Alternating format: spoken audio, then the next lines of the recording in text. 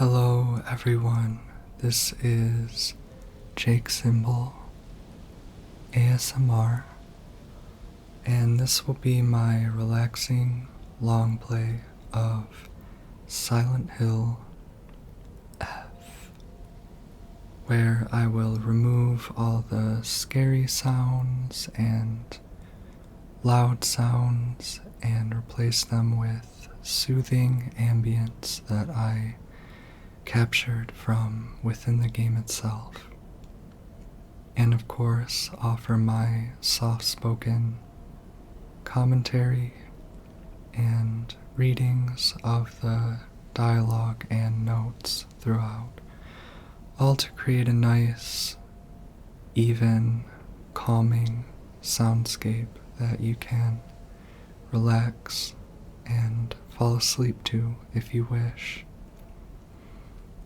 I make these because Silent Hill is oddly a comfort game to me. It has such a serene atmosphere when it's not terrifying, and even beneath the terror there's this beauty to it.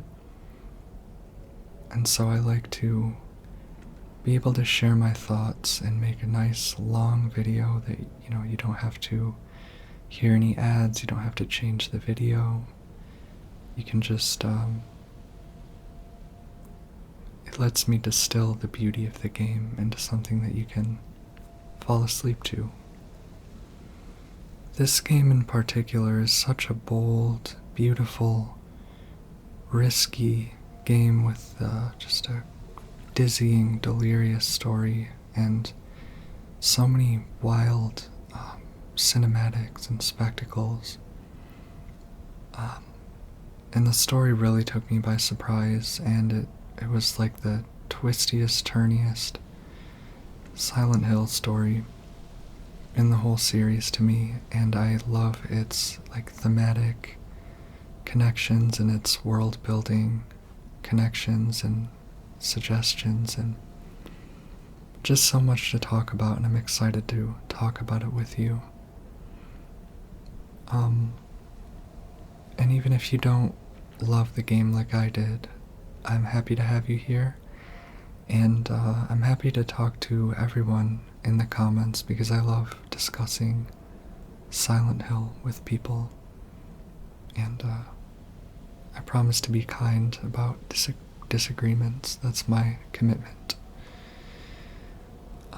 So I'm going to be playing on story action difficulty, which I recommend to anyone who's playing for the first time. Just lets you get used to the combat and experience the story, and there's enough challenge that it doesn't feel trivial. But you really don't want to ruin your investment, your potential enjoyment of this game by jumping into the deep end. And it requires multiple playthroughs anyway to get everything out of the story and lore. And I will be playing on the hardest puzzle difficulty because I find the hardest puzzles in these games to be the most poetic, and it makes for good reading. So with all of that out of the way, I just thank you for your support, and I would kindly ask for, the thumbs and all of that, if I've earned them. No. Let's get into the game. I don't need them anyway. Who even cares about their dumb games? Hinako, I thought you were playing with your friends. They said I can't play house with them because I hang out with boys. Well, how about you play with your big sister instead? Really? Thanks for waiting. Junko. Did something happen? Just reminiscing a little. about, when we were kids, you always looked out for me.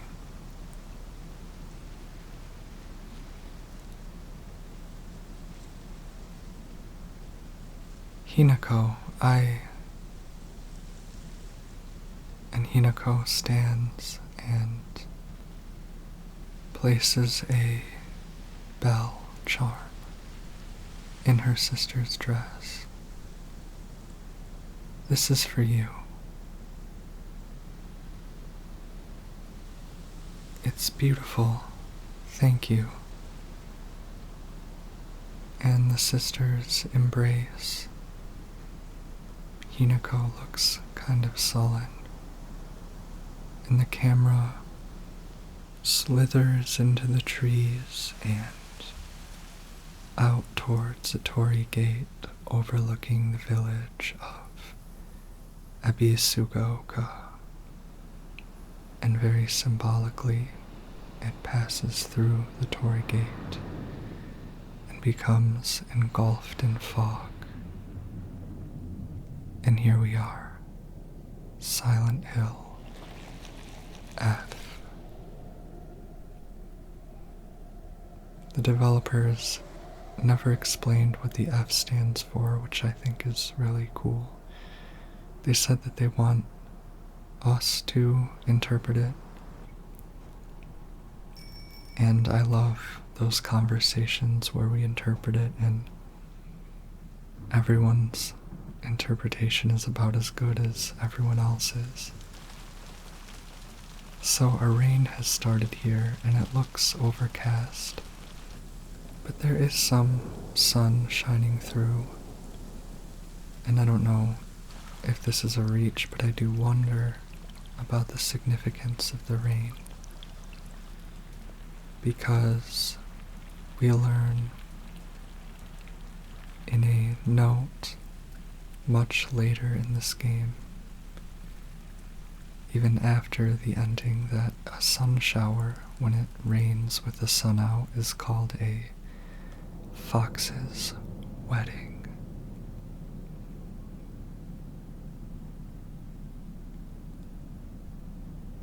Hinako, how dare you speak to your parents like that? Dear, please calm down.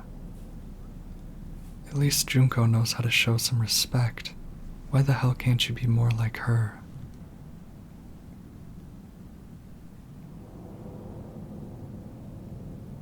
Where do you think you're going? We're not done here, young lady. Darling, please, you've already made your point. Then why isn't she listening to me? If you hadn't spoiled her so much, she wouldn't act like such a brat all the time. Hinako, don't go. Your father's just worried. I'm going to see my friends. Come home soon, okay? Her relationship to her mom makes me so sad. There's no way. Never, Hinako says defiantly. And you wonder what she's talking about. So I'm going to take a minute to just admire the environment. This will be a very leisurely playthrough, because I want the visual beauty to come out and be calming as well. I personally love the mountains in the distance. Something about seeing a horizon, like mountains on the horizon, is just fills me with such awe. That's why I love going to LA. I hope that isn't tacky. But I also love seeing the light pierce the fog. This footage came out really good. I used the PS5 native capture, so all the HDR elements came out really well in this MP4. So we're gonna take a trip up to, I think this is Hinako's neighbor's house, and read this little note sitting on their bench. Article, Serious issues in Ebisugaoka. April 21, Showa 20, 1945. Evening edition. The onsen geyser that suddenly started spewing water on the 3rd of this month in Iwashimizu, Ebisugaoka of Yamabe District, finally came to a stop early this morning. The geyser reached a height of at least 30 meters, but the ceaseless noise and pungent hydrogen sulfide gas have left residents troubled.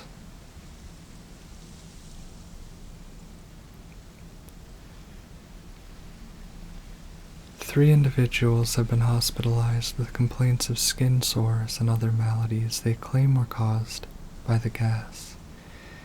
In addition, strong concentrations of arsenic have been detected in the geyser's water, 20 milligrams per liter. Many residents have concerns about future environmental issues this might lead to. The beginning of this game kind of nails you with lore that you don't realize will be important until much later. The sign by this mountain path says, "Entry to mountain prohibited." Landslides blocked off the path. Used to climb up there. I'm curious about the importance of that path because it seems important, but its significance never really comes back in the story, but maybe I'm missing something. Junko and I used to admire the view from here. I really miss my sister. And here we get a view of the village of Ebisugaoka from above, where the fog is pooling between the mountains and covering the town. What is the significance of this fog? Over here is another note at Hinako's neighbor's house. Local doctor's note. There have been sightings of foxes coming into town recently. I'm sure that the older generations who have grown up learning to respect foxes are fine, but I'm concerned about any children who may try and chase or provoke the creatures. Foxes by nature are not aggressive, but just like wild dogs, they carry diseases such as rabies, tetanus, and echinococosis, to name just a few. The town committee should send out warnings to ensure people don't get unnecessarily close to them. So not just here, but there's also another note coming up soon. Right from the jump, this game kind of hits you with all these suggestions of natural threats and disasters all over the place. There's geysers, arsenic in the water, there's foxes potentially carrying diseases, and we will see soon that there are earthquakes as well. And at first glance, you might think, like, what does this have to do with anything? But it has a pretty profound connection to the story and themes. Guess I'll pray, says Hinako. And there's our first Hokura. And then I got fixated on this house here for a minute. I don't know why. I think it's just the detritus on the roof and the fog washing over it and the fact that it's walled in. I think it's pretty and mysterious.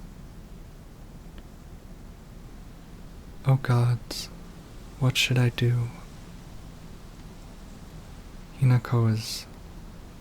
I love the beginning of this game when I first played it because Hinako is like clearly dealing with some shit in her head and something has happened and everything just feels off and awkward and wrong.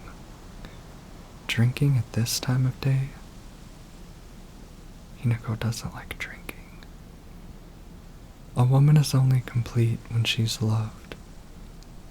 Featuring the latest fashion for young women so pure they make even flowers blush. I love the thematic use of magazine covers and posters in this game.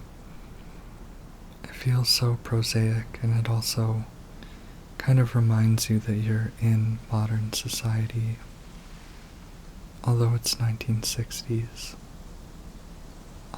Just what with all the mysticism and the occult. It's a reminder that we still live in the same world, and that the mystical and the supernatural and the mysterious didn't just disappear with the advancement of technology. It still haunts us. We can't really escape. Where is everyone? Asks Hinako. What about Chizuruya? Maybe I'll find someone there.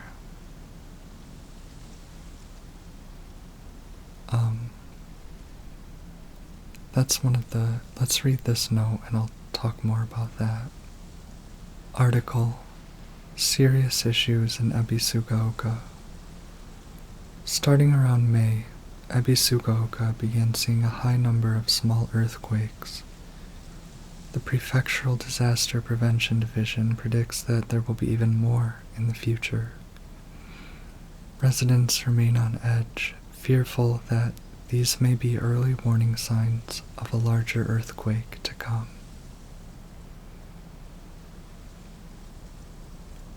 Rumors that these events are being caused by Inari-sama's curse have been spreading among the more religiously minded of the elderly population. However, the Prefectural Disaster Prevention Division is urging residents to treat such rumors as superstition and instead prepare for any potential disasters ahead. So, briefly, the thought I was having was that a big kind of underlying assumption or theme of this game is that the supernatural, the religious, is everywhere in everything, that the material, the supernatural, the psychological, they're all pathways between one another. They depend on each other. Oinari-sama, the fox gods enshrined all over the place. And Oinari-sama is the kind of factor that can help illustrate that. Because in that note,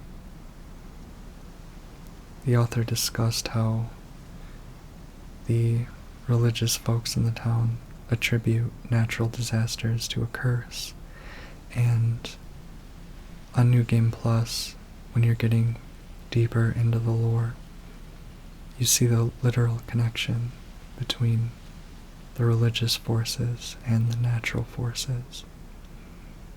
And this is an exploration of the world of Silent Hill, not just the themes, but the actual world building. Now let's catch up on our journal, starting with Shimizu Hinako. Me. There's not a single extraordinary thing about me, except maybe being tall for a girl my age. I used to be in the track and field club, which is probably why I'm better at sports than most girls. I guess I got used to running around a lot when I was a kid, since I preferred playing with boys. I will admit, I can be quite stubborn at times. I don't like accepting things that other people decide for me, even if it's the right thing to do. More than once, I've rebelled and made the wrong decision, only to regret it later. Mom, Shimizu Kimie, my mother. If I had to choose one word to describe her, it would be pitiful. She's the one who bears the brunt of my father's violent moods and malicious abuse. When I was younger, she used to protect me from him, so I didn't hate her back then. But maybe I do hate her now. Even as my father screams in her face, throws bowls at her, and sends her out for alcohol late at night, she remains ever loyal to him. I just cannot, will not, accept her way of life. Shimizu Kanta, my father. When I first learned of the term patriarchal husband, and that it meant a man who does nothing but boss his wife around, he was the first person to come to mind. Dad barely talks. He ignores me when I tell him good morning, but if I say nothing, he gets angry instead.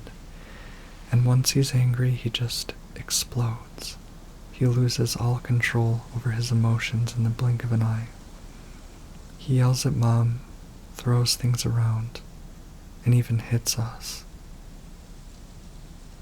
Why can't he act like that in public?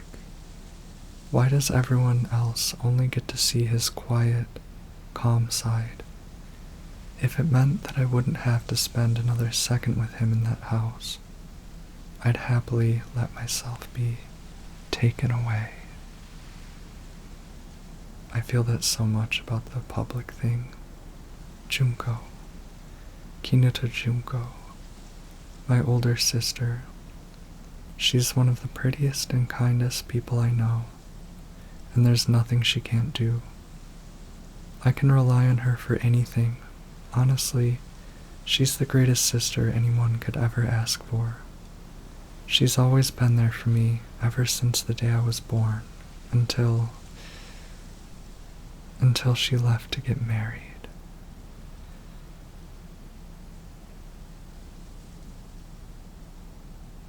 Ebisugaoka. I live in the small, rural town of Ebisugaoka. Before the war, the town was lively due to an influx of people coming for the coal mines and dam construction going on in the northern mountains. After the dam construction finished and the coal mine closed down, it just became a sad little town. The Grand Iron Bridge that connects the town to the nearby city is the only reminder of this sorry town's former glory. Inari-sama. Ebisugaoka is mostly composed of Inari-sama's believers. There are statues of Inari-sama all over town. My elderly neighbors treat them with great respect and worship them. Inari-sama, also referred to as Oinari-sama, is a goddess that puts old, unusable tools to rest. They are known for their offerings preference of abaraage tofu, pierced through with an old needle. It seems like other towns don't have these customs, though. I'm guessing they might be something special only we do for Inari-sama, here in Ebisugaoka. So, the spiritual world in this game is understood through Shinto, obviously, the Japanese religion, so things are seen differently in this world. Excuse me. Is anyone there? Hinako approaches a parked truck blocking the road, with the door ajar. And as she steps closer, she notices a dead bird on the ground. And this dead bird's symbolism becomes clear in retrospect. Better find another way.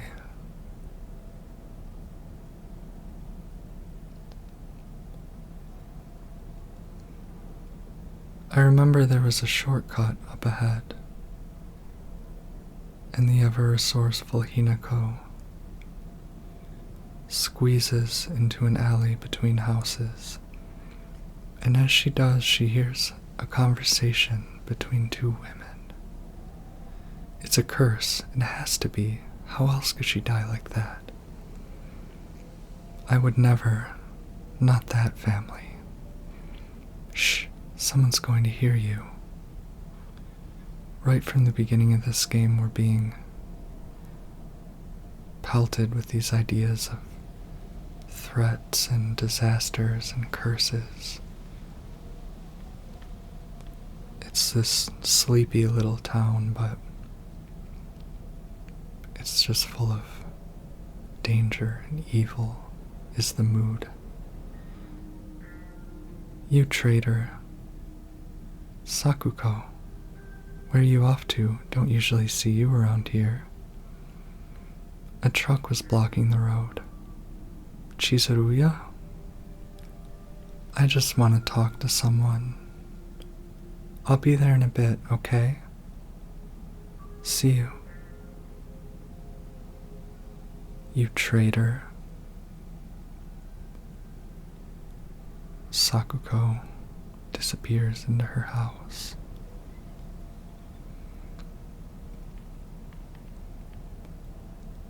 Everything feels wrong.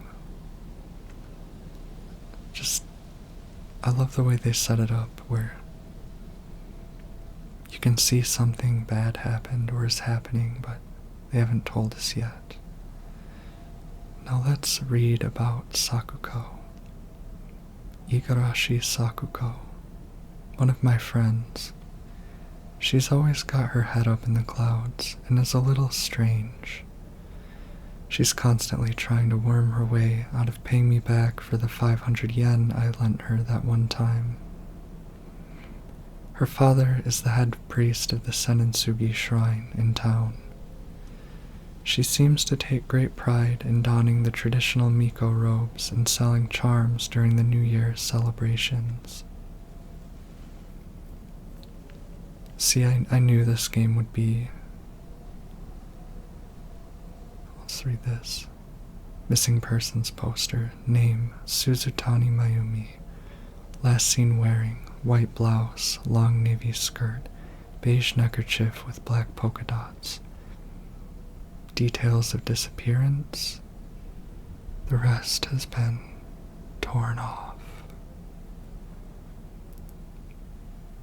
So who is this Suzutani Mayumi? I actually am very fascinated by this background character who very faintly haunts the narrative. Where'd the driver go? So yeah, I read Higurashi, When They Cry, Ryukishi 07's like previous work in the big first visual novel of his, and so I was excited when they released Sakuko's character description and we saw that she was in the shrine family, because I wanted this game to return to the series' occult and supernatural roots. Like I said, supernatural and psychological horror are not mutually exclusive. I think it's Shu. I think the supernatural makes the psychological bigger than oneself, which it is. Hey, partner. Shu.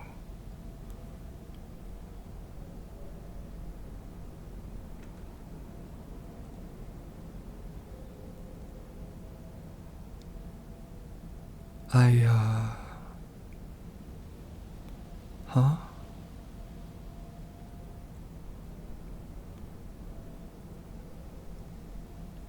Say something. What about you? Nothing you want to say? If you don't have anything, neither do I. Well, that's my Hinako, and he hands her a box of pills. It's not like you to just let stuff happen, though. But whatever you end up choosing,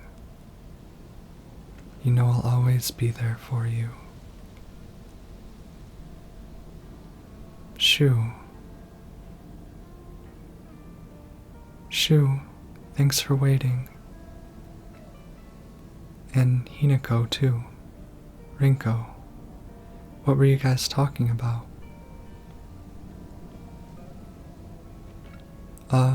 Nothing really. She said that she just wanted to talk to someone. It helped, too. Oh, glad to be of service, ma'am.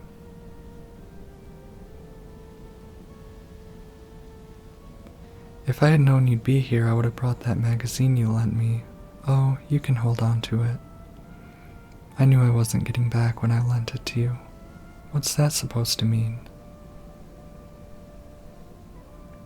What do you think you're laughing at? You've got something of hers too, don't you? Right? Wait, did I borrow something?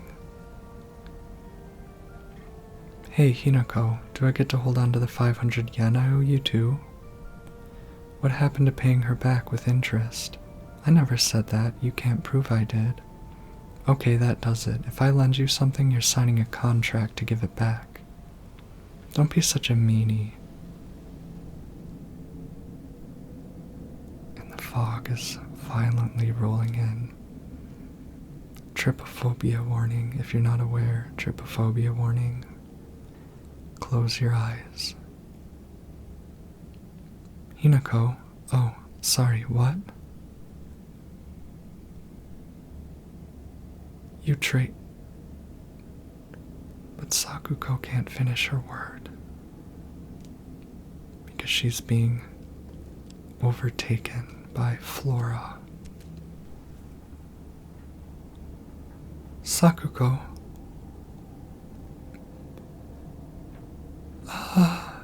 Hinako. And they scatter. Escape from the fog monster. I really don't like that the initial name for this creature is the fog monster. It just sounds kind of Halloween-y. It's the fog monster, but I guess it works. It does have a cooler name, which I forgot the name, but it's the name for a Japanese wedding dress. Like it's the name in Japanese for a type of wedding dress. And starts with a chase sequence where we're getting, and this is really the statement of this game's artistic motifs. They use the tagline, find the beauty in horror, and that's what they did. They decided to use red flowers, and to me it looks exactly like, it looks like a stylization of the traditional Silent Hill blood and rust aesthetic, the otherworld corrupting the world, only it's flowers. Hinako, don't give up. Junko? We hear Junko's voice disembodied, and a ladder drops, giving us our chance to escape. I'm curious about that moment. Why does Junko help us there? Why is Junko kind to this Hinako?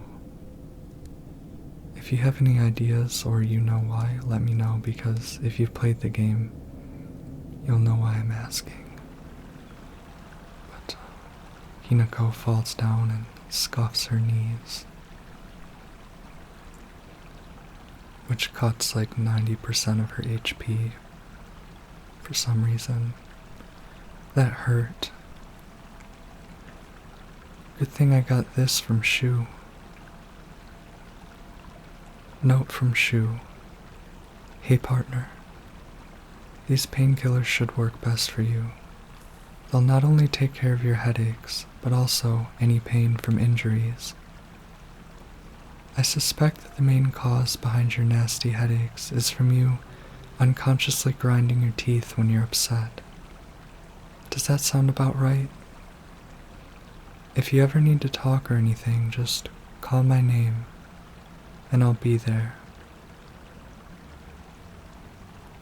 And I guess that paper says partner. Red capsules, painkillers in capsules, relieves pain and raises spirits, slightly restores health, and current max sanity. That's better. Please let everyone else be okay. And we start gulping down these red capsules, which I'm sure won't have any negative effects.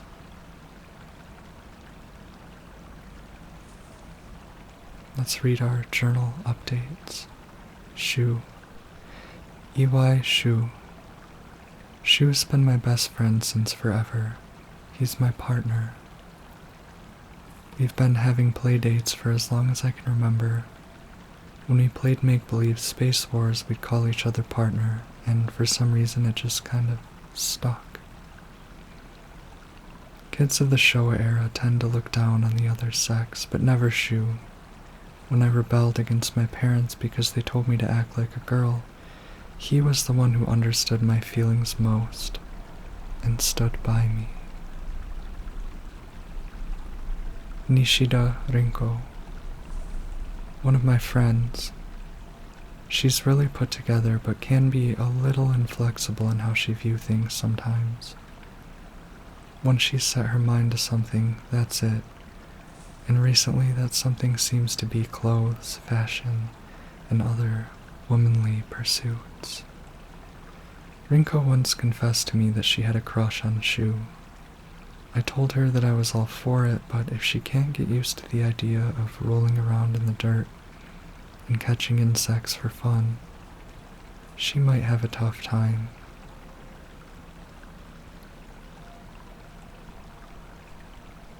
More on me. Unlike my sister Junko, who was always the golden child, I've been a handful ever since I was little. My parents told me that I never listened to a single word they said. I'd make my mom cry and my dad furious. But Junko was always there for me. She understood me. She looked out for me. That's why I love my sister and have always done what she's asked of me, or at least I've tried. She would smooth things out between me and my parents, which made life in that house a little more bearable. That is, until she got married, of course.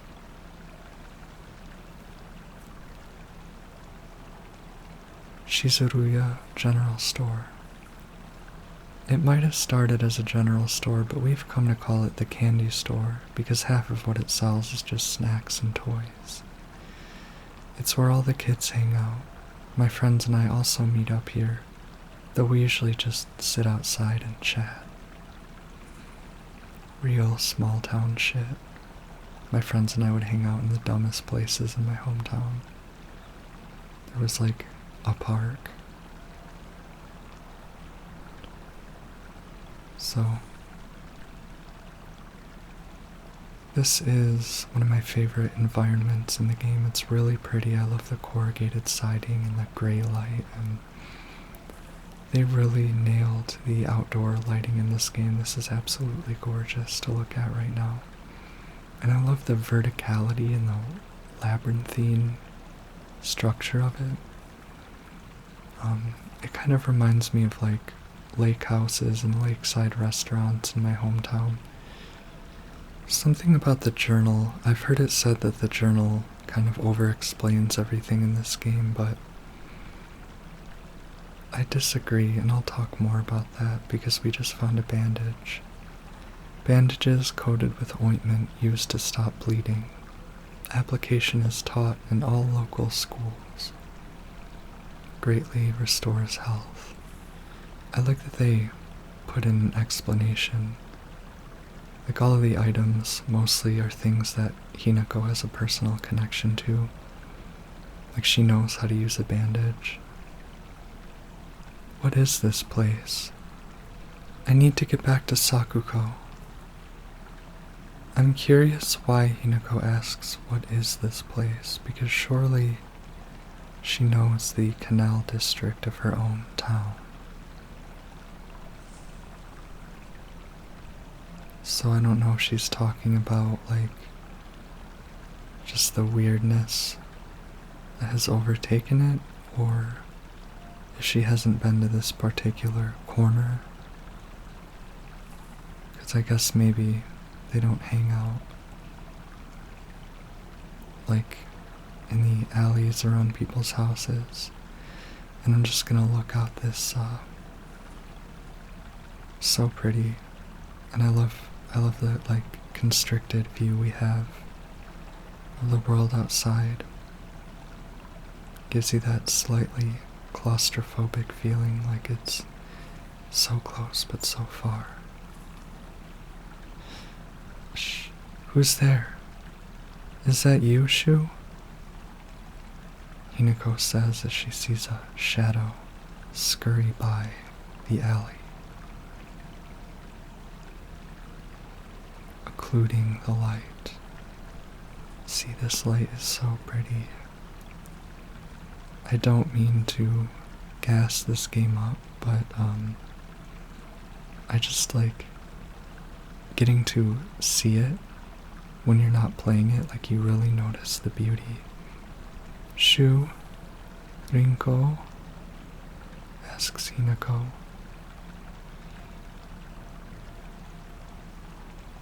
There's that verticality I was talking about. I guess it looks really nice on my computer screen, better than on my TV.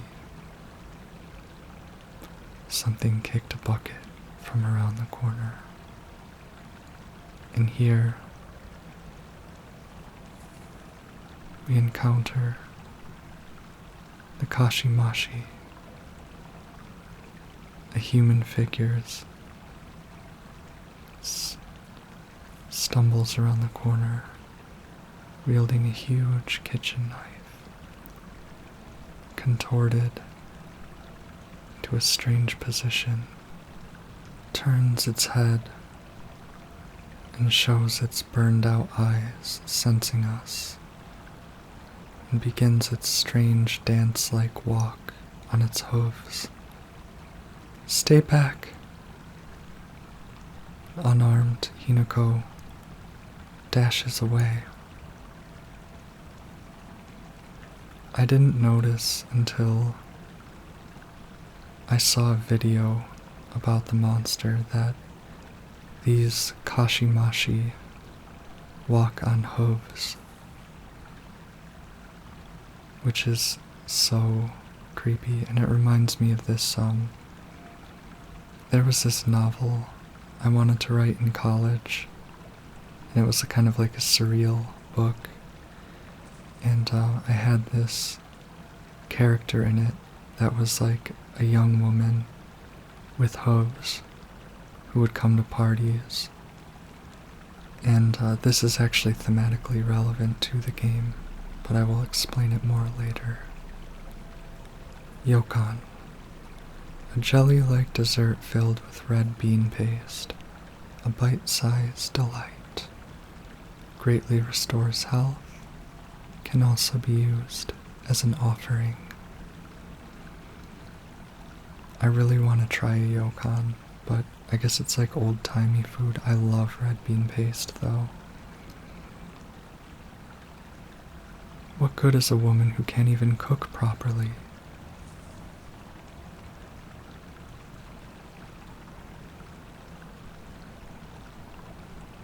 is what we hear from the crackling radio that we approached. I believe that would be Hinako's dad saying that. Of course, it's Silent Hill. There's spirits or memories or something reaching out through the radios. I really wish we had had a pocket radio in this game. I'm sure some form of radio existed, pocket radio existed in the 1960s. I mean, I'm certain walkie-talkie or something. In this shack, there's another local doctor's note. There are cases where patients see an improvement in their symptoms not by taking medicine, but rather by simply talking to a doctor. The cause of this phenomenon lies undeniably in the trust fostered between practitioner and patient. Conclusively, the pharmacists who have been trusted since ancient times perhaps could be said to contain a similar power to that of the local gods here. Even among the younger generations of this town, there are many who believe praying to Oinari-san will soothe the pain and speed up the healing process. One's fortitude of faith is thought to have direct relation to potency. There are even some town elders who claim to have had broken bones miraculously mended after praying to Oinari-san. Something interesting here is that he calls Oinari-sama Oinari-san, not showing the god the proper respect. Something about this god in Ebisugaoka, at least, as it is known by humans, is that it demands respect and worship. It seems to itself be a power-seeking god, and that is explored more in New Game Plus. And, again, I was very happy for that, but that contrasts with the god or the gods in Silent Hill, the town, in an interesting way. And I'm wondering if anyone here, says Hinako, escaping into this house where the door slams shut behind her. Basically, I'm wondering if the gods here, whatever is maybe evil about them, I wonder if it is their own trait, or if, like in the town of Silent Hill, there's some projection of the human mind that shapes them or distorts them.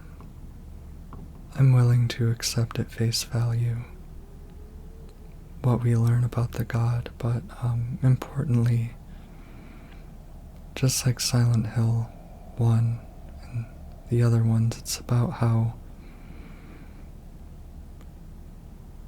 the question of what we know about the gods versus what is just a cruel delusion, and how far that cruel delusion might drive people, or the more dreadful possibility that cruelty is the will of the gods. But how would we know? How can we know anyone suggesting that isn't just being cynical? This game kind of foregrounds Hinako's story, and you can miss the other themes at play, but the point is kind of that Hinako's story is divine and larger than her.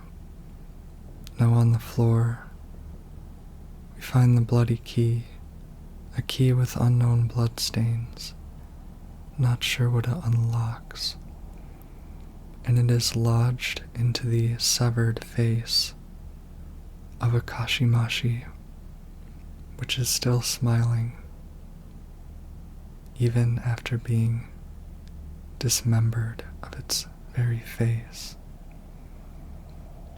And that's cool because on one of my last few playthroughs, I noticed that some of the Kashimashi have no face, and they have that grotesque pattern behind their face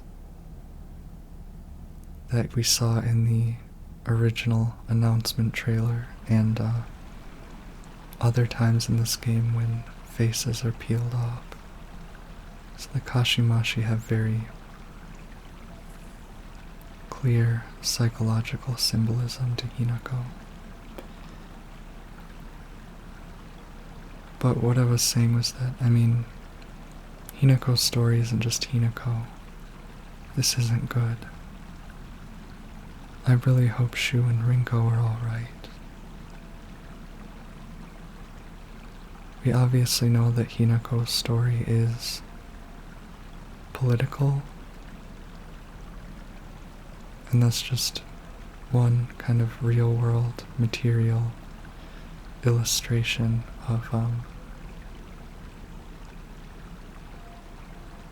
how to view this story. Everyone understands that, but I'm rambling a bit, but I think to understand this story and to understand why it is Silent Hill outside of a few very interesting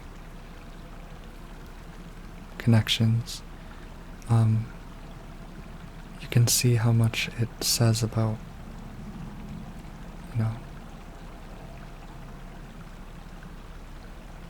these occult themes.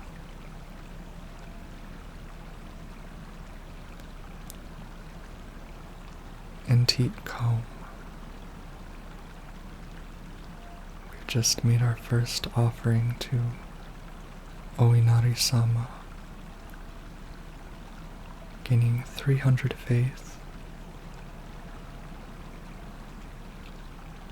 I maxed all of Hinako's stats and got all the omamori in my save file with all the endings, and so now when I play this game, it's like I'm collecting all this stuff and I'm like, ooh, I'm gonna sell this for faith, and the faith is like useless.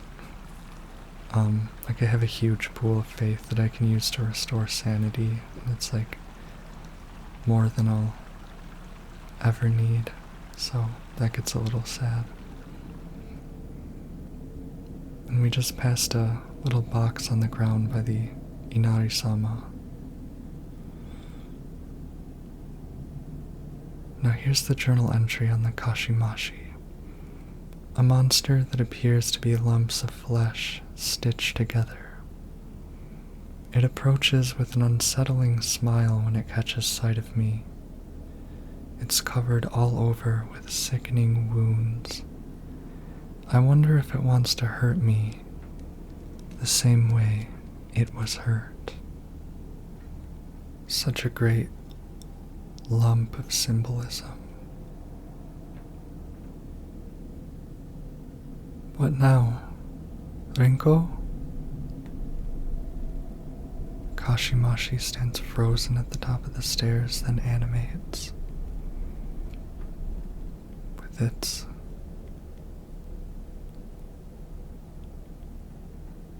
stop motion like movements. No, help, Shu, Hinako.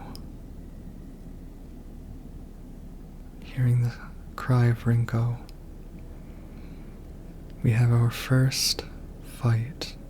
I start with a heavy attack to stun it, and then light attacks while it's stunned to finish it off. Another thing you might get out of this video is learning the combat. I have mixed feelings about the combat in this game, but I will say it is tightly designed. You just have to learn the systems. So, the only complaint I have about the combat design is weapons bouncing off of walls. Huge pain in the ass.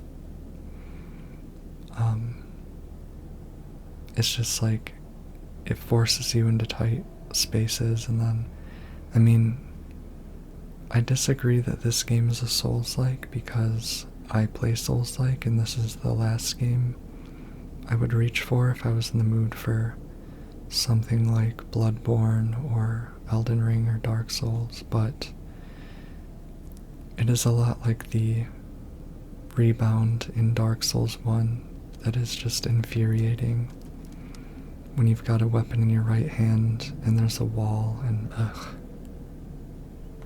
Toolkit. A portable toolkit containing commonly used tools for home repair. Restores equipped weapons' durability. So, we have a weapon durability mechanic. And, damn you, Shoo, where are you? This is the second game I've ever played where I was okay with the weapon durability mechanic. Damune, the best-selling soft drink in town. It packs a fizzy, refreshing punch that wakes you up with one sip. Greatly restores current max sanity, can also be used as an offering. I tried to get Japanese snacks.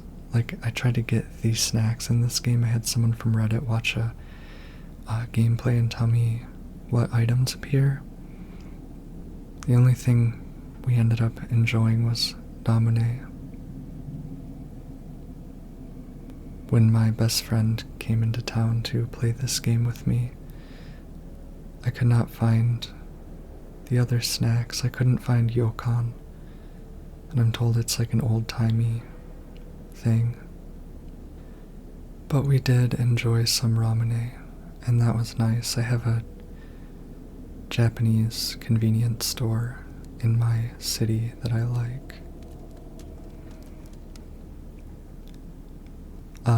But yeah, I actually do not mind the durability mechanic in this game because you are told how much durability you have, and it's balanced so that you never are left without a weapon. But in general, I hate weapon durability. I don't really even like it in Breath of the Wild, but that one and Tears of the Kingdom are the two games that I can tolerate it. Steel pipe. A rusty but sturdy steel pipe. It's long enough to work as a makeshift weapon. So, Hinako kind of has the torch passed to her from previous Silent Hill protagonists, and that she gets a steel pipe to fight enemies with. So it's kind of like a passing of the pipe, but not that kind of pipe. I think it's cool though. Okay, we are now making our heart-wrenching return to the resting place of our dear friend, Sakuko.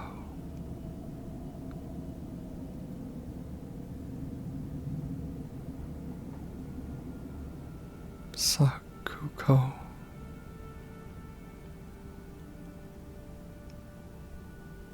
Stop it. Stop.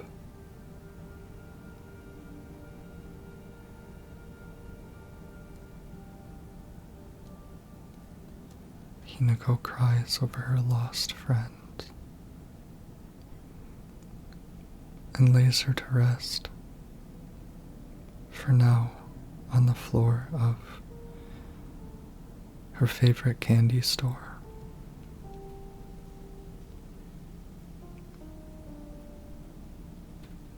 and holds a one-person memorial under the flickering light.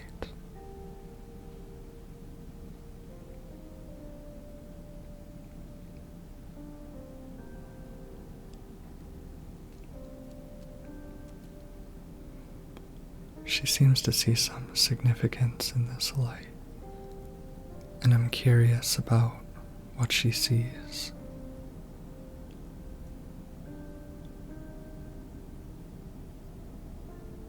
Since you were little,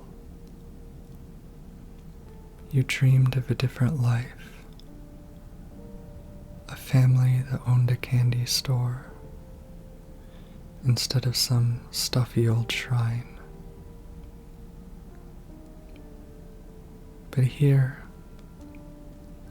it's all yours. As much candy as you could ever want. Sweet dreams. Sakuko.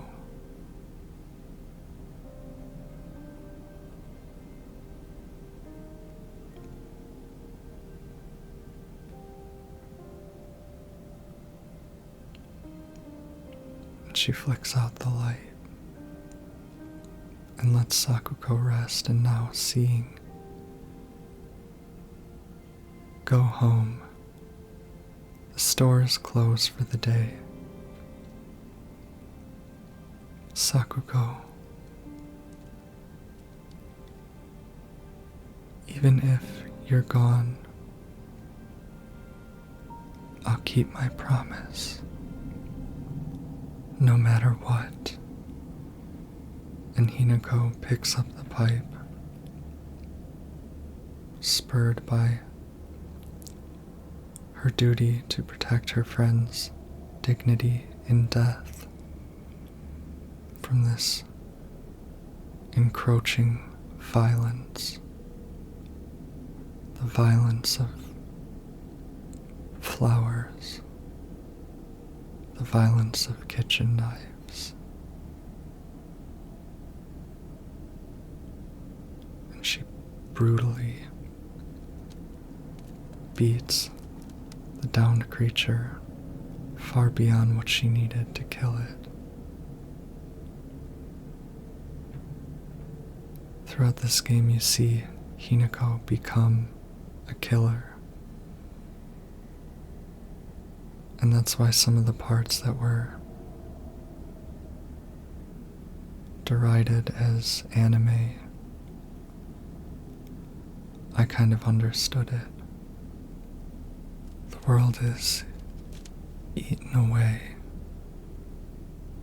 by red light, which interestingly does not happen in the New Game Plus version of this cutscene. Hinako awakens on a misty wooden floor.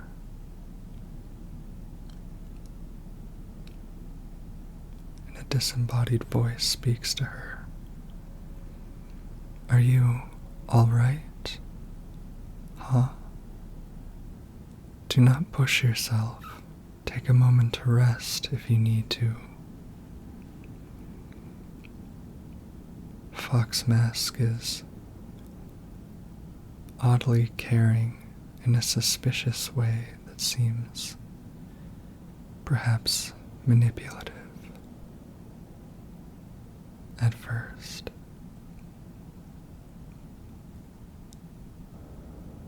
Where am I?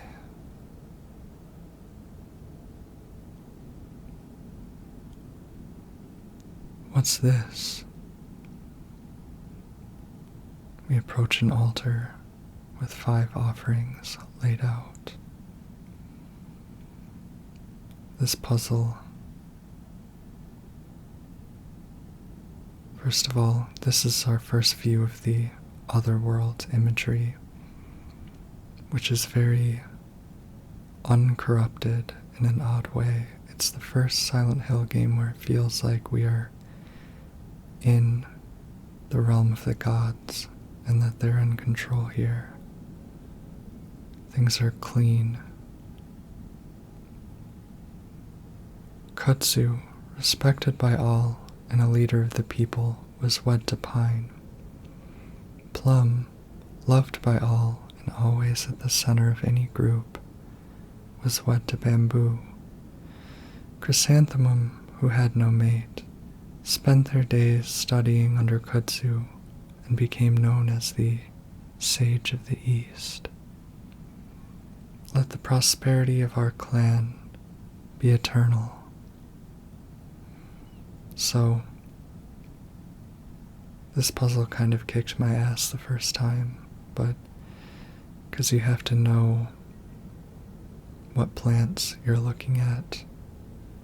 But if you are familiar with the plants, it's not too bad. I knew of kudzu, the one I just placed, because there is invasive kudzu all over Tennessee, so it's like a green leaf. This is pine, I believe, and the tree pattern on the inside of the wrapping, it's like Japanese pine, or some kind of pine.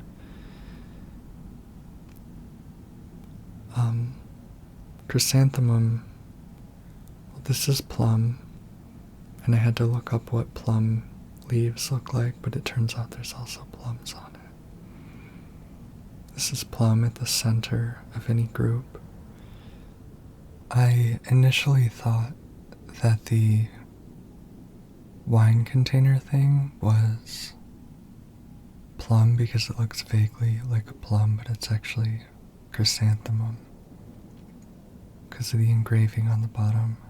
And this one is bamboo because it has bamboo plants engraved on it. It looks like it might be made of bamboo or something woody. And to say that they're wed to each other just means they're next to each other. And chrysanthemum is the odd one out. Having sorted the offerings, Hinako is now welcomed in a strange way by the lamps lighting up. It feels like the puzzle is contemplative. Take time to calm down, he says, and we do this puzzle, and then we begin our journey into the dark shrine. But it also feels like some kind of test of loyalty. And here's our first experience with the insanity mist. My head. It makes sense for it to be contemplative given that there's a spirit journey going on. Locked. Help, anybody. Calm yourself, Hinako. Please. It's stuck. It won't open. That's enough. Give me a moment. I will open it for you. Open it. Open it.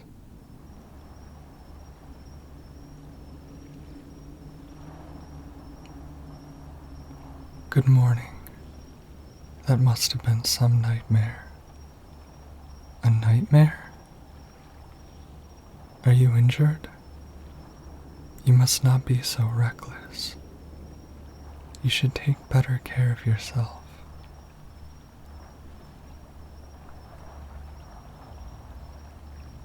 Thanks.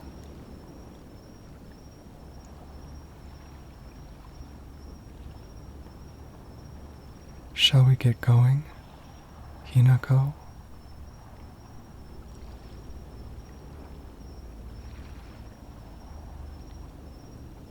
Where? What's wrong? This way.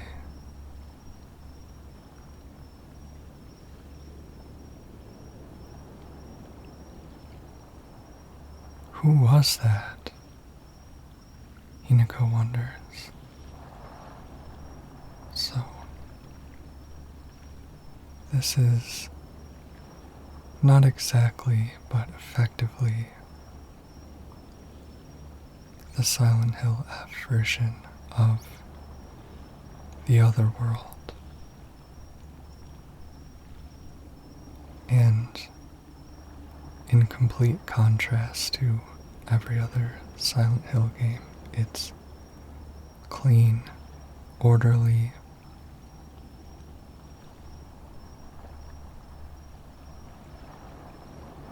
mind your step, and beautiful and serene in its way to a certain point. We follow a long row of torii gates with prayers on them, twisted prayers. So we're at the threshold of the dark shrine. Take all the time you need. And surrounding us is this vast body of water. And I love this, it's very surreal and mythical. Now then, just the idea of this body of water stretching out into the dark. And here is our row of Ema.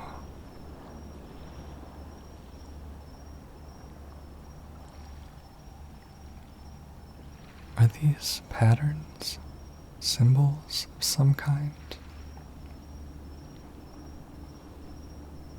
This game's other world is like, it's not the other world, but it is on the other side of reality, and metaphysically, it makes sense. It's a form of the other world we haven't seen in the series before, like a pure and separate form, uncorrupted. Hinako, follow me.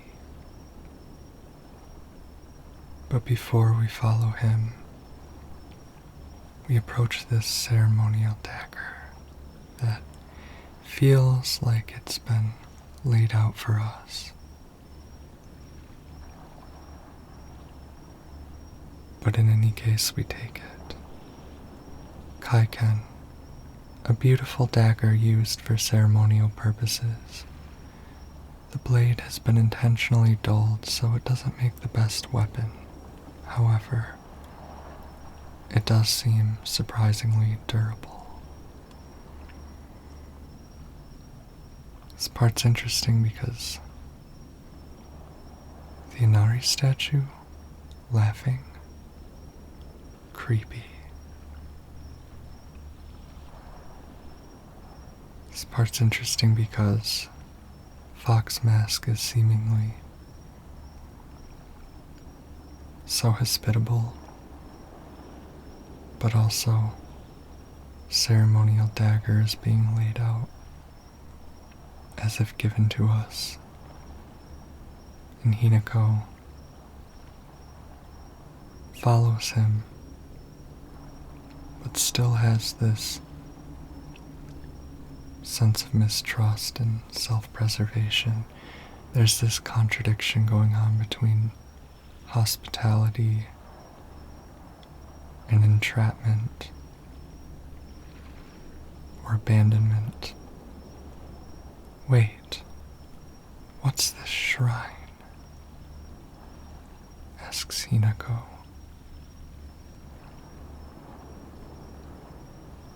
The great, scary Inari statues.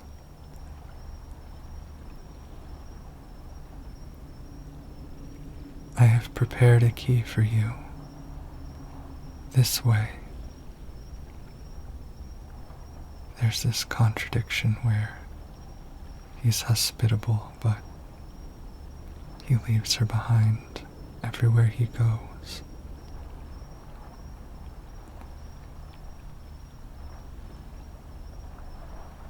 It must have had something in its mouth. He said something about preparing a key. He welcomes her here but keeps leaving her behind in an increasingly hostile place. Now let's read our new journal entry on Fox Mask. A mysterious man who wears a fox mask. He never takes it off, so I feel I have yet to see his true self. He has such a refined air about him. I think he must come from a very well-off family.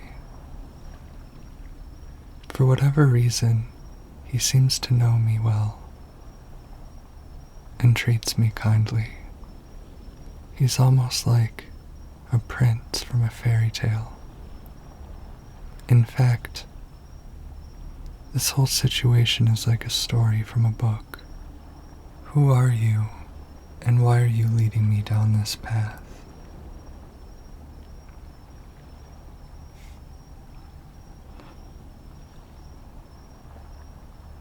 So we're left to wonder. This way, Hinako.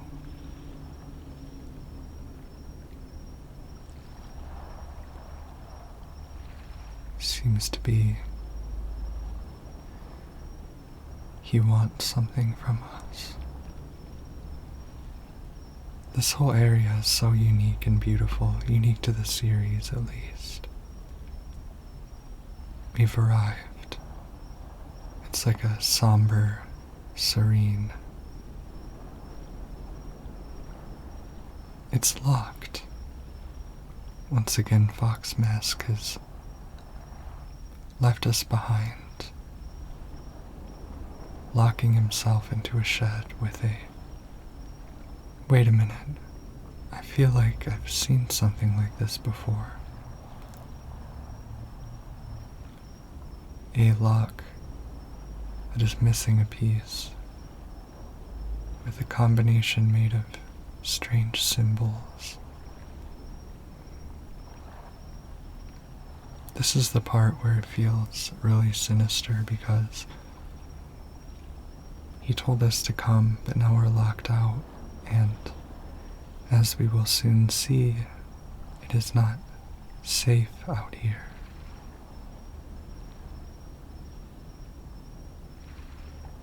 And so it feels. Part of my reading of this dark shrine is that Hinako is being tested for loyalty and determination. And of course later on she has to do some pretty gruesome things. Scrap of paper. Mom, Dad, I apologize from the bottom of my heart. I never made it up to you for being such a horrible daughter. I didn't deserve to have you as my parents. I guess I'm getting what I deserve.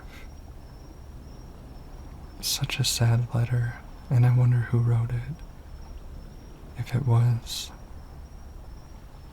Mayumi, the missing girl. But in any case, it suggests this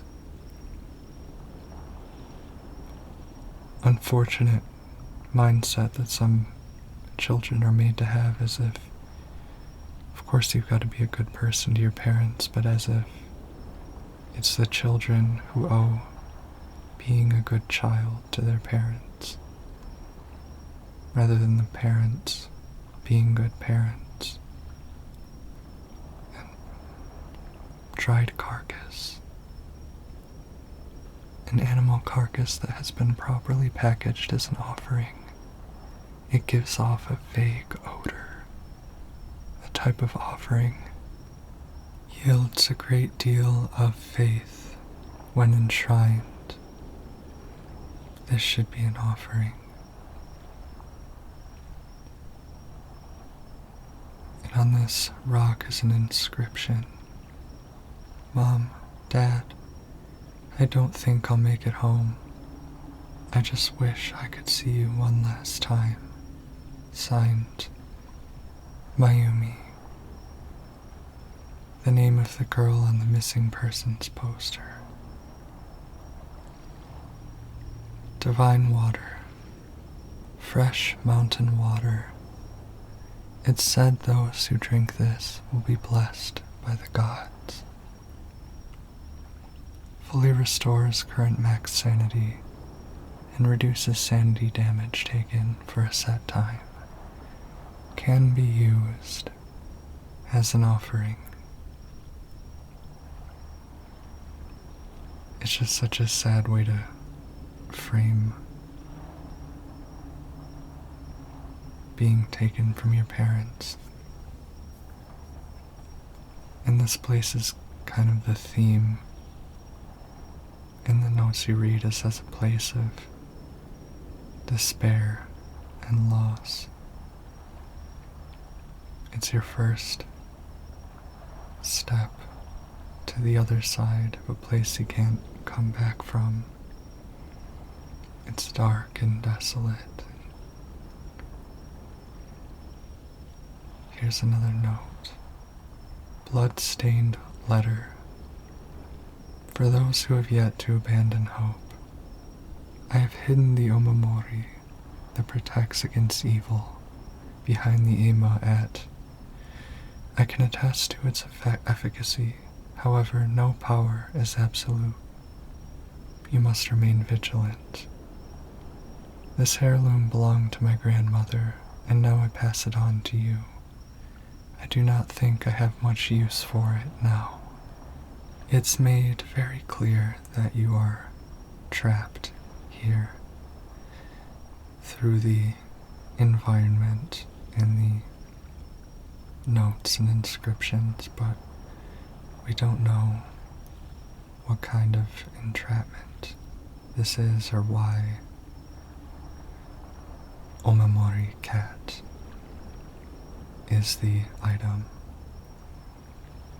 I never thought about it, but I never thought much about that note, but it's kind of cool. It's like someone else who has been through here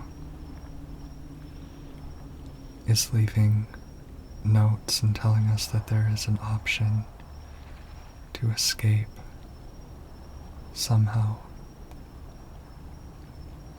I want to know more about the Dark Shrine because I know that there is I have this feeling that it's possible the Dark Shrine is not, the Hinako is not the only person to have been here, even though so much of it seems arranged around her life and mind. Unless she created this elaborate narrative based on missing women or the thought of being spirited away. But in the lore, Hinako is not the first girl or woman to have been chosen. Kutsu tea, a slightly thick drink made by dissolving kutsu powder in water. In this region, ginger and freshly pressed juice are added to enrich the flavor. Freeze it before drinking. Slowly restores health and current max sanity for a set time. Can also be used as an offering. And that is what I really like about this area, is that it's got so much storytelling about the lore, but it's not super detailed. It's full of suggestions and possibilities it does a great job of setting the tone while leaving so much unknown. And it creates that kind of dread that comes from grim mysteries that is so compelling in Silent Hill games.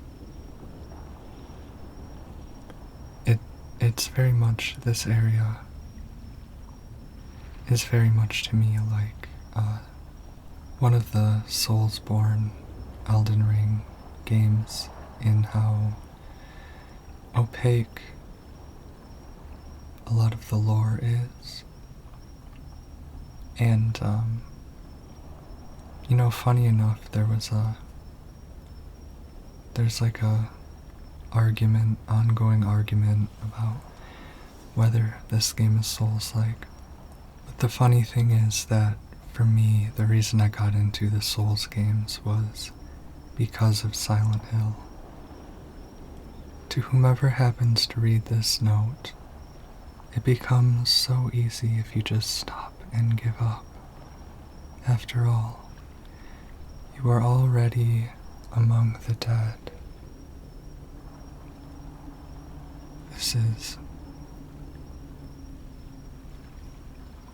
kind of heavily hinting that this is the land of death, that this is an afterlife.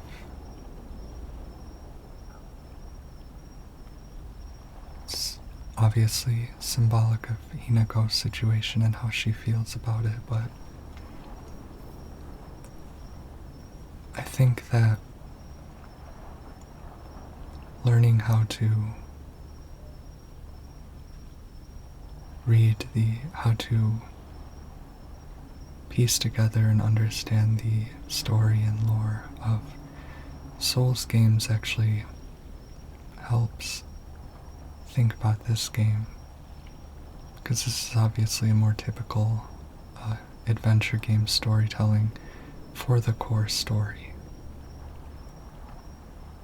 As I pass into the world of the dead, I pray only that I do not pass through the gates of hell. Please, hear my prayer. So many themes of despair, of giving up, of the question of whether to fight. And that is the question Hinako faces in real life, but also here. And she's got these immiserated and kidnapped women speaking to her from the past. I took quite a long time to get into this section because I wanted to zip through it once the monsters appeared. This section is stressful as hell, and I loved it the first time. It was like really scary. It's like such a great first impression. Over on the altar, we find Hinako's childhood doll. "What's this doing here?" she says, alarmed. This doll she gave up years ago, when she decided to grow up. On an enema beside it is a riddle which we will read later when we solve the puzzle. I'm gonna read it from the journal because it has pretty illustrations with it to look at, and we can talk about how to solve it right at the lock.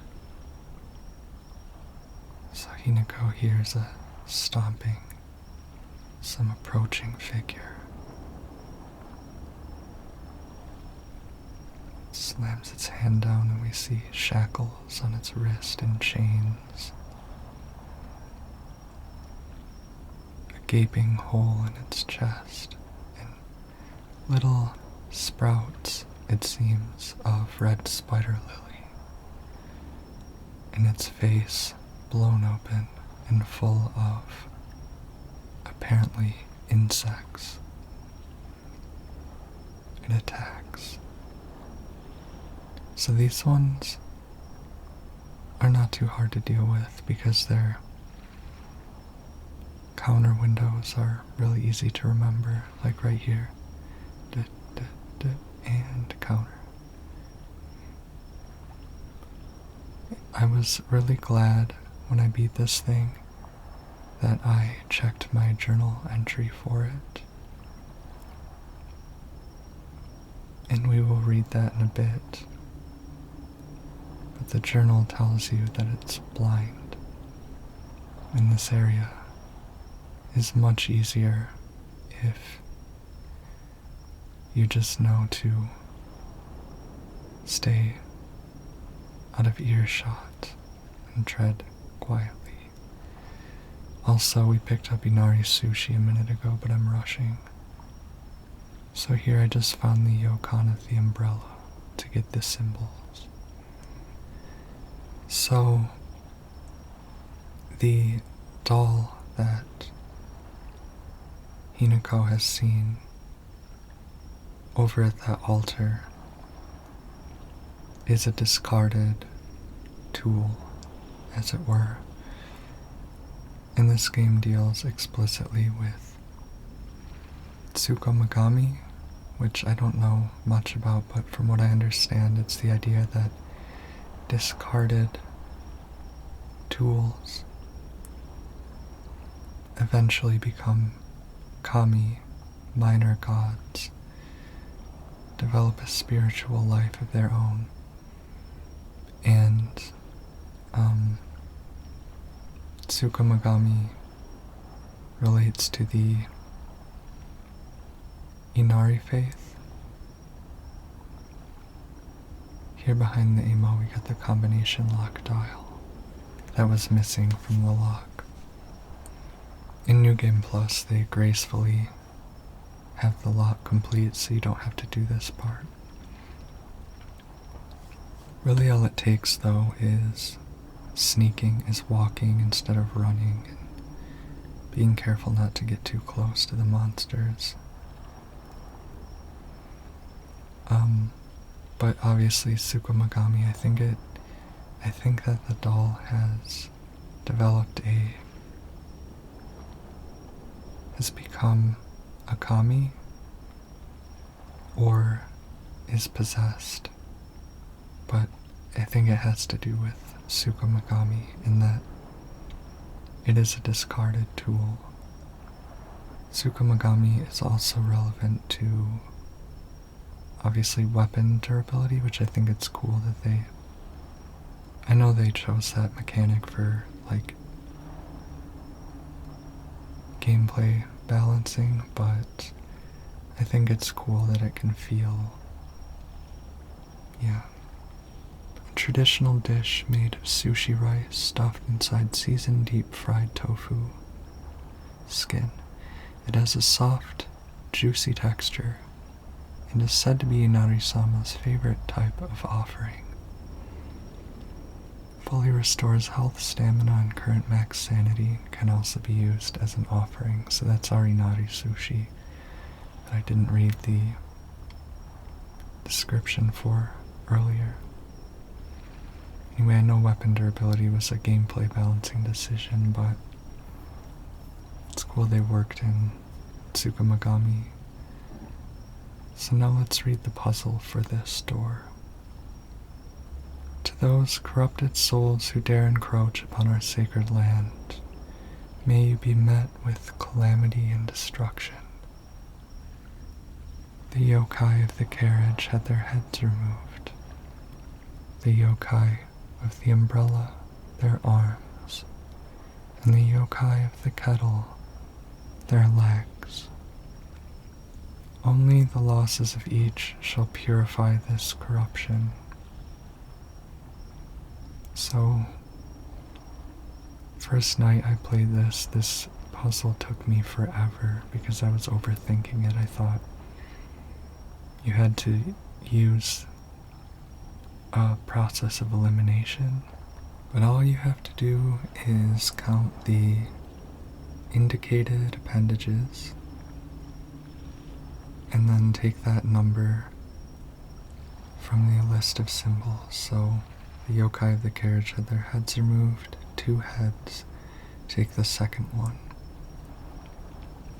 Umbrella, 4 arms, take the 4th one. And kettle, 3 legs, take the 3rd. That's how you solve the combination log. None of the puzzles on Lost in the Fog really destroyed me, except the once I figured out not to overthink. I say you should play on story your first time, but I also think if you're someone who likes puzzles or is decent at puzzles, Lost in the Fog puzzle difficulty, you can go for it. And I love these yokai illustrations. They look like kind of cute, kind of menacing, like there's this cuteness. I wouldn't say cuteness, but there's this like prettiness that the illustrations add to this game. There's this sort of human character, that person who's good at drawing, kind of drawing things out as expression. It adds, I don't know, some things in Silent Hill 3 had that. I think even just like the fonts used, the curly, twisty fonts, gave this attitude to it. That man, where'd he go? Here is that jade key. There is, 2 things you find in the Inari statue's mouth throughout the Dark Shrine: a jade key and a ball. I think those are interesting. Let's see what the jade key description says. Stone key, a key fashioned from mysterious stone. So you accept my gift. I fashioned this key from mystic jade, especially for you. Especially for me? Once you insert that key in the Inari statue. But he's gone, and the doll warns us. Don't trust the fox mask. I initially thought this was a little bit... No, the red mist has returned and we have to run for our lives. I initially thought the doll's warnings were a little bit hokey, a little bit on the nose, but as the game goes on, no, stay away from me. As the game goes on, and even into New Game Plus, you realize how unreliable all the narrators are and the ways in which you're being manipulated. We've reached the door. Hinako hoists the jade key into the Inari statue's mouth, and the peace returns. The door from earlier was for welcoming visitors. However, this door denies all but the select few who may tread sacred ground. Am I allowed inside? Why, of course. Today you are most welcome. We must continue on ahead.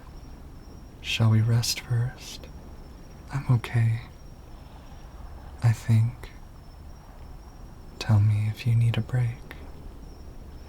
Now then, onward.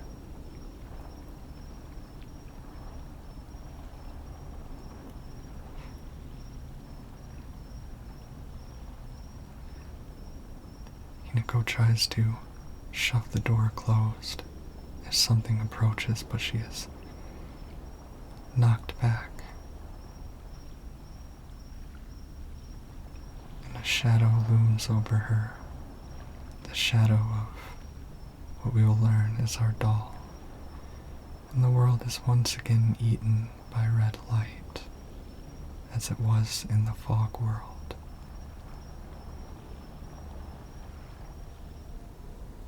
And we awaken. Hinako, are you okay? Talk to me.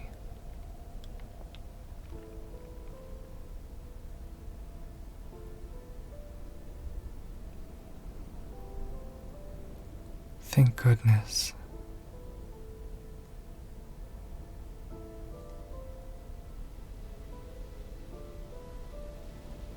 Well, you've never been one to go down without a fight. Shoo, you're alive. So then, where's Sakuko? And Hinako points towards Sakuko's shrouded body in Chizuruya.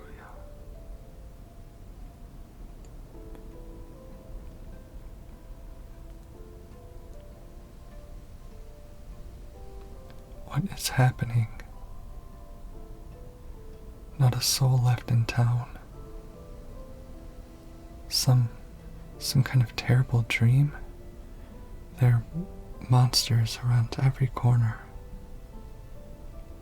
It's one nightmare after another. Still though, I got lucky. Even if no one else is left in this world, it's good to know you're still around, partner. Wait, what about Rinko? Oh, she just said she needed to talk to me about something, so Rinko was supposed to be with you. How do you know if she's alright? Oh, sorry. I guess I was confused. We all got split up and ran off. I haven't seen Rinko since. But where would she even go at a time like this? Maybe she went home?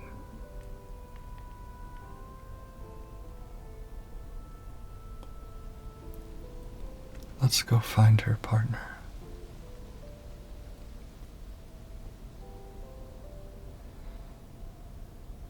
Hinako grabs her pipe. Shu? And Shu has disappeared into the fog. He emerges. What's wrong?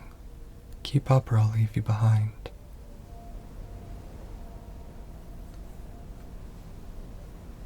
And we retake control. Alright, I need to focus. Need to find Rinko. It's so eerie how your friends keep disappearing. Let's check our journal updates. Celluloid doll. It looks like a doll that I had when I was young. I don't have mine anymore, but there was a time when it felt like a friend to me. In my opinion, a doll is a toy for girls. Because of this, I always felt like my doll was telling me that I should act more like a girl when I was playing with it. One day, I was told by a girl that I couldn't play house with them because I also hang out with the boys. From that day on, I didn't want to play with the girls anymore, and so I threw the doll away. Reminds me of that really sad part of Toy Story 2. Dark Shrine Monster. A monster restrained by chains and shackles, I wonder if it was imprisoned and tortured. It seems to be searching for me by sound rather than sight. I should be mindful of my footsteps. Yeah, it was really brilliant of the developers to reference Toy Story 2 in this game. More on Shu. Shu's always had a vast knowledge of plants and flowers, so his nickname came to be Professor Horticulture. He has so many aspirations for his future. He wants to be a gardener, herbalist, matsukake farmer, and member of the Space Army. Shu comes from a long line of pharmacists, with his grandmother still working as one. Following the war, a town doctor was finally able to open an actual practice. Before that, the EYs were said to have been stand-in doctors. As Shu was a grandma's boy, he spent a lot of time learning about various types of plants, flowers, and medicinal herbs. That seemed to have sparked his interest in medicine, which eventually led to him learning first aid. It seems that he was interested in learning first aid because of his family lineage as pharmacists, and to fulfill his duty of being a member of the Space Army. So, of interest to me is the entry on the monster, because there are explanations found in game. Sakuko, I'm sorry, but I need to get going, Hinako says to her deceased friend.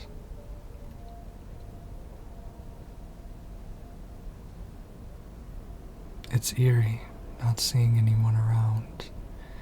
We notice there those glowing lamps similar to what we see in the dark shrine. I'm sure there's some cultural meaning to them. But they're also on the Hokura.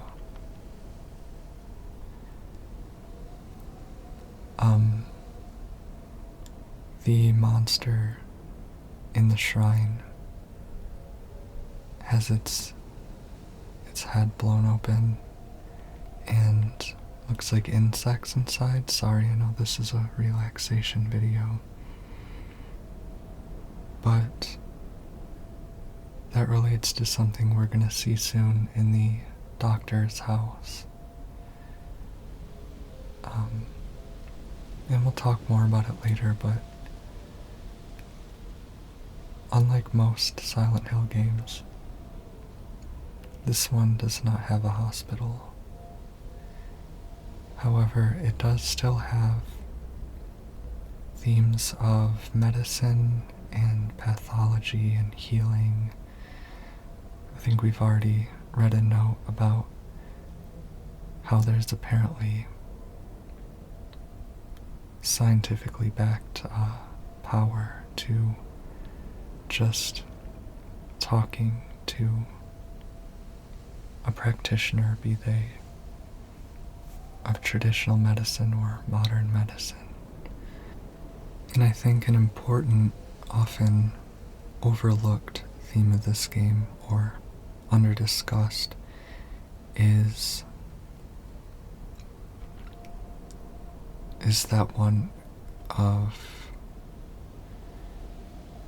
that tension between scientific understanding and spiritual or esoteric understanding caused by, in Silent Hill 2, its mental illness, all the notes you find in the hospital. In this game, it's, physical illness, but it's also about the reality of what Hinako is experiencing and how substantial or material is her religious insight she's having. This is Sakuko's house. Sakuko's parents, are they not here either? In Silent Hill 1, it's the manifestation of delusions, and in Silent Hill 2, it's the other side. Discusses like, why would I want to tear him out of that reality into this painful reality of ours? Discussing someone who is medically considered delusional. And I think that there's always been a running theme in Silent Hill games about delusion and, chocolate, a new imported candy that has been increasing in popularity, a rare treat for rural children. Slightly restores current max sanity, and sanity will not be consumed when using focus for a set time. Can also be used as an offering. That's interesting because I didn't know chocolate. I thought chocolate was... Did someone move the truck? The truck has been moved in another direction to block Hinako's path. I thought chocolate had been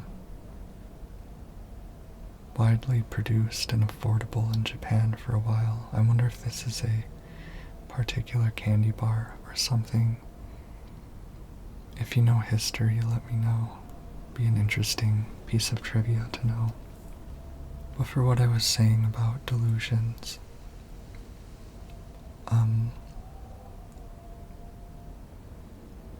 Silent Hill games and their creators have never perfectly soundly explained, the physics and metaphysics of what's happening. You don't want to overthink it, but that's also kind of the point. Like when you say it's not that deep, well, I mean, it kind of contains its own depth. It comes with its own depth of the unexplained. While it may not be the point, the central, intrigue in the story, these stories couldn't be told unless there were this supernatural phenomenon happening in these places, be it Silent Hill or Ebisugaoka. Or you can even just restrict it to Silent Hill. Why in Silent Hill 1 do we have to have a witch girl? Why can't it be a normal girl, etc.? That might sound like a dumb question. I know that in the plot of Silent Hill it has a point because it's the reason that Harry comes to the town, but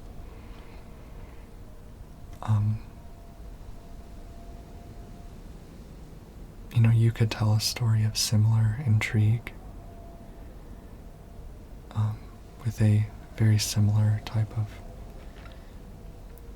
a story about fatherhood and determination to find her, and a cult.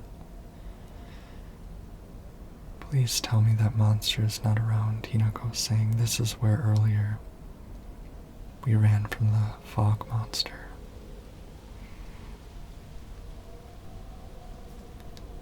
But instead of having a story of realism in Silent Hill, we have one of very unique, supernatural, and often psychological nature. And I think an essential part of the horror, maybe not the one most consciously recognizable, but an essential part, is the questioning of reality But more than that, the suggestion that what we are experiencing is real, or that it is not real, but it can still kill us somehow. It kind of unsettles our feeling of rootedness in reality. So it does have what something like Resident Evil has. It has threats to our lives. It has things lurking around the corner, jumping out at us, as you can see. But it is more than the threat to our life and the grotesqueness of things and such that makes this scary. And I think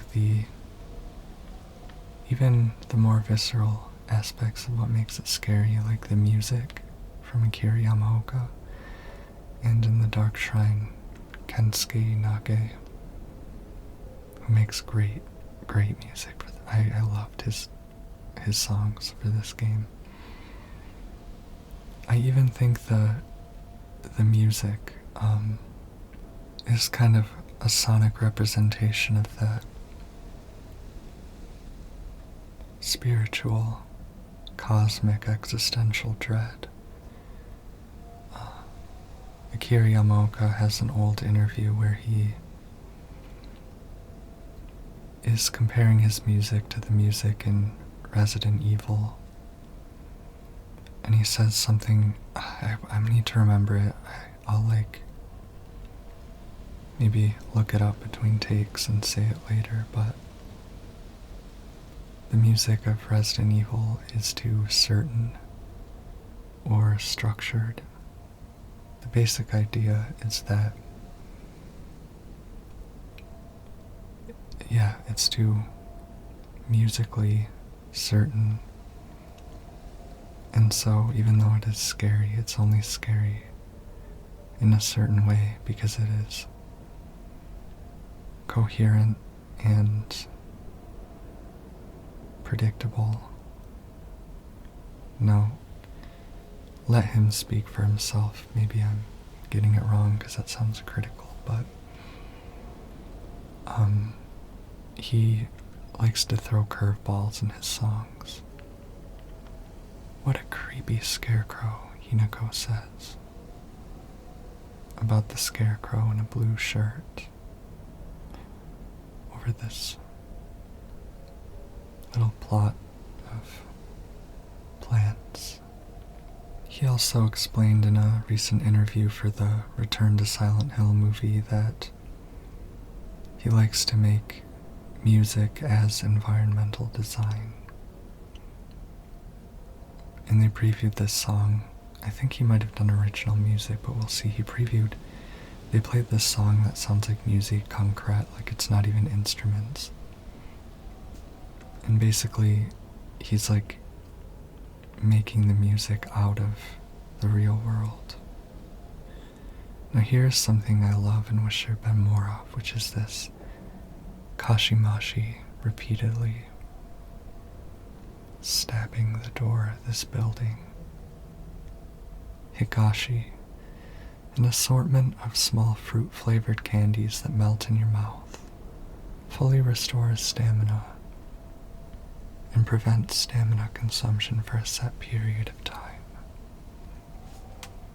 The Higashi are goated, especially in New Game Plus when you get some omamori that, it's the omamori that lets you counter whenever you get a perfect dodge, but drains all your stamina. But if you take a Higashi, it doesn't, so you can just continuously perfect dodge and counter. And you can mix it with an omamori that increases your attack power after you counter without using focus. And just keep dodging and getting more and more OP. Shoulder bag. A lightweight and durable bag that will increase our inventory capacity. Thank God, because it is so limited at the beginning of this game. Looks like I must have stolen that Kashimashi's bag. She set her bag on the dumpster so she could go kill whoever was in there. I guess she didn't want to get blood on her Birkin. I apologize for that dumb joke. I wish that there had been more stuff like that with the monsters, like the monsters being busy with some activity. It just is so creepy and also interesting. It makes me think of Siren for the PS2, which was actually directed by Keiichiro Toyama, who directed the first Silent Hill game. It reminds me of Siren, where the monsters are, to be fair, a form of zombie, like they're humans. Wait, there's a poster here. Real men drink Otori beer. See, something to remark on is that the posters and magazines relate to both genders. They talk about both the male and female gender roles. But what I was saying was that in Forbidden Siren, like, they're all busy as if they were still human. And they'll be, like, pushing carts and watching TV and stuff, which makes it so creepy.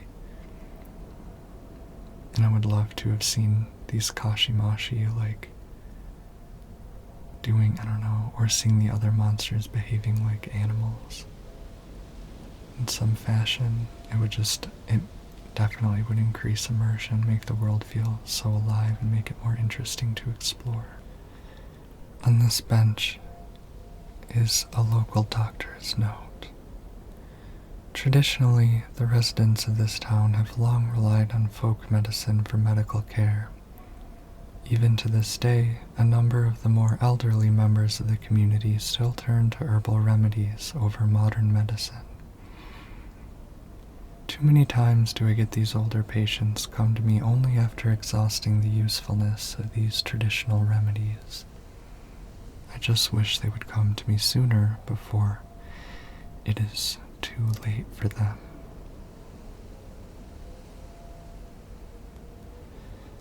I was given the chance to discuss my concerns with one of the Iwais, a family who have stood as the town's physicians for generations. And to my pleasant surprise, they asked if I would give some talks to educate the elderly on modern medicine. I want to respect local traditions as best I can, though. After all, folk medicine and modern medicine are just two sides of the same coin. I believe they can, and should, coexist with each other. From reading Higurashi and, also someone explained one of the themes on Reddit. I think Ryukishio 7 generally explores a theme that science and spirituality are both needed to understand things. So randomly we have this entry on Agara no Hote-sama. A clear medicinal infusion with a deep red color. This natural remedy is traditional folk medicine used to alleviate and offer pain relief, and can either be ingested or applied to the affected area. It is known in Ebisugaoka as Abara no Hoke-sama, or Hote-sama's cure, and is still favored by a small minority of the town's elderly population who has a distaste for modern medicine. So, I believe this is the red liquid that many, I think think justifiably speculate is a Glaufitis from the first and third games, which is a powerful spiritual substance.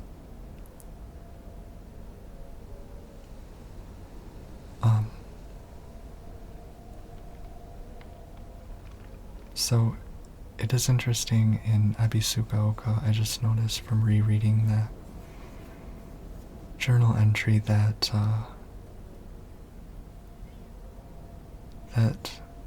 if a Glaufitis is viewed as medicine, arare, a small crispy rice cracker, its pleasant crunch makes it never boring to eat. Slightly restores health. The effect increases when used continuously. Can also be used as an offering. Arare kind of is a good item, because if you keep them with you, keep at least 2 on you and just use 2 like one after the other. It restores like as much as a bandage, so it's a good replacement for the red pills in New Game Plus. I don't really keep arare in this playthrough. Excuse my pronunciation, I suck at the Japanese R. But I also don't like saying it in English because it just is even more annoying to say arare. But yeah, I don't really hold on to any of it in this playthrough, but I will on New Game Plus. We're coming to, I think, my favorite environment in the game, which is the fields. It is so pretty here. I'm not even glazing it, I'm just like in love with this footage because this is really beautiful. Looks really nice in the video capture and on my computer screen. We don't get a lot of plants and vegetation, like greenery and vegetation, in Silent Hill games, outside of Silent Hill 4, and that had been one thing that I kind of specifically wanted in a Silent Hill game, and this game definitely delivered. We did get a little more of it in Silent Hill 2 Remake.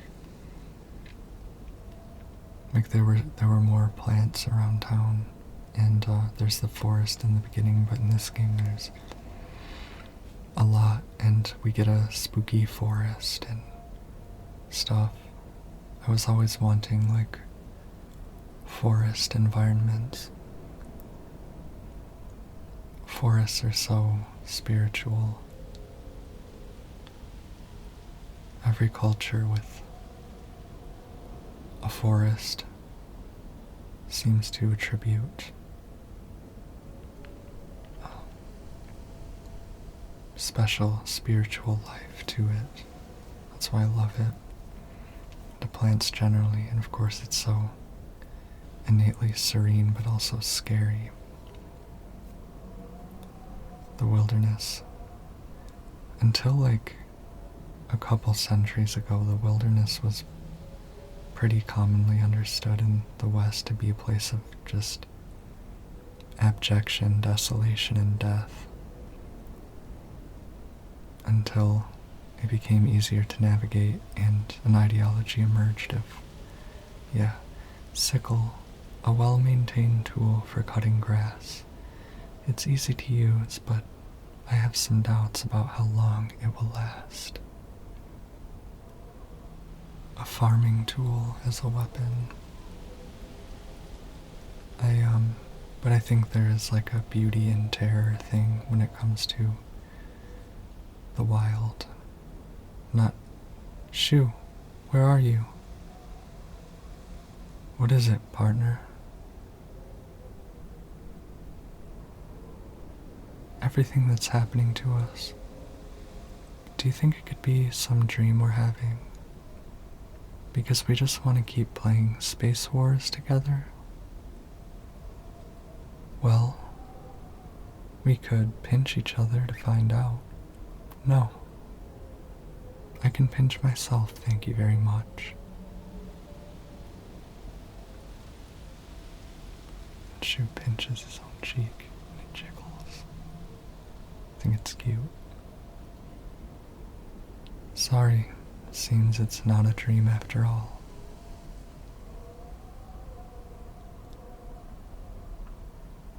The way his, cheek jiggled is so silly to me.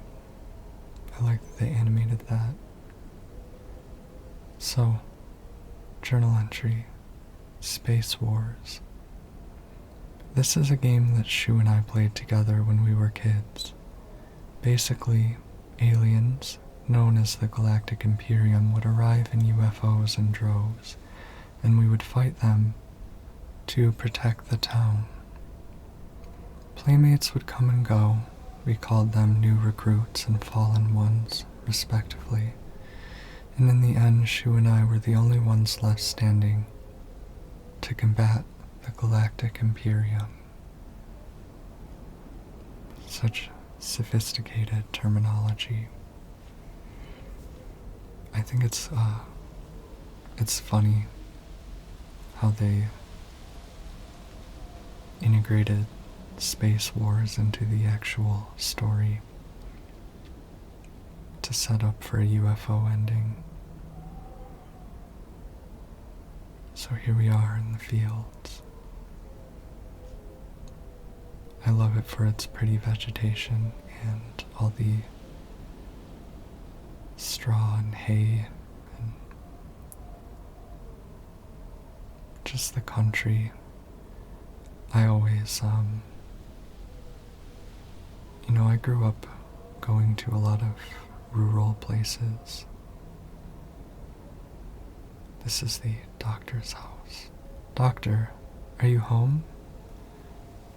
This is perhaps slightly like a mini hospital level in this game.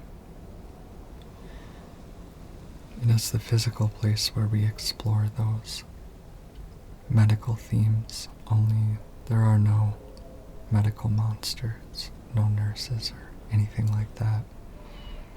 Although there is the Kashimashi who kind of stand in where the nurses have in previous games. But like I was saying, my dad was someone who always got houses. He moved around a lot. But he always, when he got a new house, it would be in the country. Partly, I think, because it was cheaper. But also, he liked hunting and such, so I did see a lot of woods and spend the night in a lot of somewhat desolate houses. And also, my mom's side of the family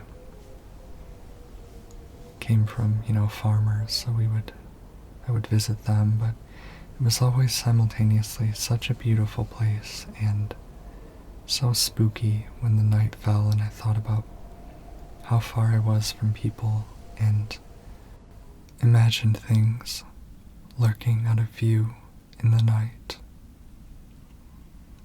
So we've infiltrated the doctor's house. Doctor, is that you? And there are blood trails leading from this room to the one that just slammed shut. And on this futon is the body of a Kashimashi, laid out in a somewhat undignified fashion. It makes me think the suggestion here is that he was researching them in some way. The Kashimashi themselves, it seems. That is the suggestion, especially because what we're about to find. This is the doctor's living room. And over on this little desk, that's a cute chair. This little desk is a box, and a chest rather, if we open it, there are a bunch of eyeballs and a pair of scissors that look medical, and I think that those are the eyes of the Kashimashi drawer key. A small, inconspicuous key. Wonder what drawer it belongs to. I like that the brand of the key is Alpha. It's a man's key. For males. I think that the eyes are implied to be the eyes of the Kashimashi, which we always find missing. They're like scarred over, or the Kashimashi don't even have faces at all. So when I first played this game, I wondered if there was some spiritual or some, say, supernatural or scientific explanation for the monsters forthcoming.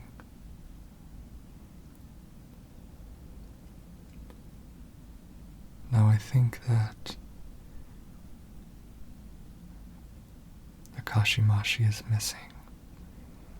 She has gone somewhere, and in the drawer we find local doctor's note. Even now, the trust given to the long-standing physicians of the Iwai family is unshakably strong.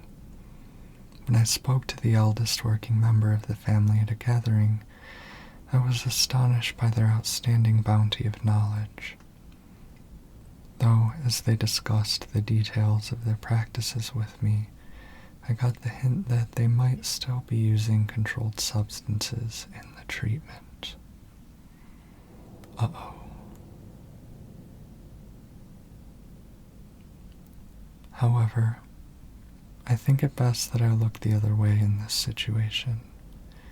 While it is now illegal to produce the cloudy rice wine known as doboroku, people across Japan were once free to make it as they needed.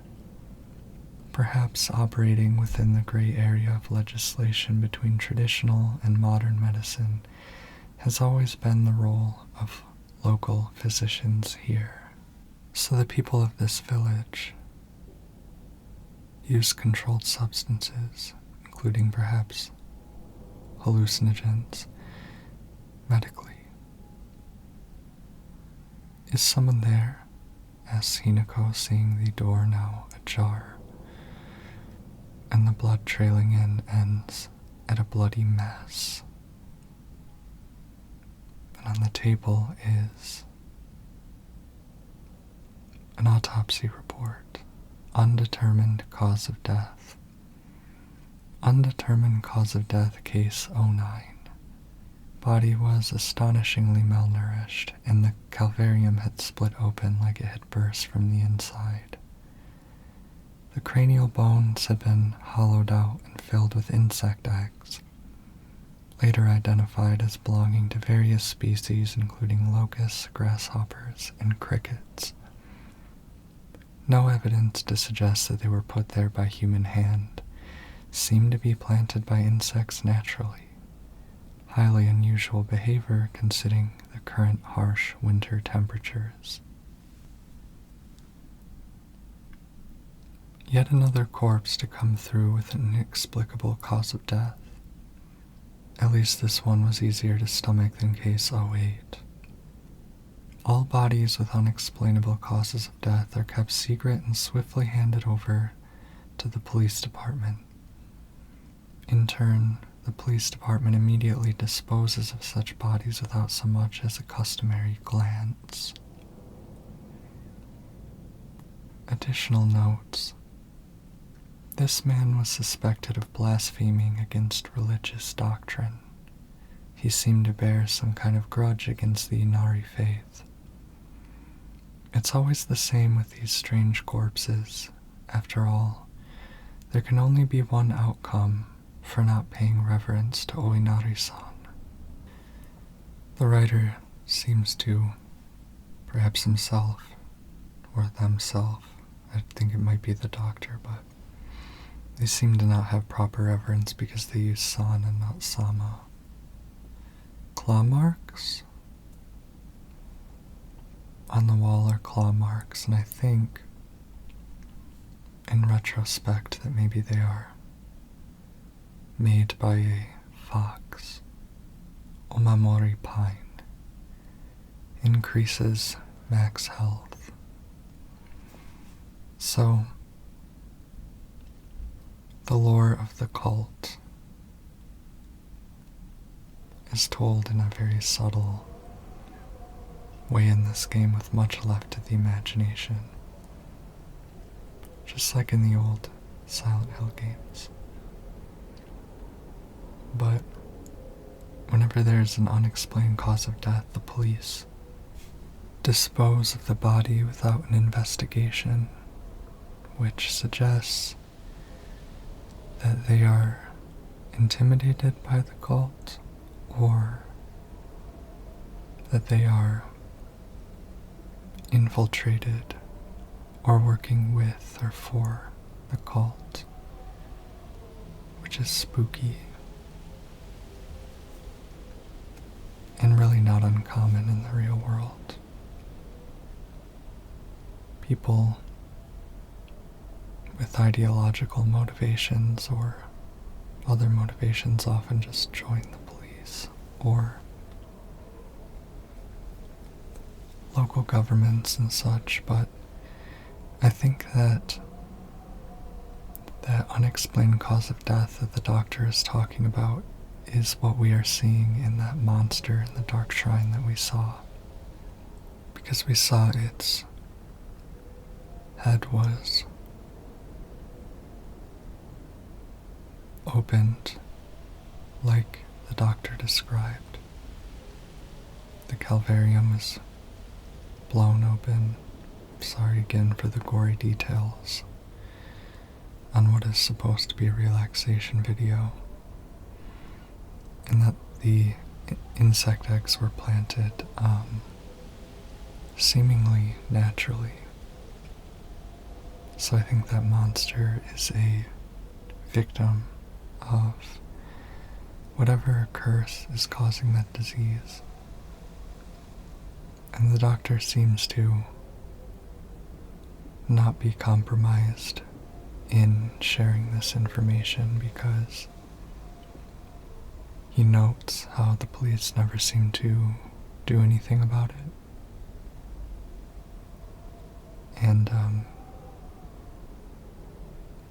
he is just as surprised as anyone. I think obviously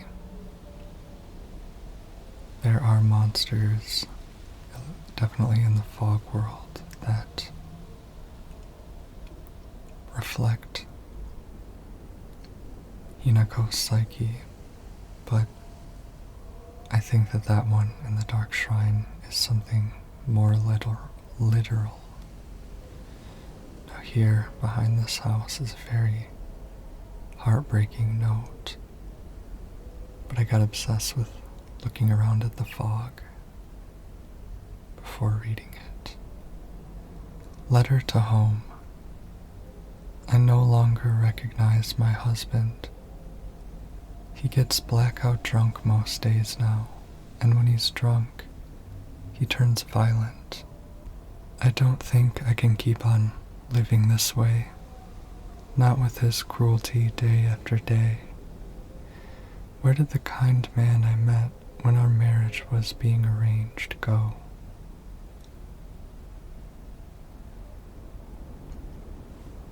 My eldest child is only 3 years old, and I have another growing inside me. Life is too hard to keep living, but I'm forbidden to die. Mom, Dad, I've always done as you asked, no matter what it was. This will be my first and last selfish act. Please, forgive me.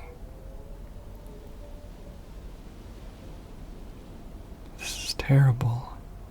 How could this happen? Says Hinako. To that heartbreaking note, it reminds me of some of the notes in Silent Hill 2, honestly. And as if summoned by that note, here comes a Kashimashi around the corner. And this Kashimashi feels very intentional. It feels not just like an expression of female humiliation, like it's not a degrading view of women, but it feels like revenge or vengeance or anger, like it manifests into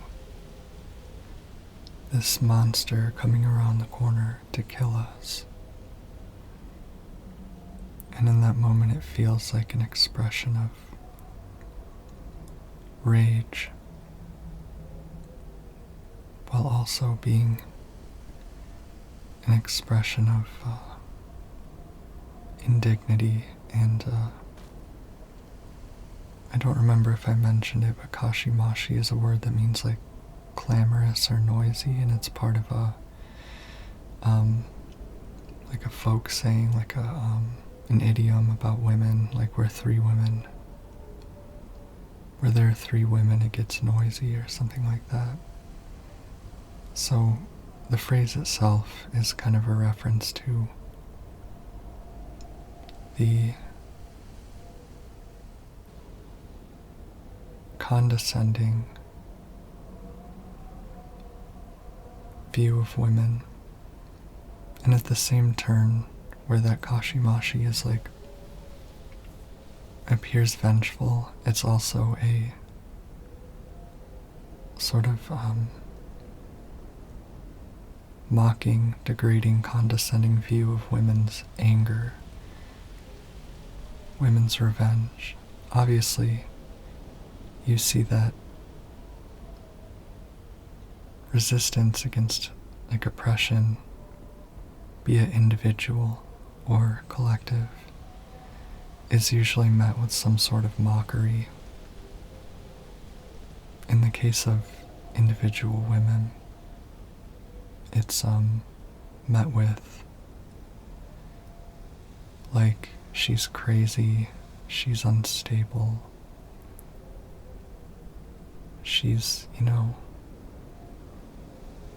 and then there's Sakuko's shrine is up ahead. I used to go there a lot. So we're approaching the shrine, and we have a note to read, so I'll come back to that thought later. Senensugi Shrine Flyer. Let's hold a Chichinsai. Whether you're building a house or pulling it down, digging a well, or filling one up, it's all done upon Inari-sama's land. We should show our gratitude to Inari-sama by holding a Chichinsai. Holding a Chichinsai is especially important for wells, lest we forget the ancient tale of a poisonous water dragon that once wreaked havoc until Inari-sama finally sealed it deep underground. Digging a new well is just like opening up an air hole for that terrible dragon, and if we're not careful, we risk facing its wrath once more. That's why we must have a Chichinsai. Exclusive price for first-time customers. Special deals for requests on unlucky calendar days. Call for a free consultation now.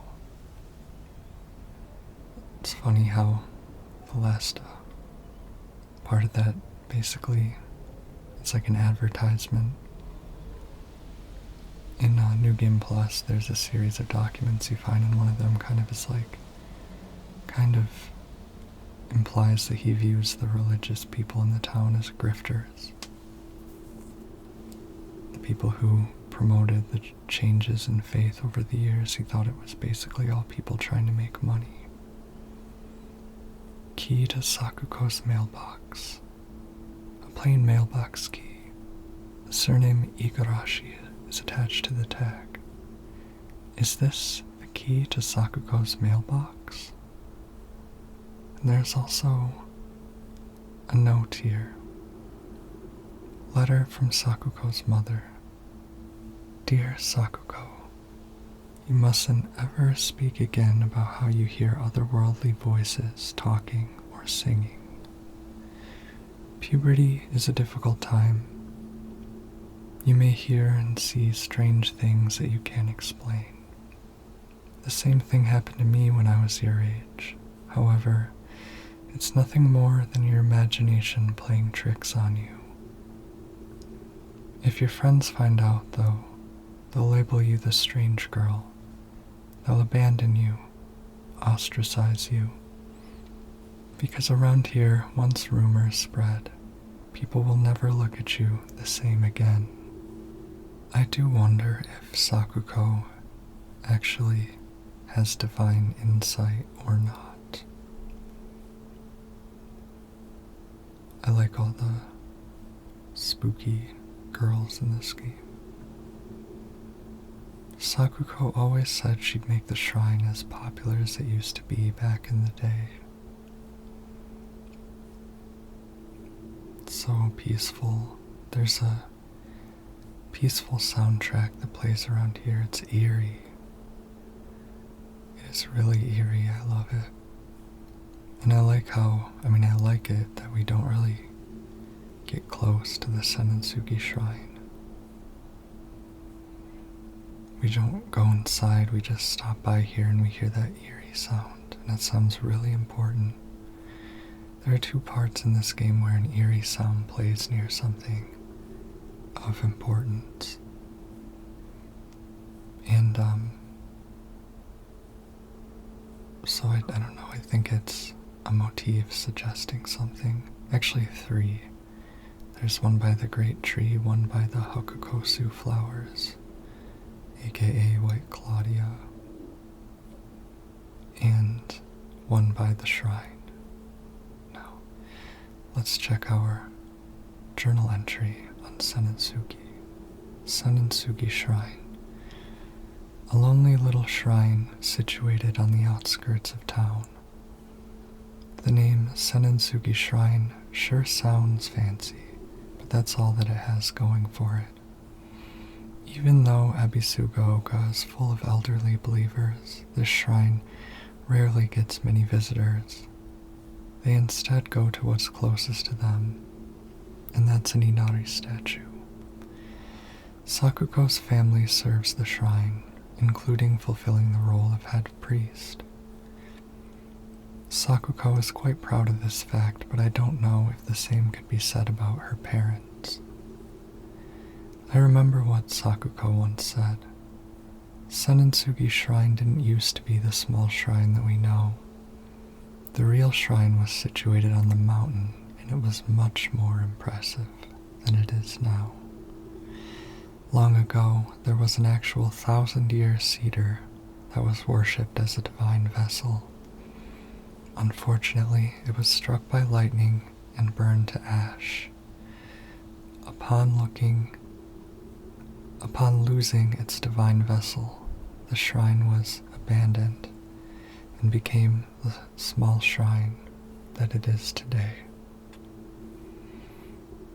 So, it took me a while to understand, but Senensugi Shrine, Sakuko is not exactly faithful to Inari-sama. She is interested in the religion that existed before the broad Inari worship came to town, and that might play into her fate. Oh, shoes here. Hey partner, that's not the way to Rinko's house. Huh? Oh, sorry. Zoned out for a bit. This is Sakuko's family shrine, right? Yeah. Don't think too much about it.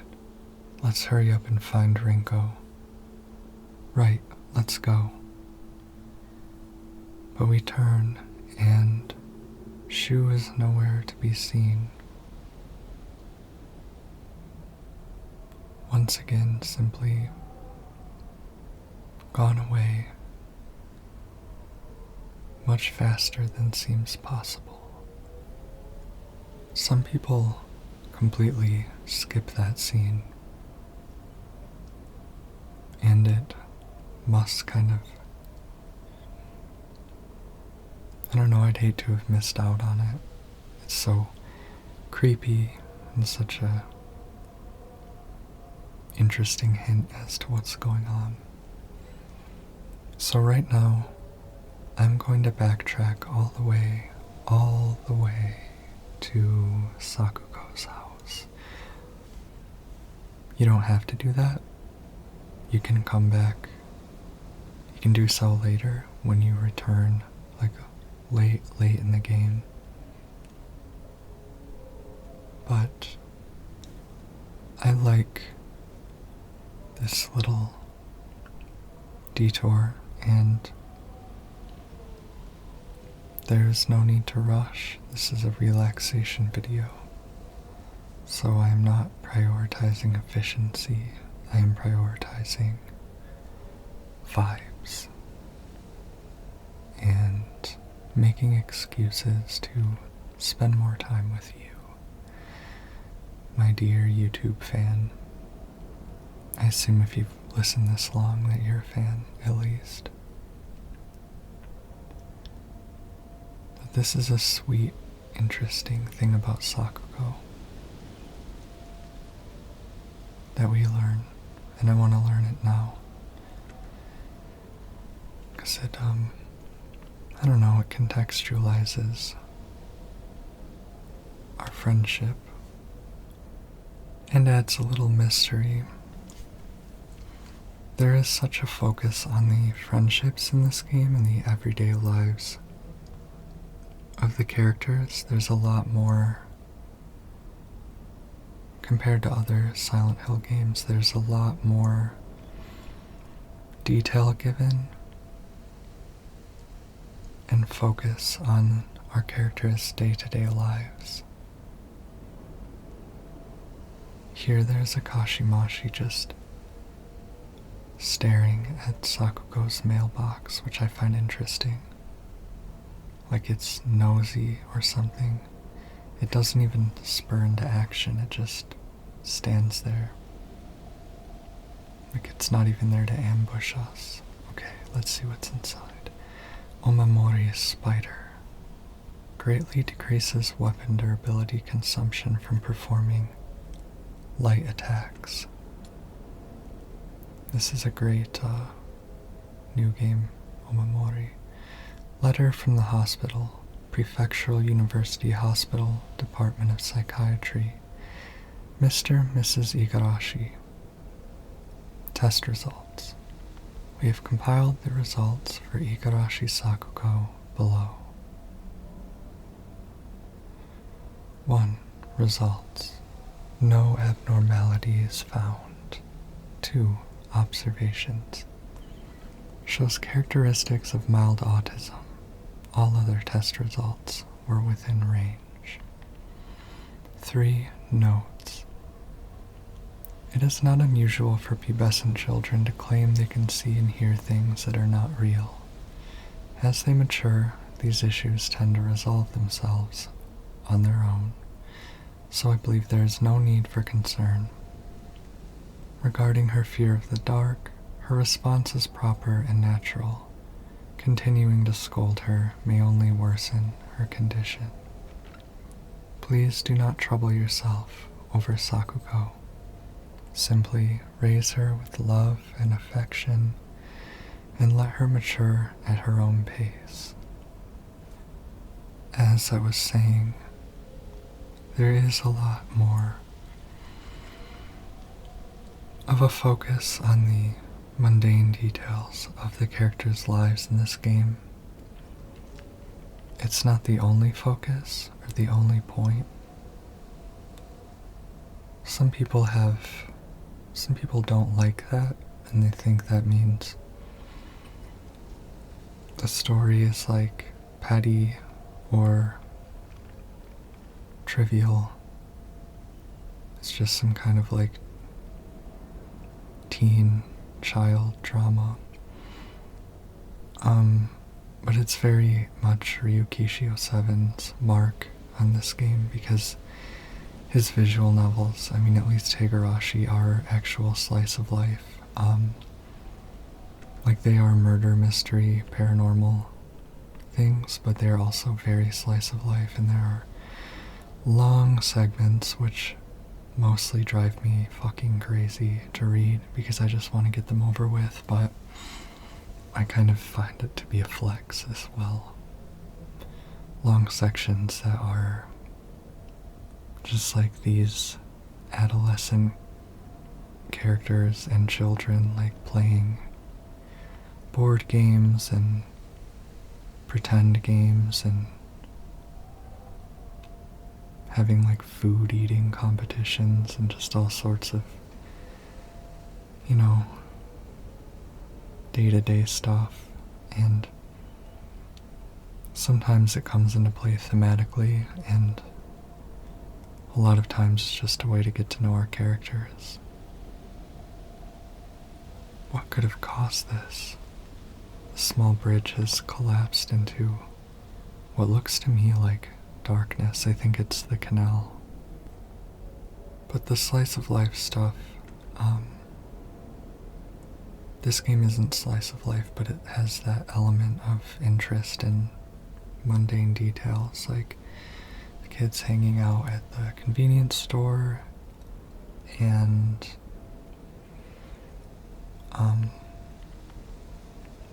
you know, playing Space Wars and playing in the fields and things like that.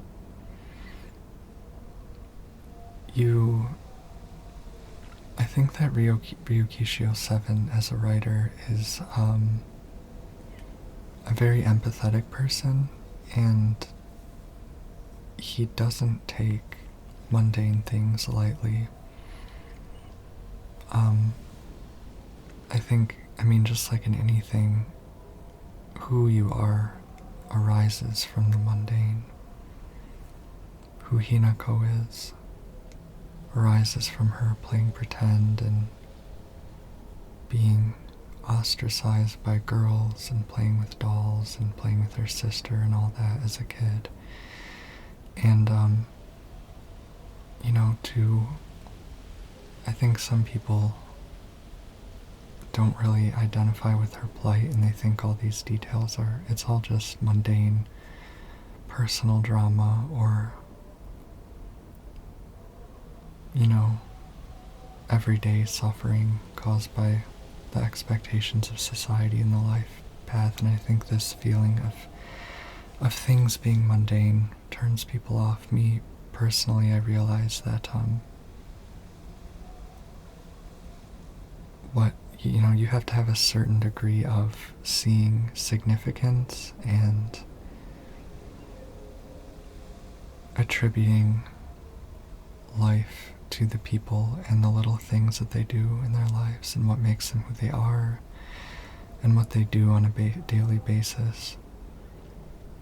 And if you do, you see how horrific things can be that seem boring or mundane from the outside. And despite how sensational and spectacular in the sense of being spectacles this game is with its horror, it doesn't take, you know, it doesn't sensationalize, it doesn't go for cheap emotional, it doesn't go for cheap tricks to make you, to thrill or interest you in these characters' lives.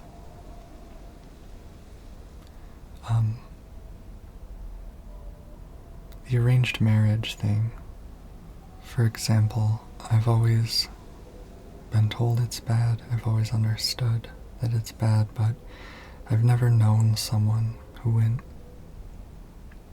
through an arranged marriage, and of course there's no norm of arranged marriage in my country, at least not in my view, so it seemed like a topic that was just some dry sociological essay topic, when in fact it's basically a form of human trafficking. There's a note here. School paper cutout. The legend of Ebisugaoka's monster, Ayakakashi. Long ago, there was a sighting of a scarecrow monster known as Ayakakashi in Ebisugaoka. It appeared one sweltering summer day deep within the crop fields, dancing a most peculiar of dances, like a ripple of hot air. People warned not to let one's gaze settle for too long upon its bizarre figure, or try and get close to Ayakakashi, for it will chase any who do so to the ends of the earth before taking their life. Very spooky. Out of nowhere we get like a folk horror story. It's like scary stories to tell in the dark. It actually reminds me of that Let's Not Meet, I believe it is, story that's basically like a creepypasta where some guy is approaching and he's like dance walking instead of walking normally. The description of how it walks is really creepy, how the Ayakakashi walks. Speaking of that, I haven't pointed this out, but if you've not noticed it before, the blue scarecrows situated in the field will appear and disappear at random when you take your sights off them. Sometimes they'll just be gone. You'll come back and there'll be new ones. Right now, it's like part of this is like we're living a spooky folktale, like a classic type of spooky story, and it adds a really nice texture to this. It's a little bit like in Silent Hill 1 where you find, and 3, where you find the fairy tales. And of course we know why the fairy tales come to life in those games, but in this one, it kind of adds to that collective horror I was talking about before, that the Ayakakashi monsters we will encounter, the scarecrows, obviously are, at least in part, mostly even, representations of Hinako's relationships with her friends and classmates and peers.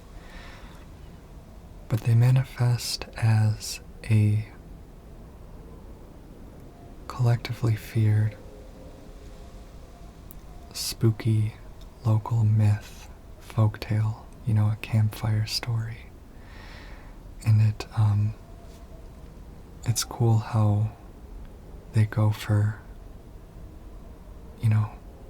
like campfire story type fear in this game as part of it.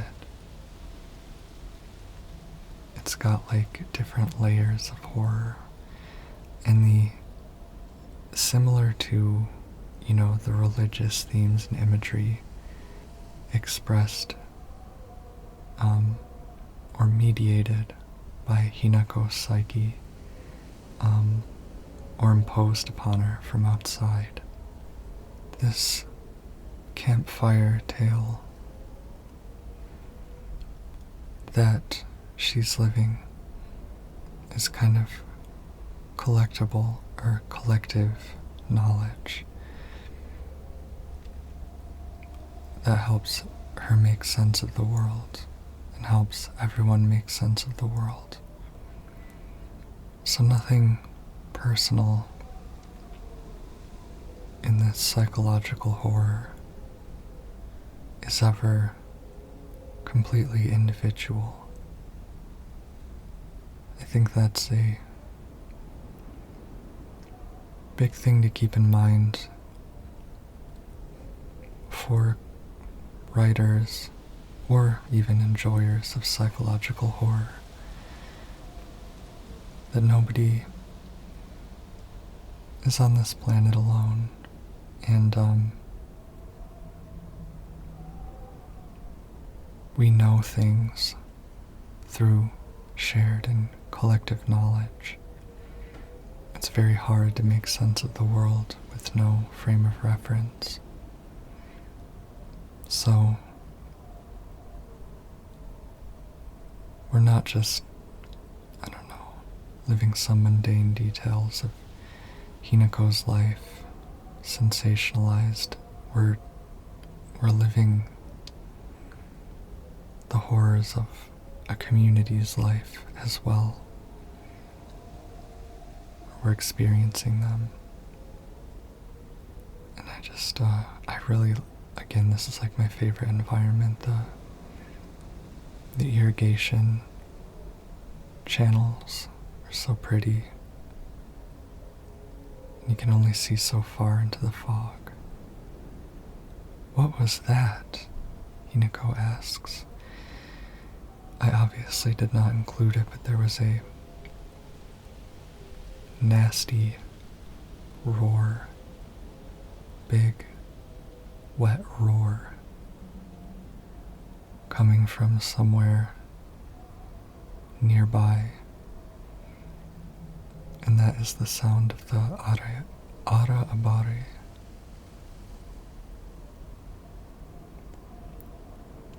Ara abare. Which we will see soon. The fog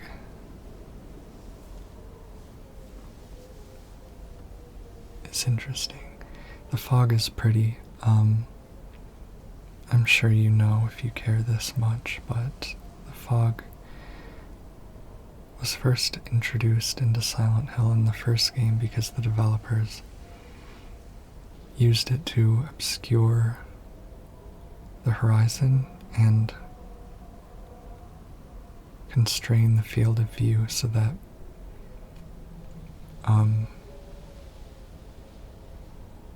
things could render in the distance. It was a technical limitation, and they solved it using fog so that it didn't break immersion by you seeing further parts of the environment popping into existence as you approach them. But of course, it became a big part of Silent Hill's aesthetic and its world.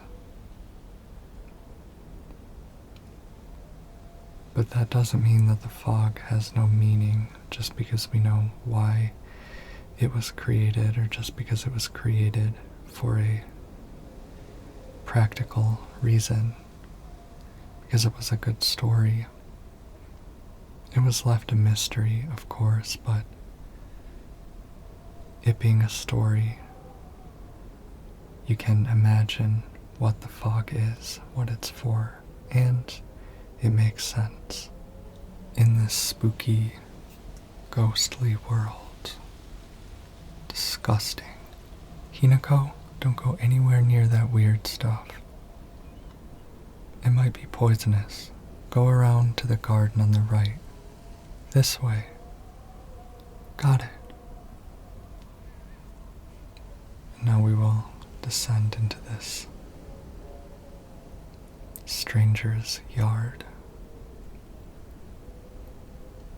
while Shu just stands on the other side and leaves us to fend for ourselves. But we don't know that yet. Hinako doesn't know that yet. Seems we need to go through here, but we need a key. I have no idea how Shu himself got over there. But we're in hell, anything can happen. I'm just gonna take my time and prepare myself for this battle. Part of what I was thinking about the whole campfire, the Ayakakashi campfire tale thing I was saying was that it's another kind of conjunction of psychological, supernatural, etc. Different modes of reality that I think are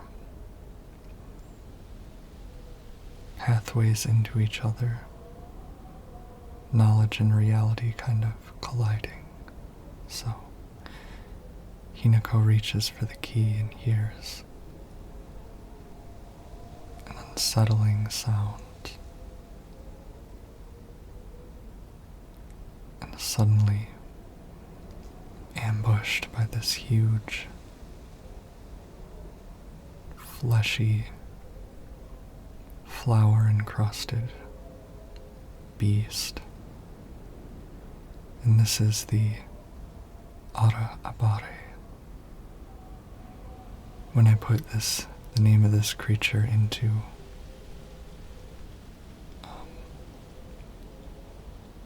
Google Translate, it translated it as an exclamation, "Oh, how violent," which I thought was so funny.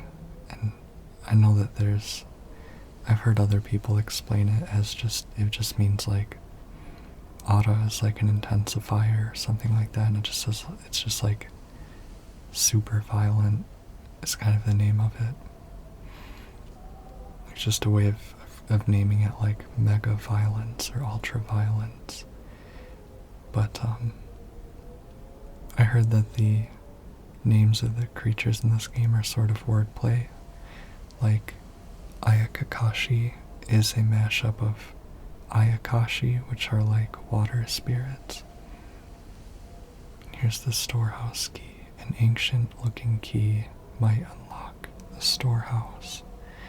It's a mashup of Ayakakashi and Kakashi, Scarecrow. So it's like ghost. It's like a ghost, well-known type of ghost, and a scarecrow.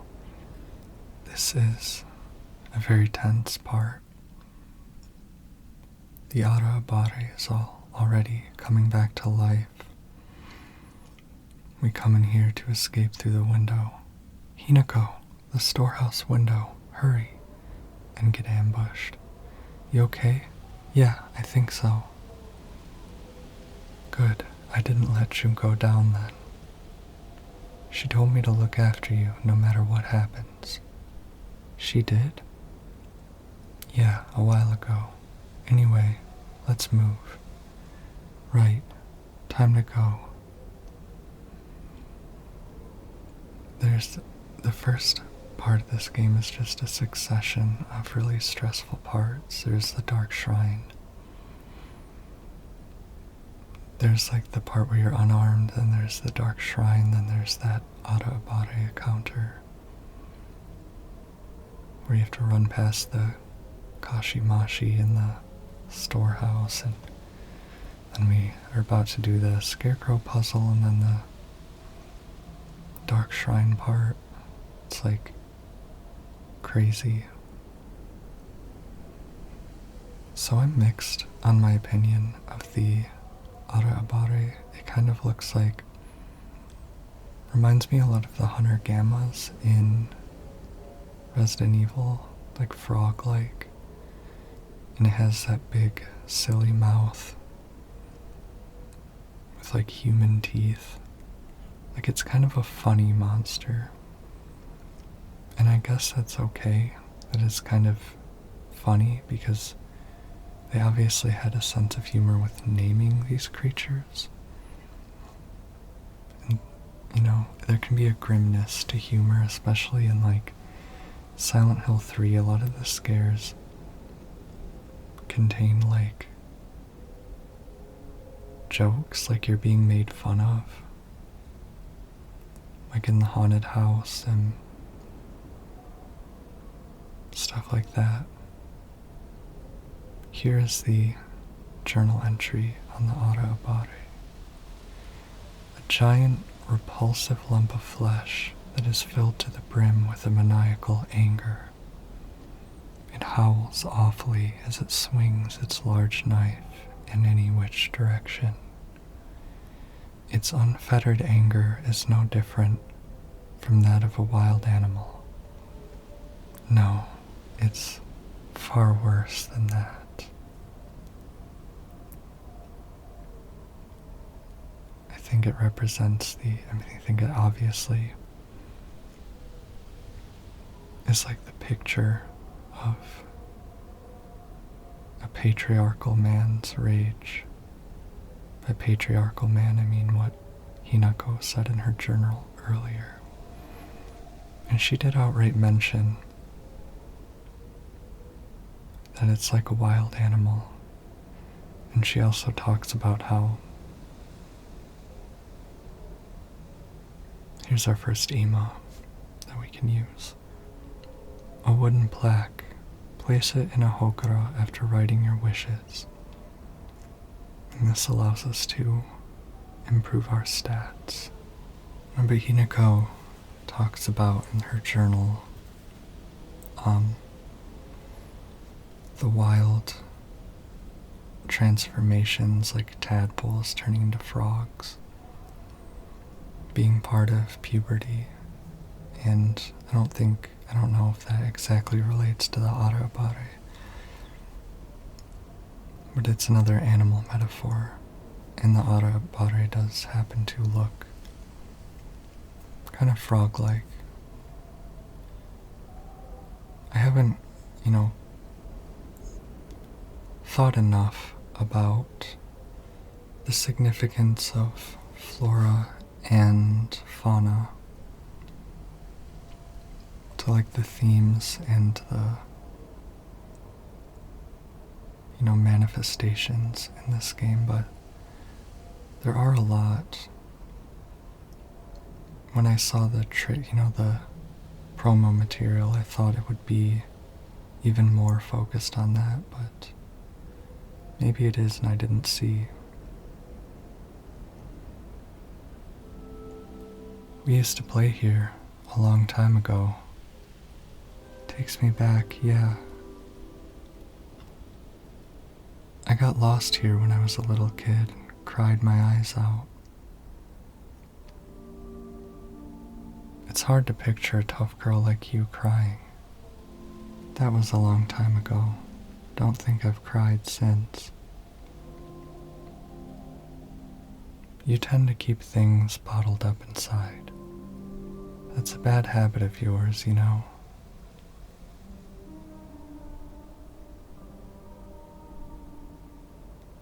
Shoo. In the spring, I used to catch fish and tadpoles. Felt great to be in the water.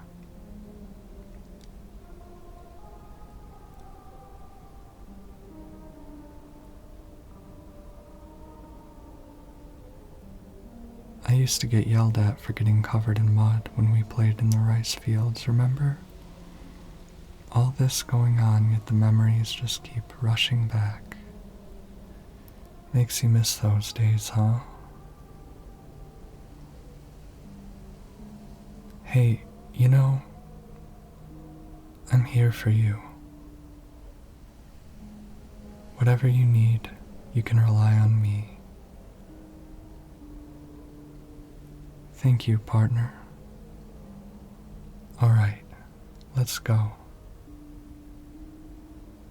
This fog is so thick. I hope Rinko hasn't lost her way.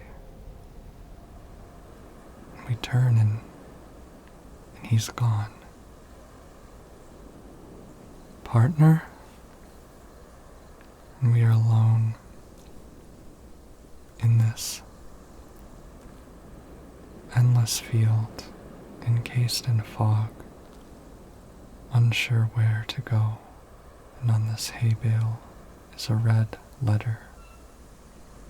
mysterious note.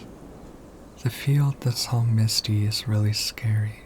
I keep thinking someone's there, but it's always just a scarecrow with a creepy face. But there's one scarecrow that's not actually scary. The only reason it's making a scary face is because it's got a thorn sticking into it and it's hurt. So all you have to do is take them out and it'll tell you which way to go.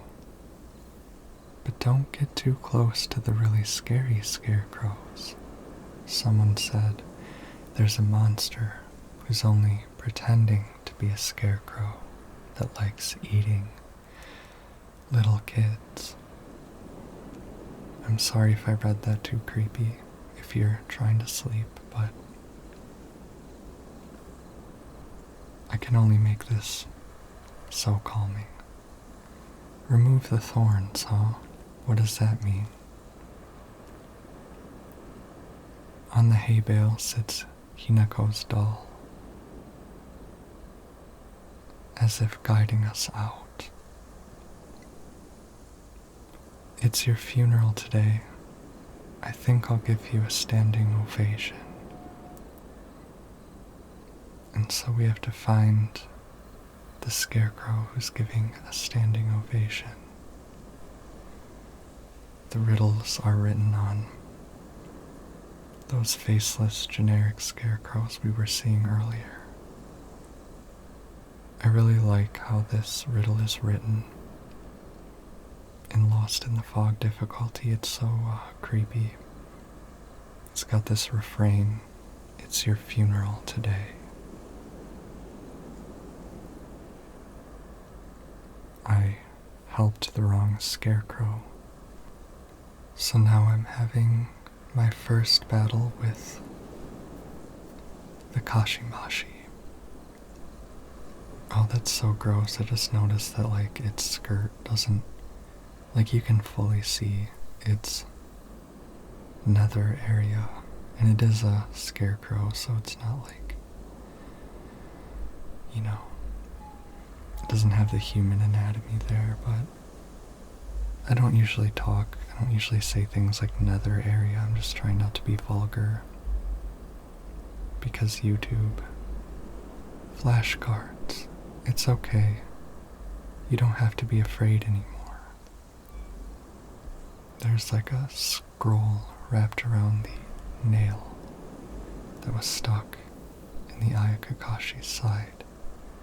And it comes to life in this stop-motion manner and points us into the depths of the fog. And we have no choice but to trust this inanimate object that has decided to help us.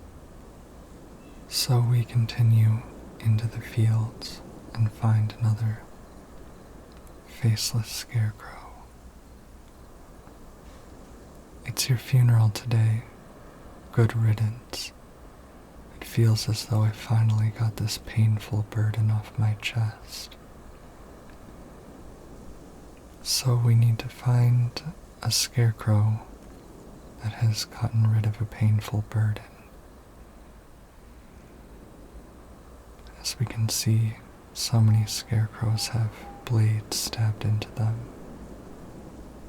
But we are looking for a scarecrow that has gotten the burden off of their chest, that has removed the blade from their flesh. And that is this one right here, where the blade is on the ground. So we pull the thorn from its shoulder.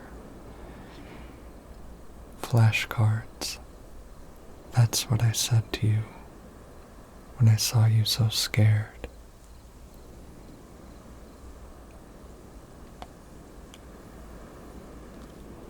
Are these flashcards from the perspective of a person who found Hinako when she was lost in the canals?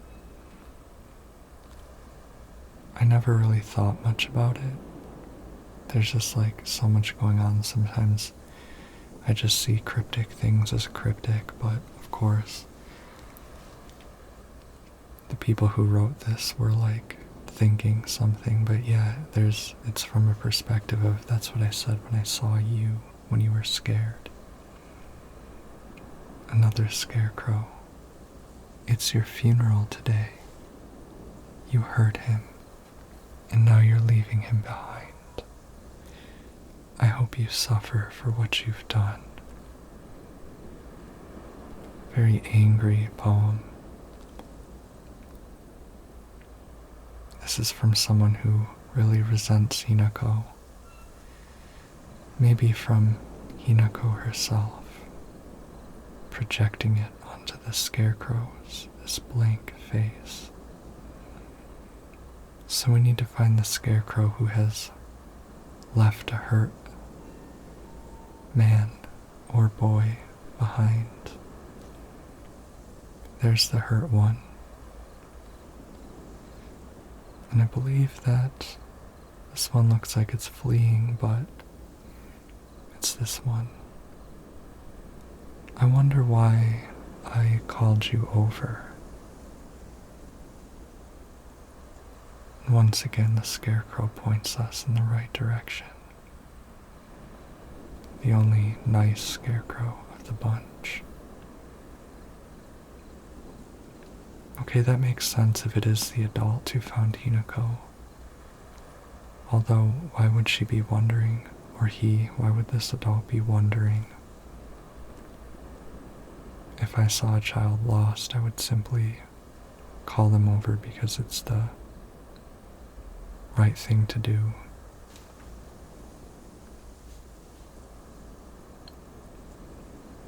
Next crop of scarecrows. Ooh. If you notice right there, I turned right around and was met with a sneaky Kashimashi who'd been stalking me. Just like the legend said,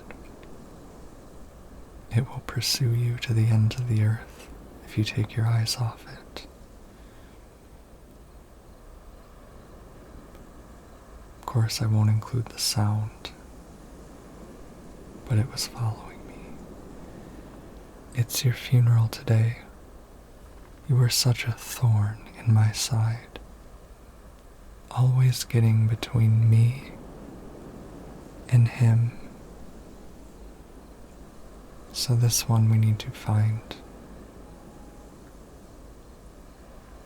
The scarecrow that is getting between a girl and a guy. And the girl and the guy are looking at each other. And this girl's kind of blocking her, kind of leering at her. Flashcards. I could have just lied to you, told you to go any which way. That's so creepy. Why is this person is contemplating why they're contemplating something like mean and evil they could have done to a child. It's very creepy. It also doubles as a voice of the nice scarecrows who are being nice. It sort of has a second, possible existence. Like the scarecrows are having existential quandaries. It's your funeral today. Goodbye. And don't ever show your face again. Go do your own thing, just like you always have. So this one is insane. The solution to this one is you have to find the dead scarecrow on the ground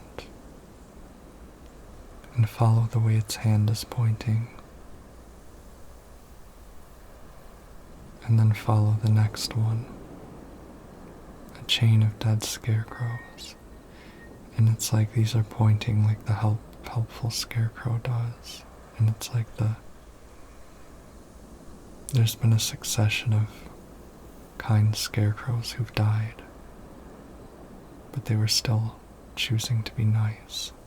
Flashcards. It happens all the time. A kid falling to their death in the waterway. Okay, so that verges on like serial killer horror. This person just contemplating something psychopathic that they could do. It's really funny you're here. I've thought, I know a lot about this game. I've thought about it a lot, but this is you realizing, or you're hearing me realize like what's going on in the notes that we find on our first playthrough of the Scarecrow puzzle. And that just makes me think so much. I wonder what like the intention was. The Scarecrow comes to life, menaces us, and we see a flash of it without a face, with the texture. Hey, Hinako. Wait, what just happened? Come on, hurry. It flashes with the peeled face texture. And here's our journal entry on the Ayakakashi. A moving scarecrow, or at least a monster that pretends to be a scarecrow. It's dressed in old clothes and looks like a crucified corpse from far away. Contrary to its name, it scares more kids off than crows. And additionally, we have a new journal entry on getting lost. Memories of getting lost. There was this one time where I played hide and seek with a bunch of my friends when I was young. I got so excited and ran far away because I didn't want anyone to find me, and eventually got lost around here. I was sobbing and hollering and walked the wrong way for hours. Actually, I was told later that it was the exact opposite direction of my house. Even a town as small as this felt huge for me as a kid. I realized that I know nothing about the town. Even these fields seem to spread out endlessly into the horizon. I walk this path every time I go to Ringo's, but to be honest, to this day I'm still scared that I might get lost.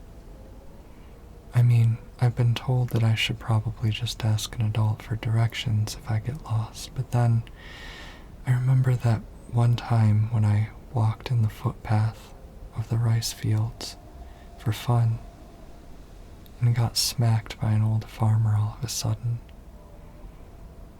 The trauma from that experience made me scared of adults. Back then, and even to this day. Yeah, it's weird how this is the playthrough where I started thinking about the significance of the fields, and even now I'm not completely certain why there's a journal entry on it.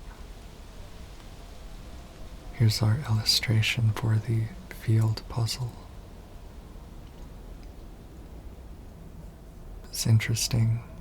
I think it tells us about Hinako's fear of adults and her mistrust of adults. Now if we walk in a certain direction and look, we see that the Scarecrow that guided us is no longer here.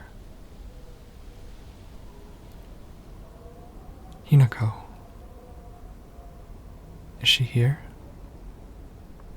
We'll find out. Rinko? It's me, Shu.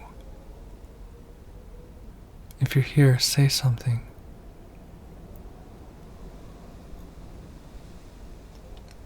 you?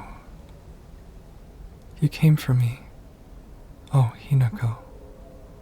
Glad you're safe too. Are you hurt? Your family? I'm not hurt, but they disappeared. Everyone's gone. Even my grandmother, and she can barely walk. I don't understand. Where did they go? What's with the monsters everywhere? What in the world is going on?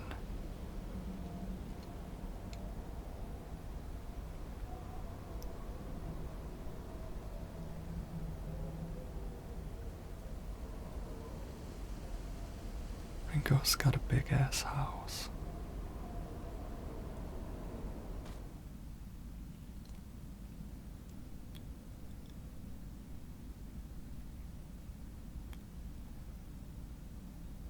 I like this sort of teen horror part.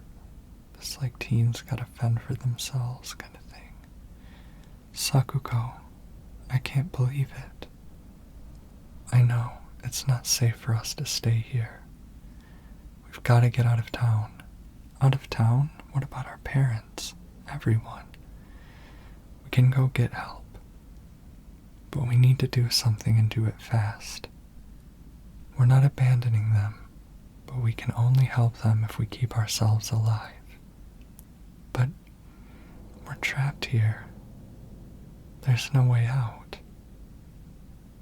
What do you mean there's no way out? Go take a look out the window. You can see the bridge from here.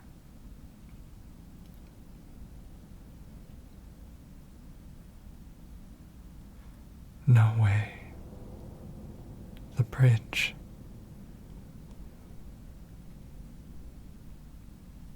Now what do we do? Well, we can't use the bridge, but we can still take the highway. Past the mountain behind your house? You really think we can make it? I know a shortcut through the wasabi fields. Rinko, we should bring some medicine and bandages with us. There's a first aid kit in the kitchen. I'll go get it. Hey, I'll help you look for it. Not a bad idea, partner.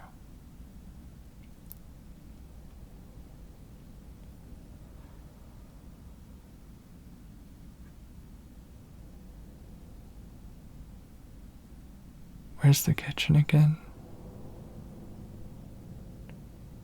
But Rinko just stares. Hinako sees the doll again and it says, "Beware, Rinko."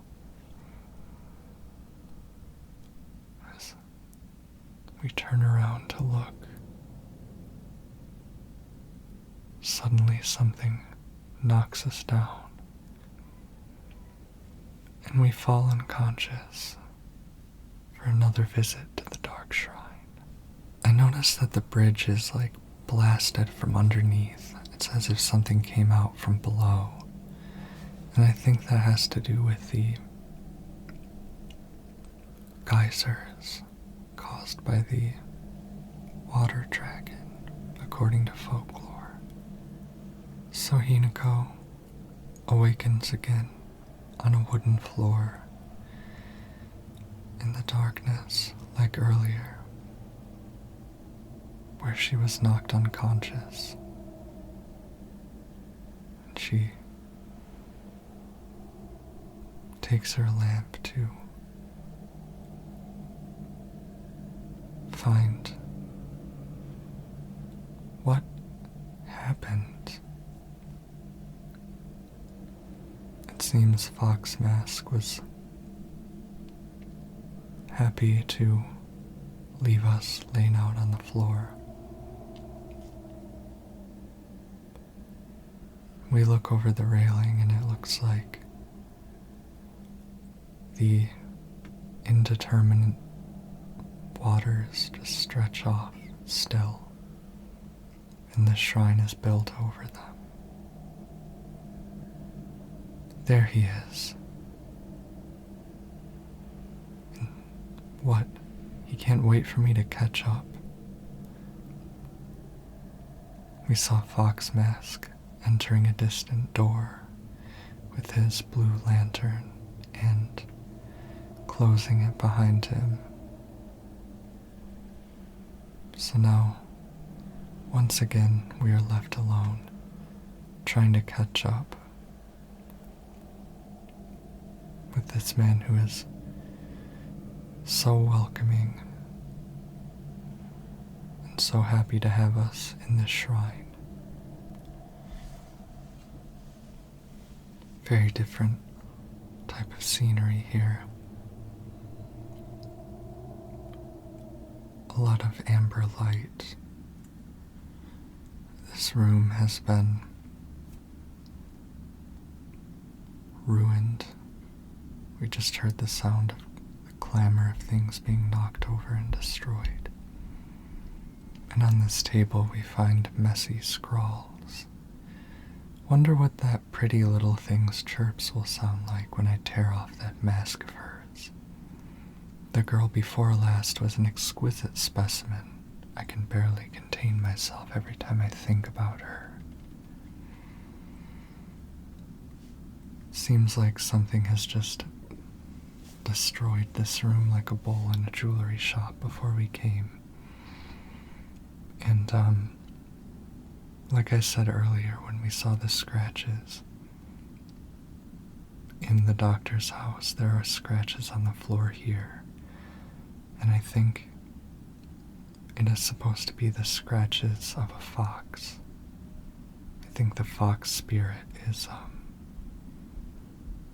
in this area of the dark shrine. And it was just in this room scrawling a note and knocked things over, leaving its claw marks all over the floor. I better get going. Who's there? Hinako hears the sound. Finds a locked door. There's someone or someone in here with us. We've once again been left in a place with threats. Oinari-sama's emblem is on this door that is locked, and it's one of those things I love in games where it shows you a place that you can't get to until much later. In this case, not until a subsequent playthrough. The door unlocks in New Game Plus, and it contains a really chilling little thing inside of it. I love, if you play New Game Plus on this game if you haven't, which I highly recommend, because it recontextualizes everything. Definitely look around, because there are some really obvious new things, but there are also some new things that are kind of tucked away in corners. It only just occurred to me that the thing that messed up that other room could be a fox spirit. Could also be one of the monsters that we're going to encounter. What with the scrapes being on the floor. Storage room key, a small dainty key placed by the note. Maybe it can open the storage room door. And what note is she referring to? I'm actually not sure. What's that? Hinako says, seeing a weapon in the other room under an emblem of Oinari-sama, or the Fox Clan, the Tsuneki Fox Clan emblem. It would make sense if there is a fox spirit in here because it like opens a door for us that we hadn't had open yet, and it would have been the one writing that frenzied, obsessive note about beautiful girls that had been through here. They're referring to the women, I assume, women and girls who have been wed into the Tsuneki clan.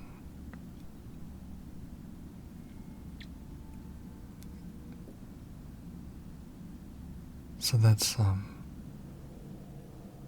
it's one of those interesting things where things are happening in the spirit world and the real world at the same time. And that's a lot of what you're seeing in this game. And I think Hinako's psychedelic experience is like a medium that bridges those gaps. Just a reminder that this video is full of spoilers. Look, our doll has reappeared. Don't believe the fox's words. Stay away from the western room. I didn't think about it when I first played it, but you have to wonder if the doll has our best interest in mind as well. If the doll doesn't want us to trust this person for our own good, or for the good of some other person or entity that doesn't want us to go through with our connection with what we're doing with the fox mask. Hinako asked, "Wasn't this door closed before?" And as we approach the item in this room, we hear clamor, and all the paintings have fallen off the walls, leaving only one of a headless schoolgirl, and beside it, "Don't trust him."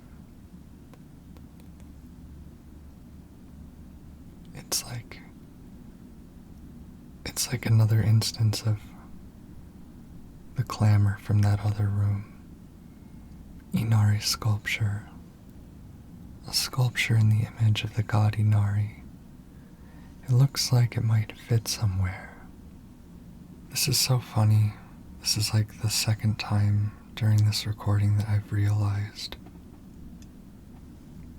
something that I didn't catch on to before, but it's like there's like spirits in here with us. I think that's what just knocked the paintings off the wall, was the spirit possessing the doll.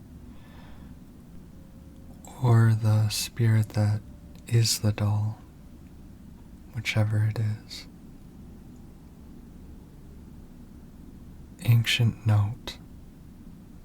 There are valuable relics hidden away in the old storage room. They must be kept under lock and key.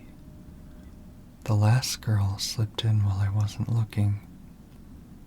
It took a long time to find her. It's so chilling. There's all these hints of other girls having been in here. Clearly written with the possessive subtext, referring to us as their girls. So we enter this gap in the wall, hidden behind the shelf, and are ambushed by a womanly type creature. But no worries, because there's a weapon here. The naginata.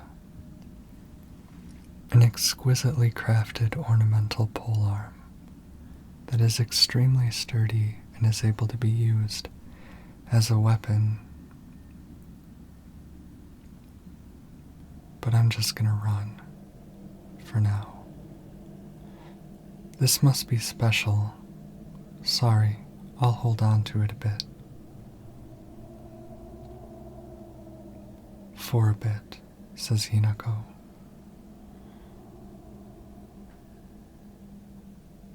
Over here is tattered paper. The inscription on the polearm reads, Ominakami Muemasa, also known as Inadama. Inadama is another word for Inazuma, meaning lightning. This likely refers to the unique pattern of the blade's steel. I just realized that lightning probably refers to the lightning that destroyed the ancient tree in Ebisugaoka on the mountain, the once worshipped sacred tree. You see now the water is lit up by hundreds of lanterns.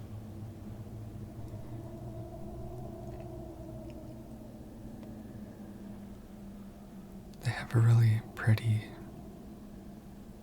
color. I'm again noticing when I was looking out at the lanterns on the water, just noticing how pretty it looks in this footage. Makes the water feel more serene than it was on our first visit to the realm of the Dark Shrine. Over here in the glow of this strange reddish, slightly purple light, there's another door. It's no use, it won't open. And another Inari statue with an empty mouth. Hinako, over here. Sakuko? We hear our friend's voice. Now let's read the journal entry on that new monster. A monster that possesses sharp blades for legs. Did someone sever both of its legs and replace them with such disturbing things so it couldn't go anywhere? Or was this creature brought into existence just so it could end up like this?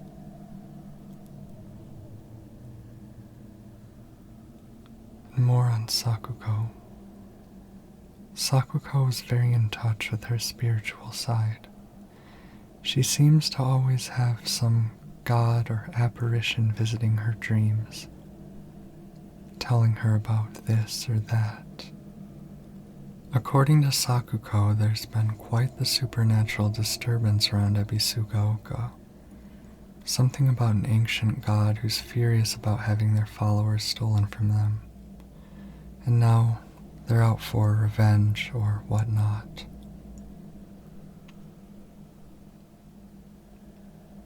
Does Sakuko actually speak to gods and spirits, or does she just have autism? That's a joke, but it did sound like the doctor was implying that she talks to spirits because she's autistic. Here's a great example of when to use stealth in this game. You don't have to fight a single enemy in this section of the shrine. You can skirt around them all. Omamori Hawk greatly decreases focus charging time. This is a great one because focus attacks are amazing. But yeah, you don't have to fight anything here, you just have to. You can hide, run, and dodge. Until the boss, of course. I really identify with Sakuko though because I was an undiagnosed autistic kid, and My teachers wanted to make me a special needs kid. Like designate me special needs, and other adults, my mom's friends, and honestly, like my aunts and stuff, my family members and my friends' moms all treated me like I was some problem child. Like I had serious issues. I was quirky. I was into spooky and scary things, including Silent Hill. And one thing, and I just couldn't be anywhere I wasn't comfortable or familiar with. I would cause such a fuss. I think I was kind of tough for my mom to raise, but she stuck by me. Like, she defended me. And I remember my teachers, had this meeting with her, where they sat her down and told me that they wanted to designate me as a special needs kid, and her response to it was she just said, please just educate him. Basically just teach me and quit with the bullshit. And I appreciate that because, I was fine. I didn't need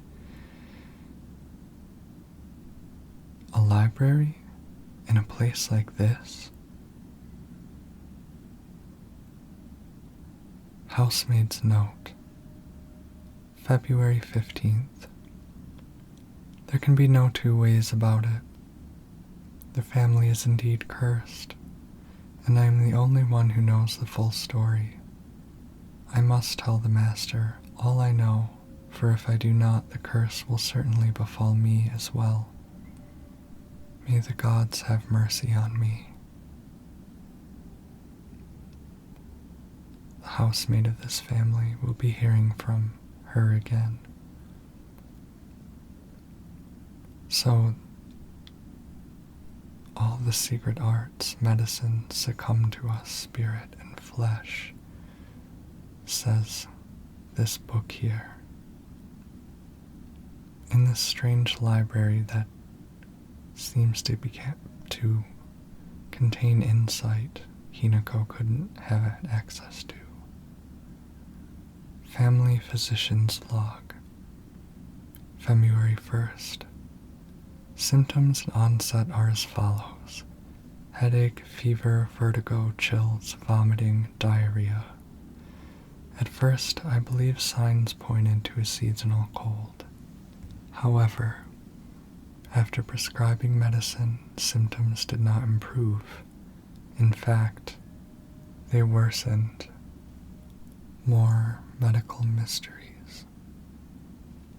So this family physician character, through notes we find throughout the Dark Shrine, he documents a curse. He and that housemaid discover a curse that happens via disease. That's what we're learning about. Ritual is held. The Igarashi clan, last descendants. Igarashi, that's Sakuko. Not enough. The honorable blood, fill it up. Make it full. Otherwise, I think they need a sacrifice. Family Physician's Log. February 8th. The patient's conditions are declining suddenly and rapidly. Symptoms are as follows: labored breathing, cognitive impairment, quadriplegia, involuntary movements. In addition to these, an even stranger symptom has arisen. The patient's facial features appear to be deforming. The patient's faces remain stuck in expressions of constant strain, their teeth bared, their eyes narrowed, into a menacing glare. That's so... Is there a monster that represents that? Or a monster that looks like that? Are these dark shrine version of the Kashimashi? This way. Over here, Hinako. Sakuko. Is that you? Maybe these dark shrine version, these creatures we've met in the dark shrine. Maybe this explains them or resembles them in some way.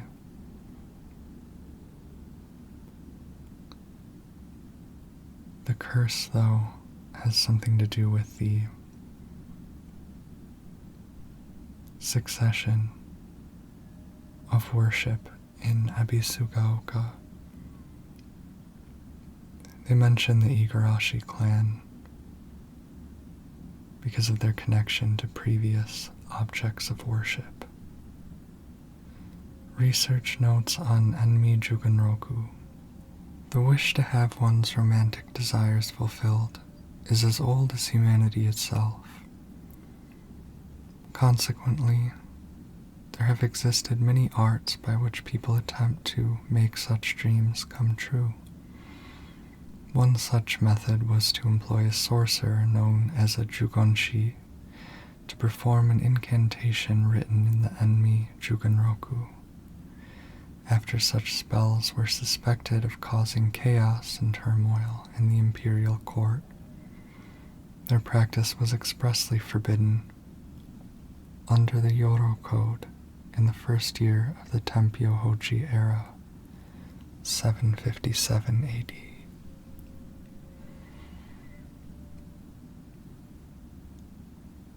However, these incantations were later adapted into the process of On-myodu, where their effects continued to be studied. According to multiple sources, powerful romantic spells that have been successfully cast are often accompanied by the scent of sandalwood.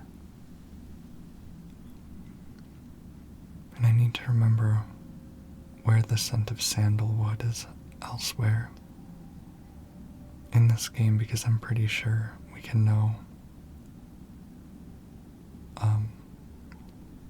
I'm pretty sure we know an association with the sandalwood scent somewhere, but I'm forgetting.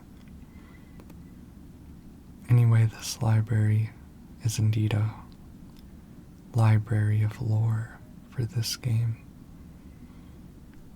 As much as can fit into a video game, that is.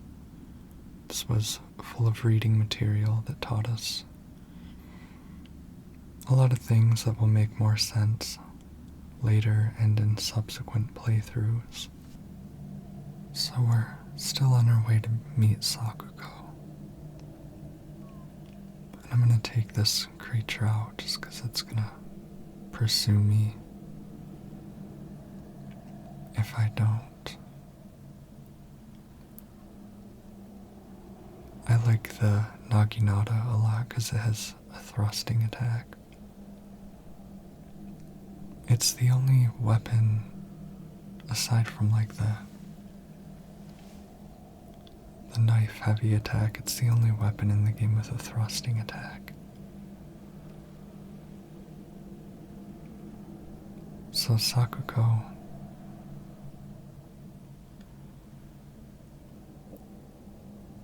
I used to act spooky like Sakuko.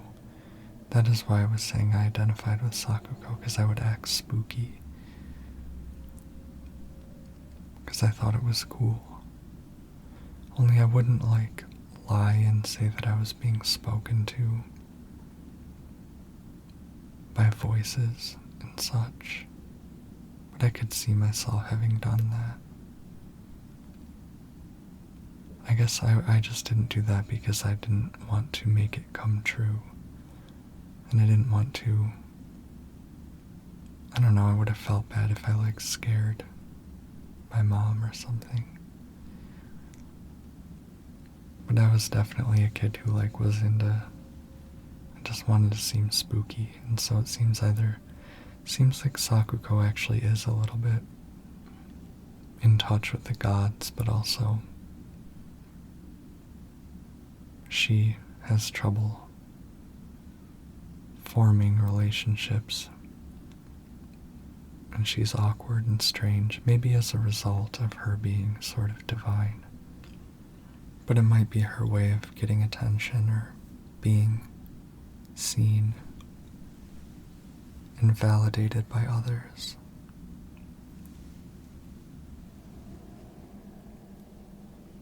We're approaching the source of the voice. It's this way. Hurry. Hurry. Sakuko, are you there? But opening the door, all we find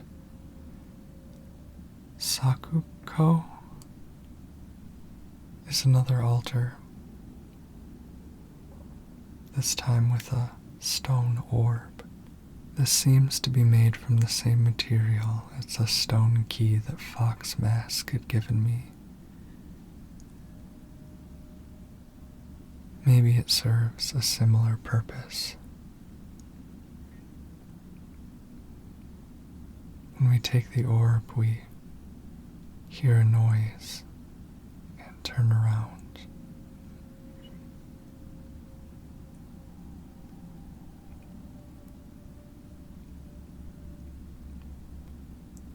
And in comes the oi omoi, the oi omoi. And it lets out a maddening shriek that drains sanity. A creature that hopscotches around and is made of dolls. My head. I have to get out of here. The place is now filled up again with that red mist. Hurry, Hinako. This is incredible. Sakuko, we can't. You have to avoid their maddening screams when they fall to the ground. They're made of little. Hinako, you left me alone, you traitor. I'm sorry. I'm sorry.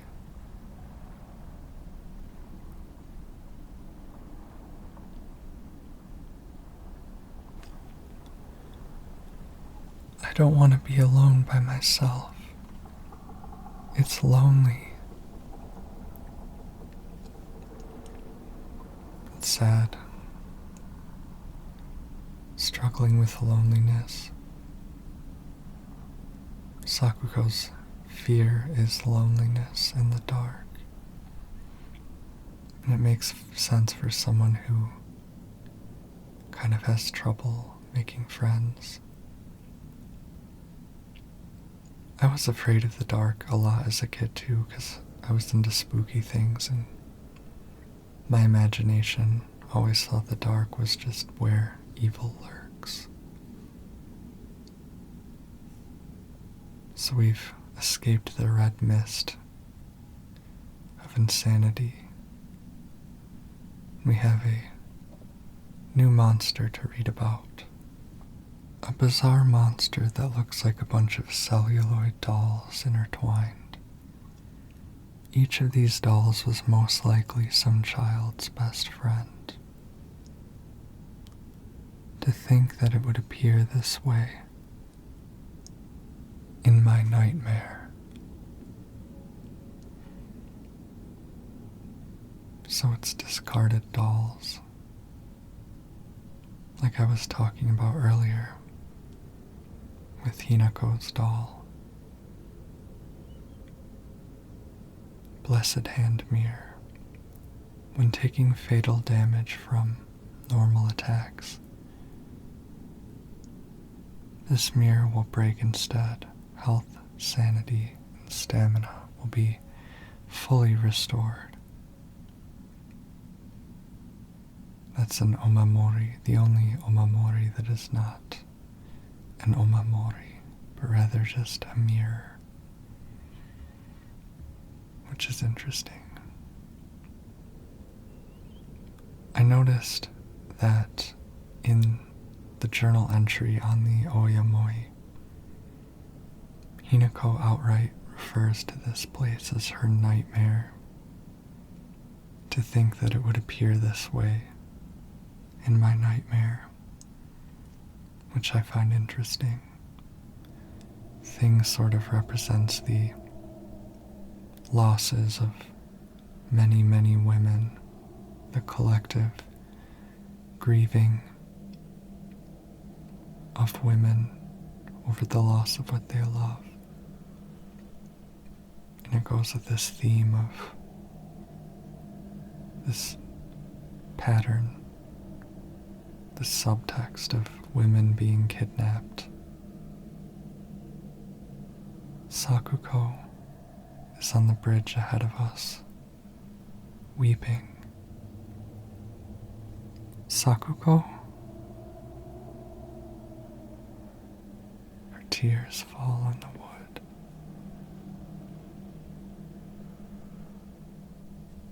Hinako. She stands. Her scalp looks overgrown with some thing. She wields sharp weapons, a keyhole-shaped hole in her chest. I'm here to save you. And she brandishes a terrifying mace and lets out a maddening howl of her own. You traitor. Sakuko, why? You traitor. What's going on?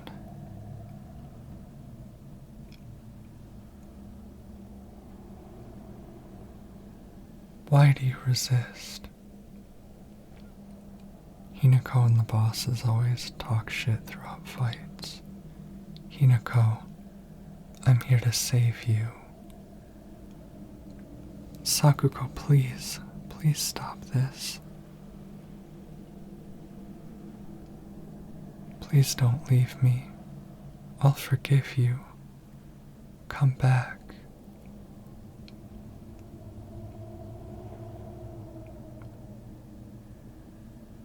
In this game they talk throughout boss fights. All the bosses can talk except for one.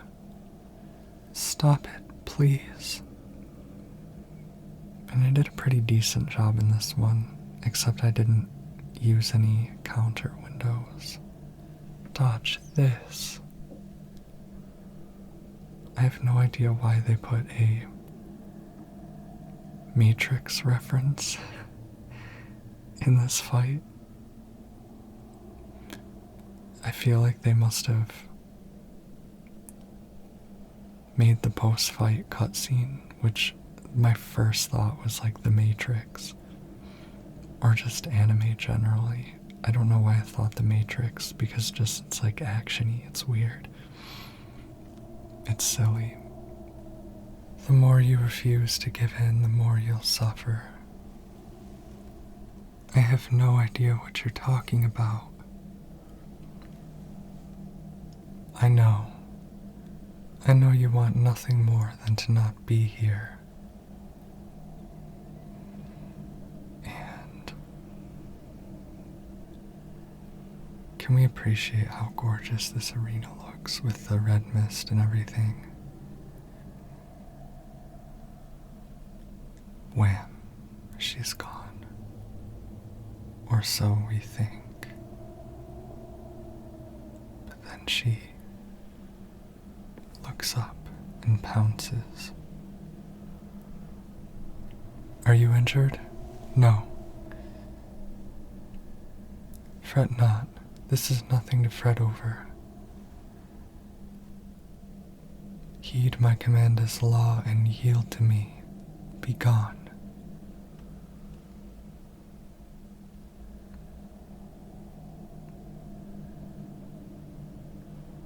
How foolish of an evil spirit to enter this place.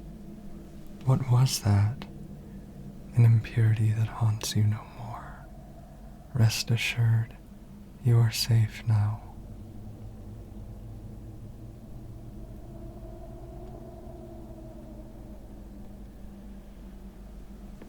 To live in this world is to walk amidst impurities, but we can ward them off. Come, and we proceed into this garden of the dark shrine, leaving Sakuko's demon form behind us. Sacred ground lies before us. Before we enter, we must be cleansed. We shall do so here. The red light is hung on either side of this altar, or whatever this structure is. Excuse my ignorance.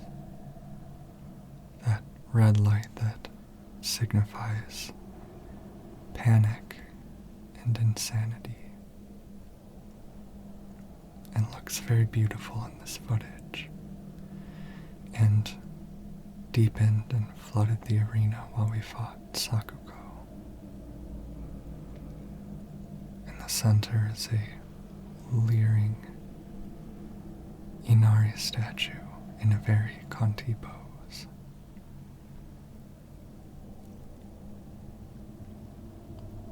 It's funny that such a revered being is depicted that way. This is blessed water, purifying water. Now, you as well. Oh, okay.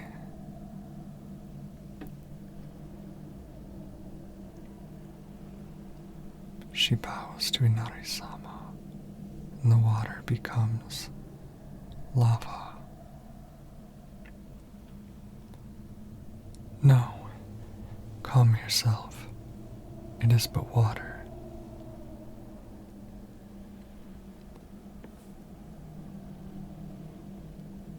They seem to be visions.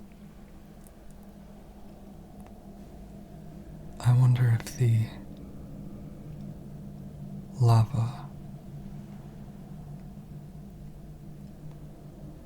alludes to the water dragon, the oldest god in Ebisugaoka, because of the geysers. It's water, but the geysers originate under the water, spewing hot gas in the heat. I wonder if this is some "Don't trust the fox mask," warns the doll once again. And we awaken. Hinako, hey, wake up. You klutz, you fell down the stairs. Your arm, what happened? Oh, must have caught it on my sleeve somewhere. You don't look bruised or anything. Does it hurt at all? No, I'm fine. That's good to hear.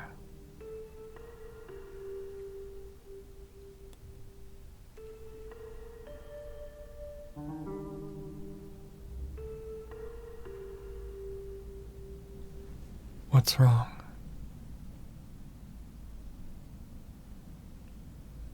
Let's go. There's no time to waste. All right. Come on. You're going to protect me, right? I'm not tough like Hinako, Shu. Yeah, don't worry. Stay close to me. Mm-hmm. Let's head to my place. Back road, then mountain, then highway. I'll take the front, partner. Take the back. Got it. I'll stay behind you, Shu. It's safest in the middle. Hinako remembers Rinko looming over her on the stairs. Leave the back to me, she mutters. Makes me wonder why she doesn't say something. Anyway, let's read the journal entry on Sakuko's boss form. A monster in the form of a Miko, or shrine maiden. It sounds just like Sakuko. It swings around a spiked mace and chain with each swing. The crisp chime of a bell rings out. Is this actually Sakuko? Or is this just a monster pretending to be her? Fox Mask does refer to her as a Miko, although I question whether he simply wants Hinako to see her friends as evil spirits to be warded. More on Rinko. Rinko is earnest and works really hard, but she also tends to get a little too caught up in her own ways of doing things. Once she's come to a conclusion in her head, it can be like pulling teeth to convince her otherwise. Although we're the best of friends now, we've had 2 or 3 huge fights in the past that ended with us not speaking to each other for weeks and weeks.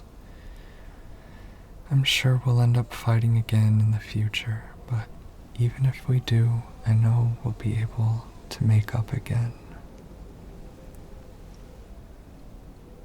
That's heartwarming and contradictory to what we're seeing here with Rinko in the flesh. It happens at least a few times in this game when Hinako has something to say about her friends in her journal, and in one case even in real life, the evidence seems to be to the contrary.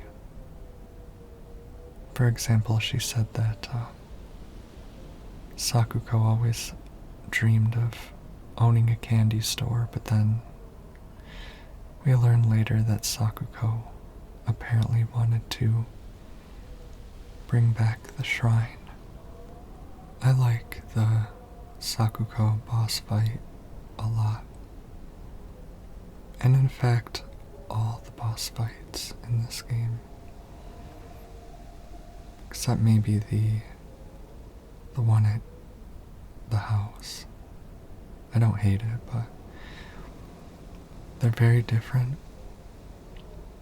from previous Silent Hill games.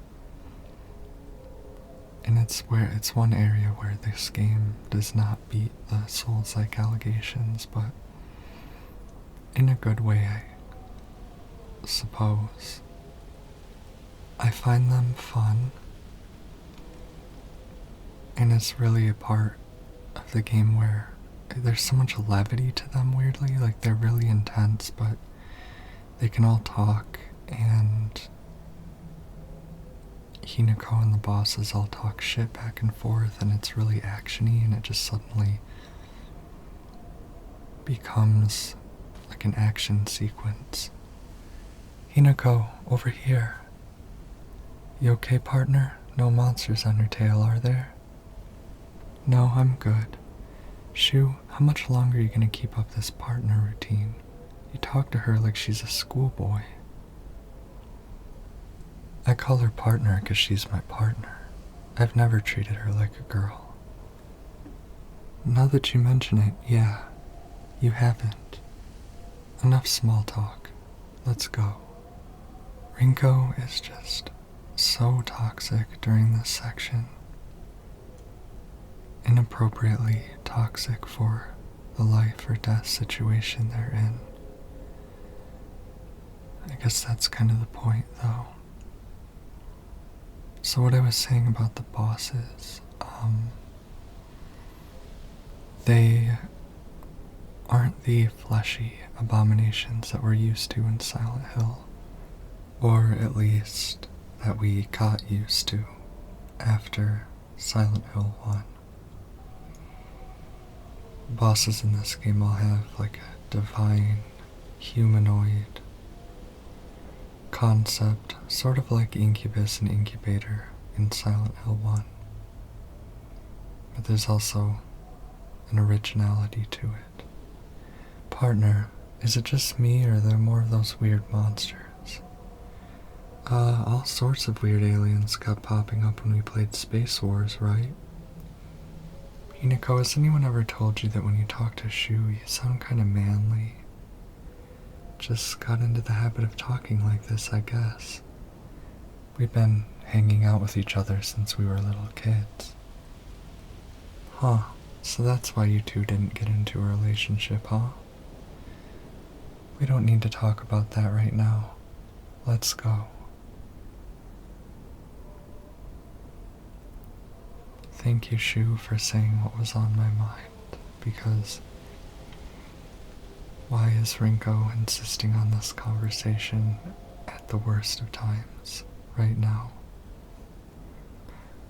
We have a new journal entry now to read about Space Wars. Space Wars wasn't just about fighting evil with laser guns, though.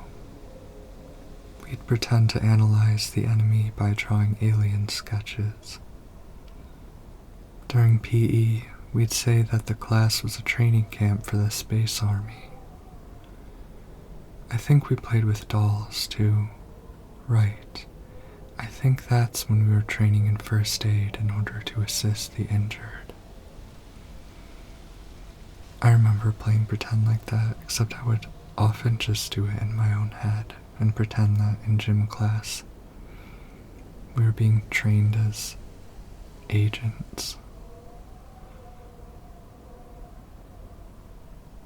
That was in like elementary school. There's a tie-in with the bandages in that Space Wars thing, because it says that the bandages were, that first aid was taught to the students, so that's cool.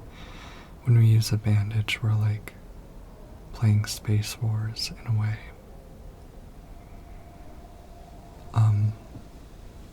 But I wanted to say about the bosses, there is such a departure with the tone of the boss fights, because they're all very cathartic and actiony and not really scary, just it's like your moment where you're not afraid, and there's humor, there's all this shit talk. Here is a baseball bat, an ordinary wooden bat. I would play with this a lot, so I feel right at home. The baseball bat, reminds me a lot of Higurashi. Baseball bats are a big thing in that story. Actually a really scary part of the story, and a symbolic, like it symbolizes paranoia, pretty much. And it encapsulates the theme of paranoia versus trust, and that's an important part, is,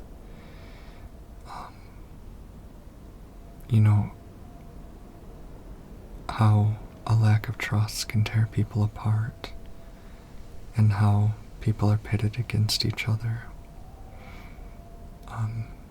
I wouldn't go so far as to say it's a Higurashi reference to be fighting with a baseball bat, given how popular baseball is in Japan and how common it is for kids to have baseball bats and for them to just be around, but it's a cool thematic link.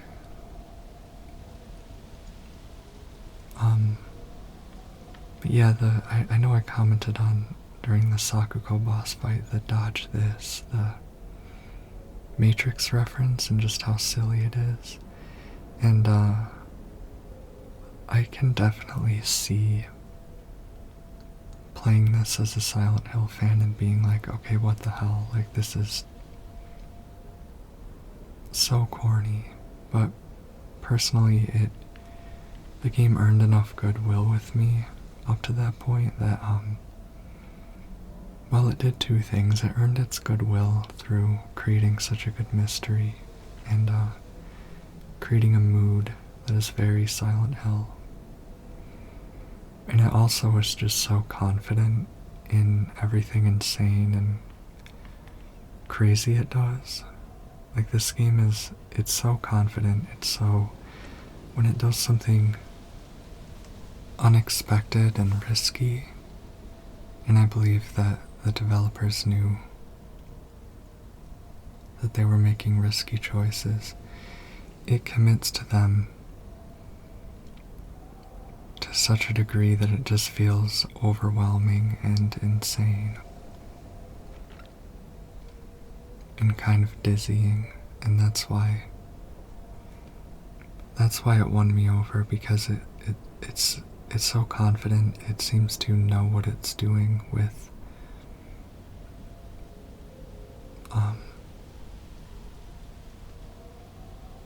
it seems to have a purpose in being crazy. And the humor is just part of that. At times it's said to feel sort of anime, which I think is occasionally maybe just a little racist to lob that accusation, but I also understand where people are coming from. And there's no doubt there's anime influence, but it feels almost like the movie Kill Bill to me at times, weirdly. I'll bring that up later. Partner, this way.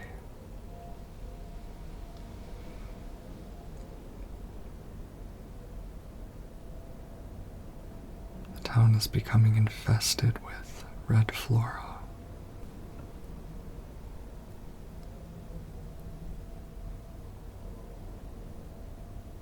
Chizuruya is overgrown and infested with monsters. We see a patrolling Ara Abare, watching the way its flesh pulsates and shakes. What is that? Oh no, it's so disgusting. These things, these sick monsters, are they spreading across the whole town? We can't go that way then. There's too many. We'll go around. Maybe we can find a safer route there. They're all over Chizuruya. Why is this? Let's head for the middle school. We can take the mountain path from there. It's gonna take us a while, but we can avoid town. Alright then, let's move.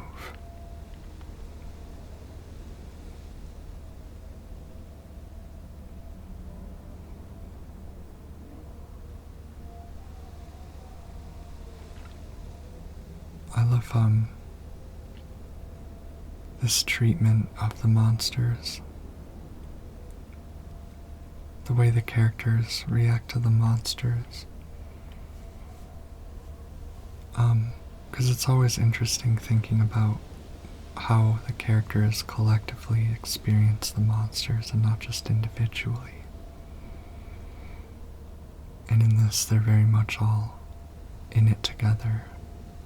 This doesn't really happen in other Silent Hill games.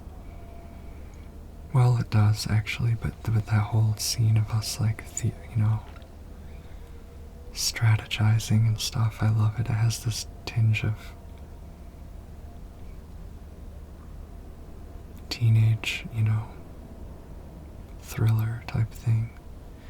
Something has knocked the truck into the canal and it has 3 large claw marks on it. Another attack with a fox arm, apparently. Now over here is like my favorite note in the game, but it's kinda gross, so be prepared. A farmer's story. Son, you better read this and get it through your thick head. Let me take you back to something that happened during the war. One day, some high and mighty military police from out of town got pissed drunk and decided to kick over a statue of Inari-sama, even spat on it. The next morning, all those policemen were found dead in the waterway, their corpses bloated and heavy as hell. They got carted off to the medical examiner's office so the coroner could take a look. That place a few minutes from us. I was one of the people who helped carry the bodies and wash them, so I saw everything with my own 2 eyes.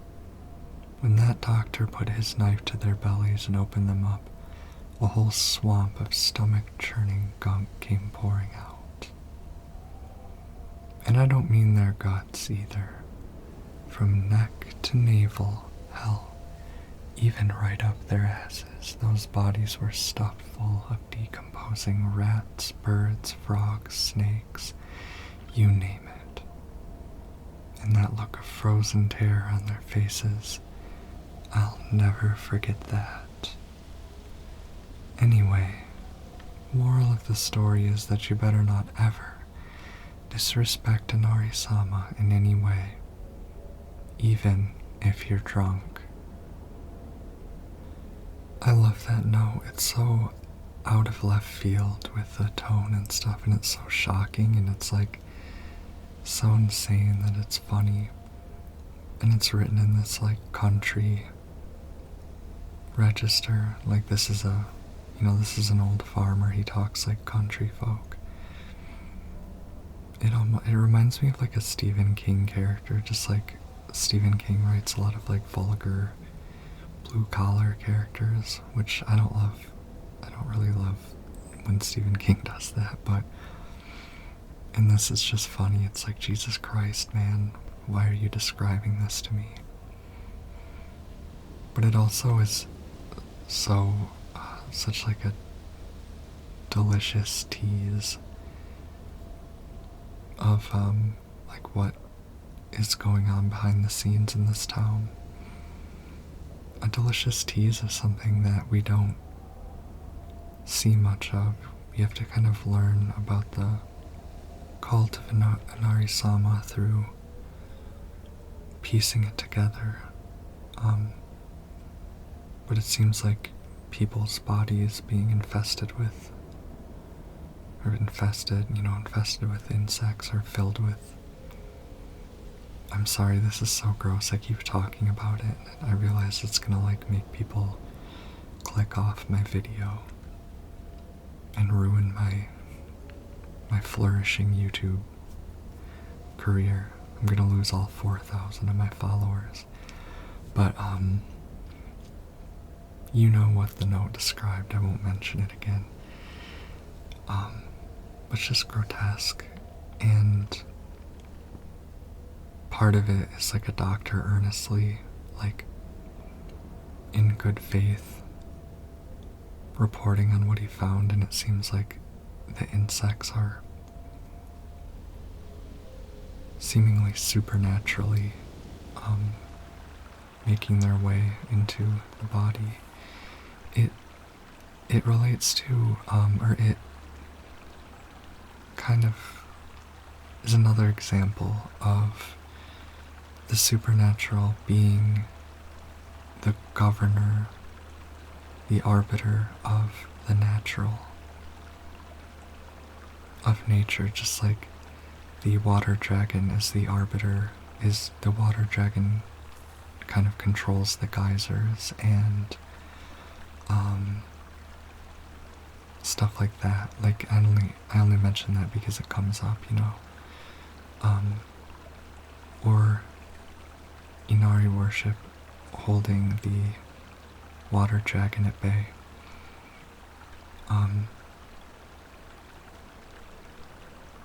You know, I've already talked about this several times throughout this video, but this game posits metaphysics whereby the supernatural is instantiated in the natural. And from what little I know about Shinto, I think that makes sense because of how kami are. Something just flew by. Shu, let's get out of here, okay? Shu and Rinko have very rudely left us behind, but it seems like they're getting attacked. As we head over here, we catch a glimpse of some creature crawling off the rooftop. We find that the flowers have overgrown. Where are those two? Asks Hinako. The flowers have overgrown, and as they've grown, a fleshy substances begin growing beneath them. It seems that the overgrowth of the flowers causes a new substance to come with, or that is the natural result. Hinako, this way. Rinko leads us down an alley and has disappeared. As she does so, the supernatural governing the natural makes me think of like the fog in the lake in Silent Hill. Things that predate Alessa, you know, claiming the little baroness. And then Alessa's possible command over fire. And bam, we've just been ambushed by this disgusting creature that is licking our face and jumping around like a dog. Its distended belly. And it just got me with a second grab attack because I was trying to be clever and perfect dodge it. Another instance when I should have been just using my counter windows to fight it. This thing is wild and annoying and mischievous and disgusting. I noticed that it has what looks like flower growths on it and a distended belly. Maybe it blasphemed against Inari-sama. Let's read our journal entry on it. A particularly suspicious monster that walks around on all fours. The greedily staring eyes, the greasy palms, the disgusting way it acts all chummy with me. All of it is completely repulsive. What's more, it never even bothers with guys. Typical. So these things are horny dogs. Just simpering things. Ebisugaoka Middle School. This is the middle school that I attended. It was built when the town was financially well off during the dam construction. So the beautiful facilities are at odds with the rest of the dull buildings in town. I think I met Rinko here during my first year here. I remember her surprise when she heard that I called Shu partner. I like the details on the town's history that we get. Just like with the town of Silent Hill, it gives things character, and it kind of displays how the supernatural forces intertwine with the town's history. There's this thing in Silent Hill, all the games, where history feels haunted, it haunts the present, and it seems to be motivated by some type of haunting. That's the way it makes it feel. And it's cool because, yes, it is, supernatural fiction, but it also gets at something that's real about real world history. With that, we will escape into this house where Hinako observes it's gotten into the house. And over on this table in the family room is another magazine. Step back, girls. This calls for a real show-a-man. The hot-blooded baseball samurai steps up to the plate. Baseball samurai, which is like Shu with his baseball bat, and also, again, reminds me of Higurashi. So there's a crackling radio in this room. You're not in your right mind right now. You're lost, that's all. Trust me. Just look at me. I'm the only one who really understands you. You know that, right?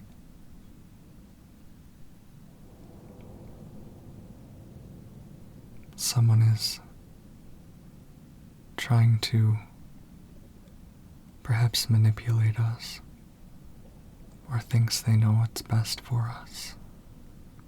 And I believe the voice on the radio there is that of Shu.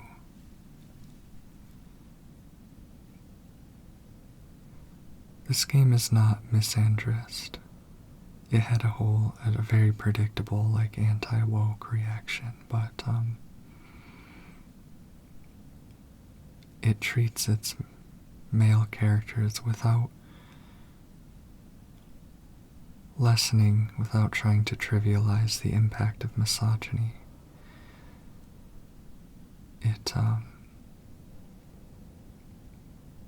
It treats its male characters with understanding and shows the complexity of their choices and viewpoints. So that Shu does something unethical to Hinako, but we understand why we did it, or why he did it. We understand where he's coming from and how he felt like he was doing it out of love, except in one of the endings it gets put into a pretty reprehensible light and really gives the weight to Shu's attitude towards Hinako, which I like. So we've opened this door and we've found this fog world variant of the oi amoi, which is fleshy and covered in red spider lilies and other flowers, and is covered in faces, human faces, instead of dolls. This room looks really nice. I do not give this game enough credit for its visuals, honestly. Kitchen knife. A light knife for slicing meat and fish that's easy to use. It's frail, so I'll need to handle it with care. The kitchen knife is the strongest weapon in the game. It just has low durability, so. But you can really become OP with a kitchen knife. In New Game Plus, when you have Omamori that restore durability or lessen durability usage. So we escape through the window, and before we move on, we're going to read our new journal entry about that monster we just encountered. A face, 2 faces, 3 faces, 4. A monster with a thronging mass of faces. I'm not familiar with any of the faces, yet they seem to know me. It spouts repulsive things one after the other, violating the peace and quiet of wherever it goes. Now, approaching this bridge, we hear Shu and Rinko. Listen to me. Give up on Hinako.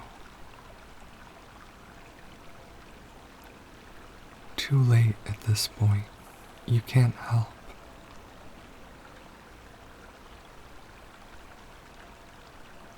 I don't know to do now. She's suffering. I can't just.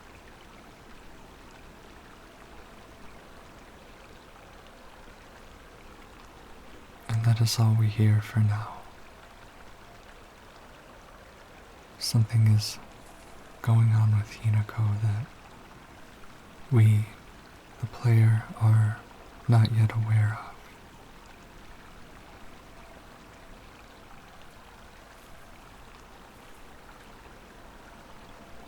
I really like this part of the game. It's so uneasy. There's so much anxiety in this story. You know some shit has happened. And it's like different from the other games in that you're not like trying to figure out what's going on in the town. Or what have you. It's like you're trying to figure out something that happened in the real world with your character. 2 has that going on, but it's not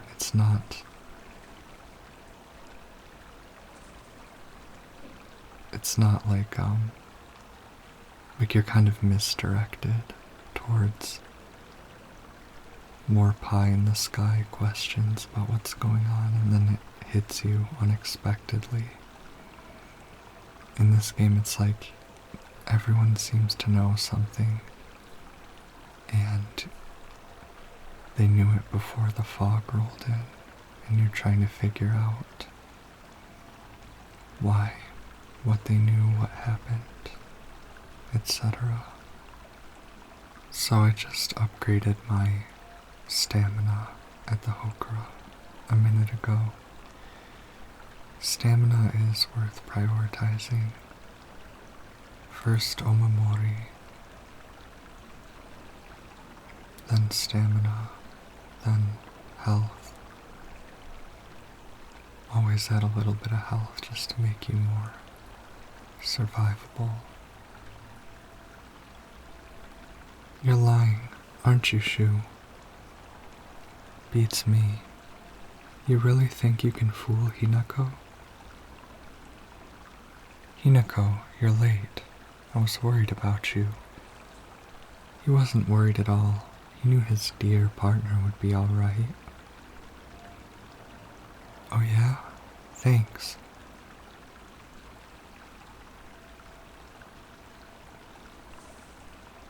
And then they walk off. It's just so weird how spiteful she is toward Hinako while also seemingly acknowledging that Hinako is a victim in some sense of something, and that Hinako, or Shu, is like maybe doing something wrong to her.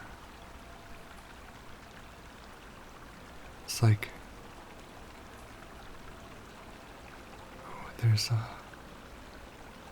another one of those pervy dog creatures up here. I'm curious where Shu actually is right now. Is Shu interacting with Hinako? There might be a very straightforward answer to this, so I'm like going back and forth with spoilers. Like, I've definitely acknowledged spoilers so far in this video, or definitely made spoilers, but I'm also hesitant with them to a degree. But it seems like Shu and Rinko are discussing real world stuff that Hinako couldn't have knowledge of, possibly hinting at like Shu trying to fool Hinako and all this. So are Shu and Rinko there, or just Shu trying to like humor Hinako? I don't know. So I will probably have to split this playthrough into 2 parts because I'm not sure if it's gonna fit within YouTube's file size and length limits. If I keep going, it'll be like just up against the edge. So, but I'm trying to think if I want to record, if I want the video to end after the school coming up, or after the next Dark Shrine section, because I frankly do not really like the next Dark Shrine section. It's like, I'm still gonna, give my commentary because there is stuff in there that you might like, and it is important, but I've played it. I don't like it very much, and I don't want to start a portion of this with that, because I feel like that just sets a bad tone at the beginning of part 2 to start with this part I don't care for. I don't know. By the time you are watching this, you will know what decision I made. So we've now made it to the mountain path, and we will begin climbing the mountain path to the school, and eventually even further up to more auspicious places. This is also an environment in this game I particularly love. It comes with this feeling of, I don't know, it has a certain vibe to it with the waterfall, and I guess with the dialogue going on that feels very anxious. It's very beautiful, but there's this undercurrent to it all. And there's also this little blink and you'll miss it scare that's pretty cool here. I am going to try to pay attention for story hints in this section that I might have missed before, because I think up here in particular there is something up by the waterfall. Back here is a Chizu statue that will be of much interest to us in New Game Plus. It is part of the new layer of story added on top. That's how I would describe it in New Game Plus. The damage from the typhoon, it's still here. Now that, I think, is maybe a hint at what's going on temporally with us right now. There was a typhoon, and the damage is still here. I think it's hinting that, something is not quite right with the chronology of what's going on for Hinako right now. Also, I'm interested in learning more about this typhoon. There's a whole motif of natural disasters, geysers, earthquakes, typhoon, landslides at the beginning. It's about these deities that are governing the forces. That's from the Oban festival. Isn't it a bit early for these? Again, another hint, I think, that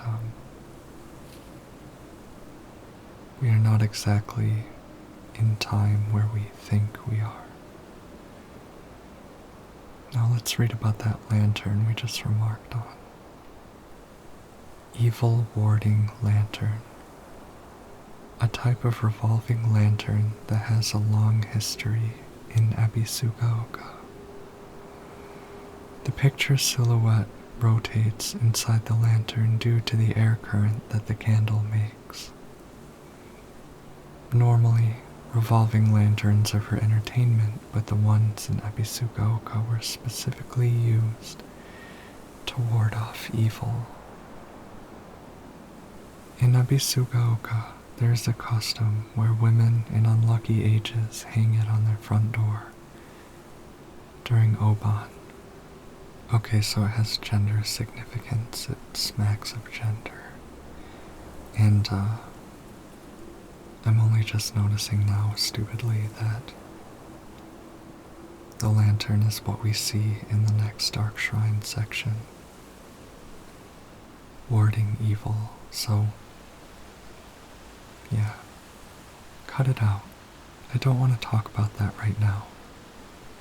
I'm not going to cut it out. I'm going to keep bringing it up until you snap back to reality. I said knock it off. Seriously. Look, I'll just come right out and say it. Hinako's dead, okay? She's gone. She's living a better life in another world. Oh, partner. What took you so long? Come on, let's get going.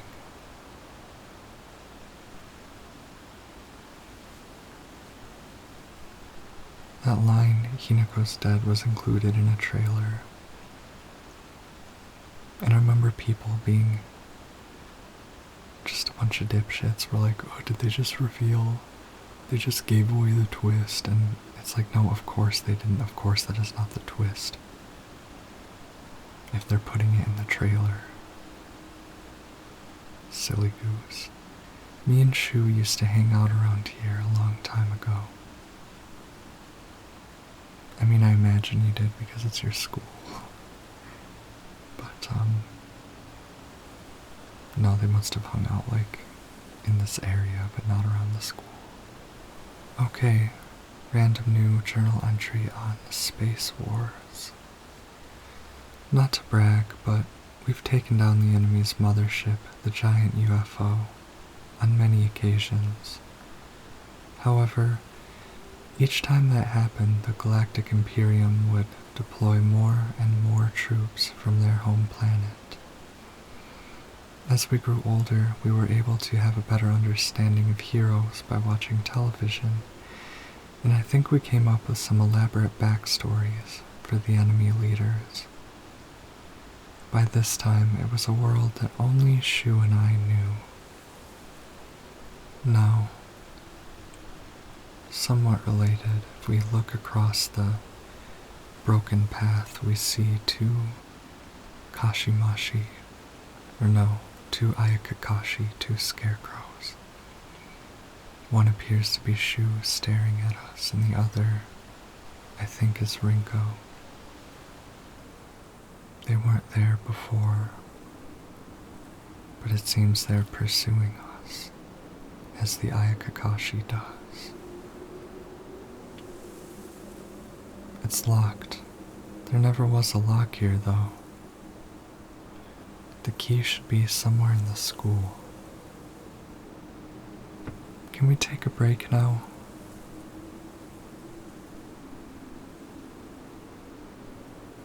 And we go into the school to take a break.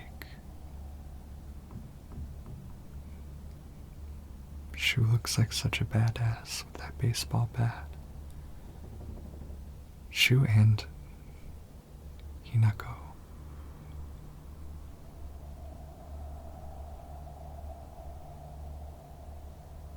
I can't. I need to take a break.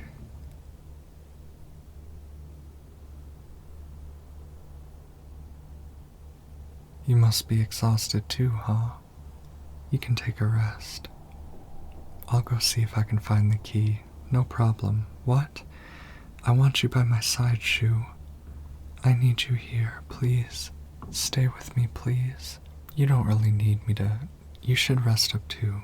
I'll go find the key. You really should. You were at the front leading us the whole time. Hinako just tagged along behind us, so she's just fine. Hey, what do you mean she just tagged along behind us? Don't worry about it. You two, stay here and rest. I'll be back.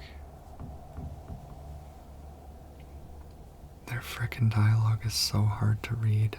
In a calming voice, they talk so damn fast. Before we venture into the school, we're gonna read a little more about Rinko. Rinko is always asking whether Shu and I are an item. I tell her every time that we're not, but she never seems to buy it. I heard a rumor that Rinko was gossiping about me behind my back. I suppose love can tear apart even the closest of friends. I don't know what to do.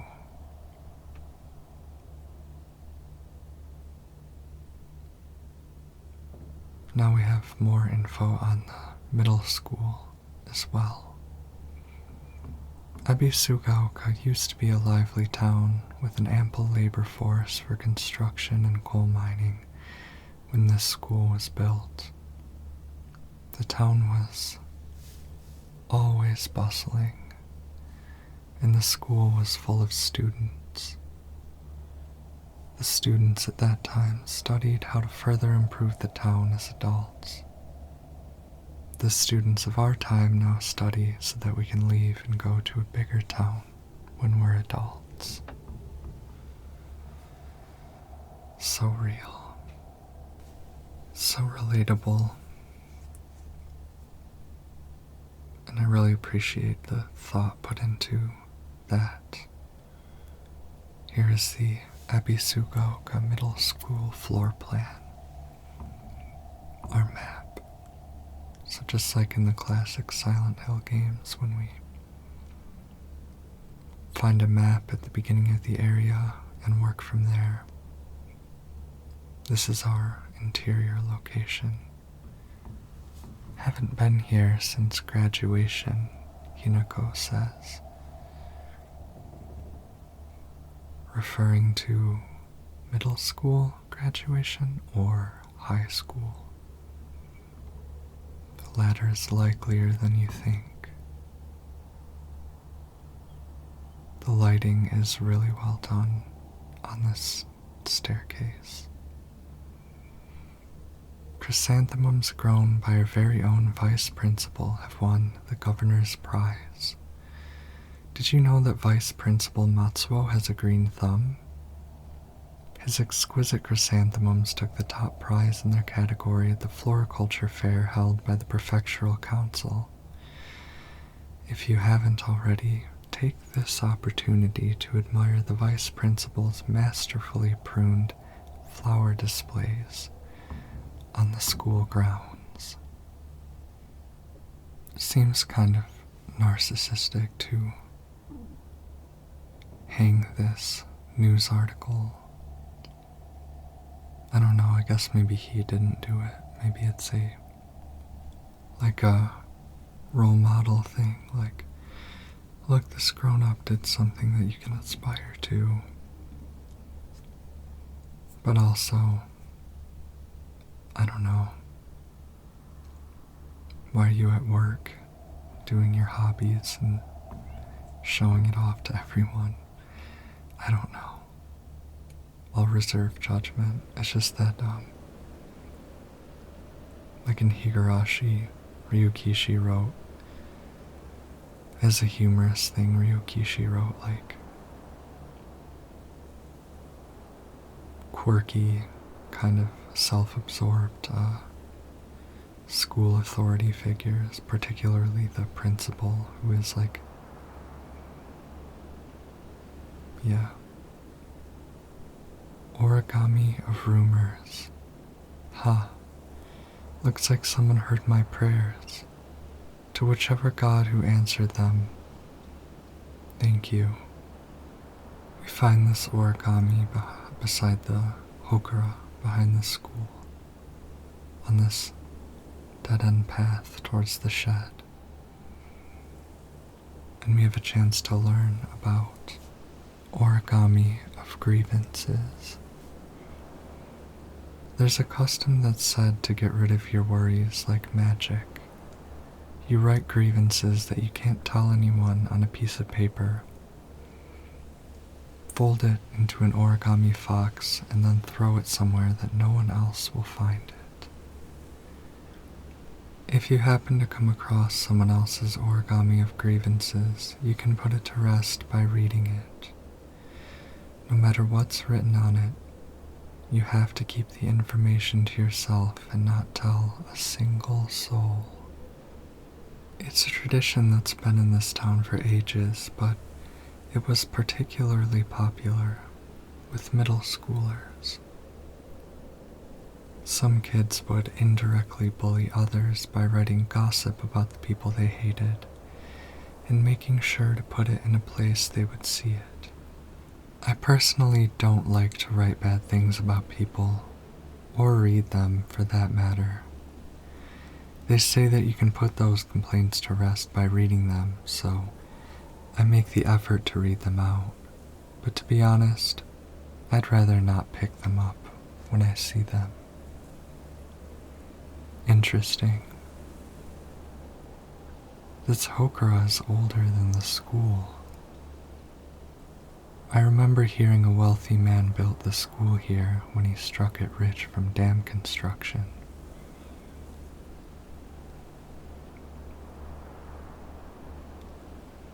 So the dam construction. I keep looking for things. I don't want to sound like a conspiracy theorist, because it's ultimately just world building, but things like infrastructure projects and stuff.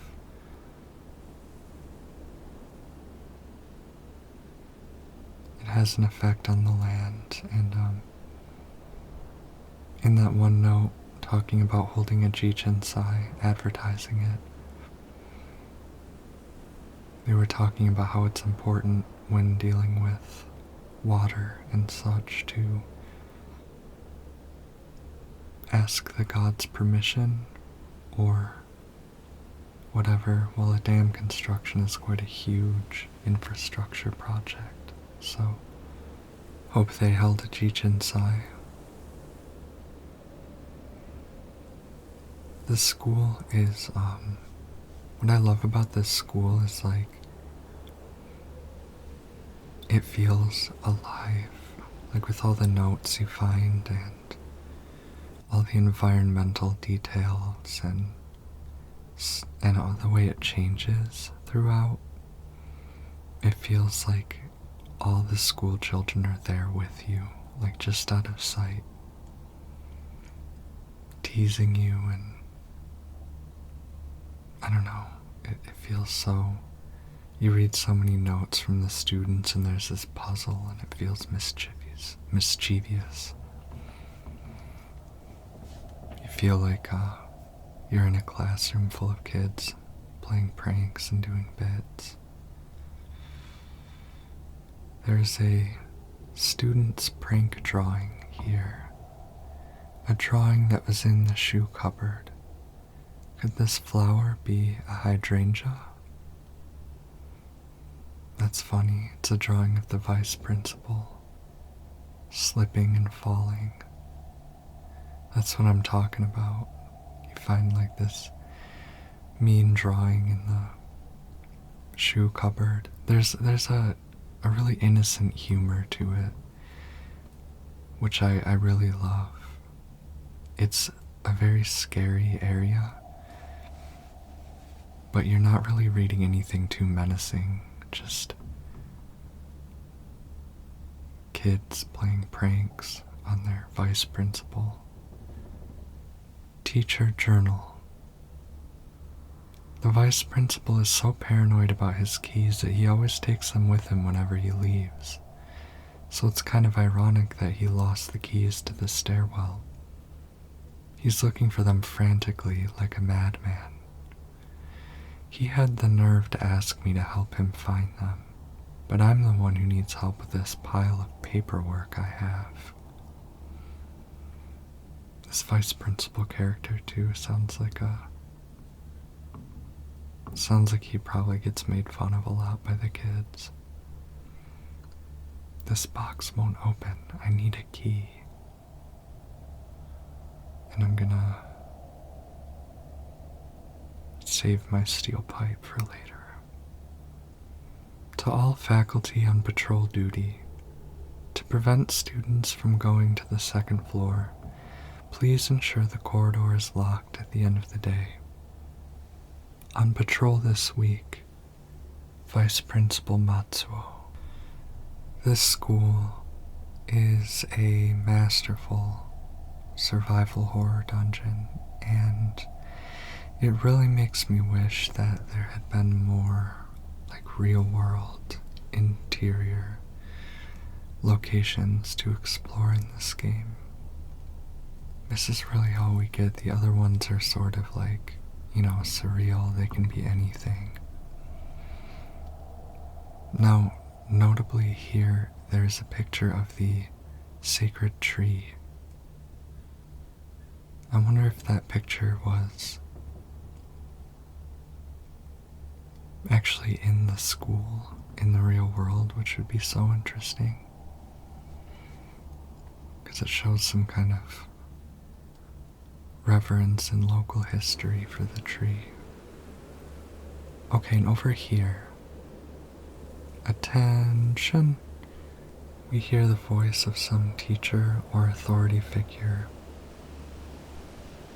yelling like a drill sergeant. I don't know what that is, what that's supposed to be, but if you have any ideas, will you please let me know?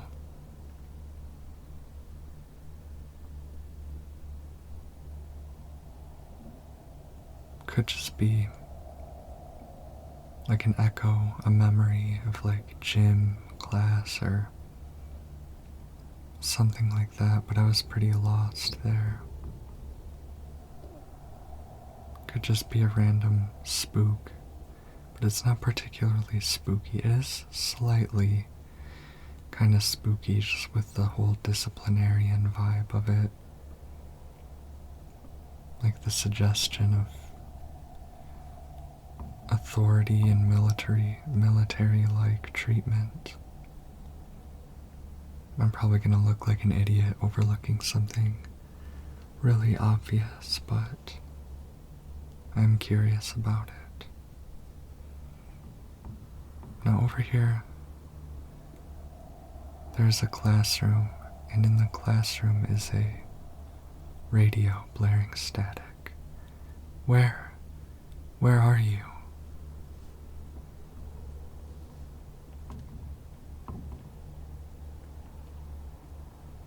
You've had your chance. Where are you? Found you. It kind of feels like a callback to Silent Hill 1 with Cheryl on the TV and the phone saying, "Daddy, where are you?" But I think in this case someone is being hunted down. And over here is a note about history. School founder's anecdote. Buy as much of that mountain's land as you can. Borrow money if you must, for it will surely bring you great wealth. Shortly thereafter, the country commenced the dam construction plan, and the mountain Mr. Yoneda had purchased was indeed a boon. He spent every last yen he earned on his hometown of Ebisugaoka. One result of his generosity was Ebisugaoka Middle School. Mr. Yoneda donated the Inari statue and housed it inside the small shrine seen on school grounds as his way of saying thanks to the fox that blessed him. We learn in New Game Plus that foxes aren't all bad creatures. They can bestow blessings and curses. So here's one enemy placement I absolutely hate. That is graciously not here on New Game Plus.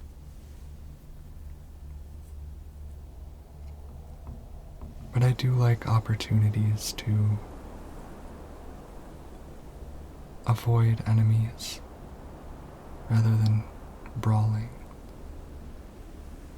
Here's the home to Sakuko's rabbit, and inside, an origami of rumors.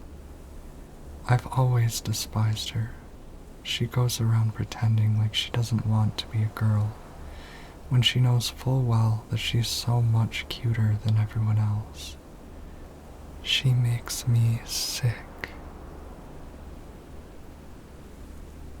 And if we turn, we see that there is an Ayakakashi stalking us from outside the shed.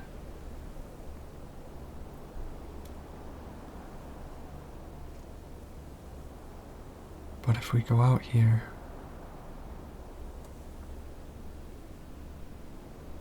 it doesn't seem to continue its pursuit. But it does foreshadow the invasion of the school, which we can also see in the red flowers that are starting to creep onto school grounds. It seems at this point that the fog is thicker than it's been as well. Over here is the key hidden in the hydrangeas, but I didn't grab it because I feared it would trigger monster encounters. It does on New Game Plus. I don't know about just a new game. This window is open on New Game Plus, and it goes into a classroom that has one of my favorite little spooks, and one of my favorite omamori, actually.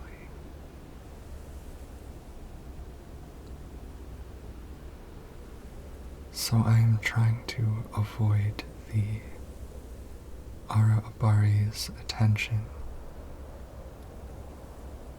I see that he is walking away, so I'm going to take out this Kashimashi. Now I can't stop unseeing their hooves now that I know they have hooves.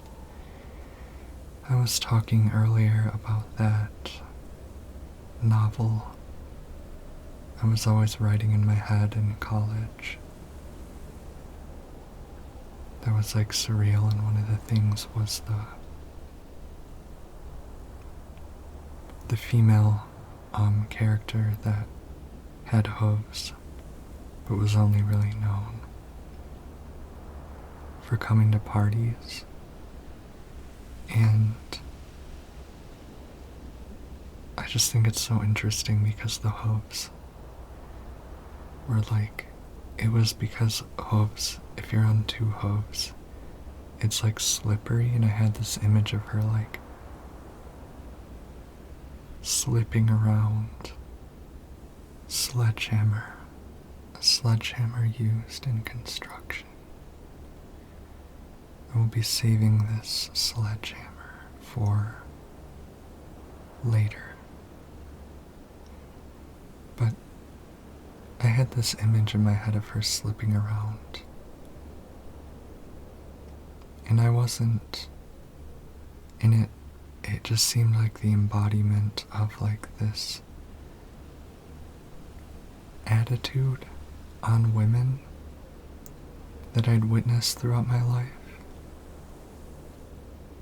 And it's not, and mind you, I didn't like, that wasn't what I was intending. It's not like I thought to myself, what is a metaphor? What is a symbolic way that I can depict misogyny? It just came to me. It was just something I've witnessed throughout my life. And I had these feelings. And I think it's so interesting that the Kara, the creature designer, also thought to give the monsters hooves. It's not like hooves are innately undignified. We kind of revere a lot of animals that have hooves, but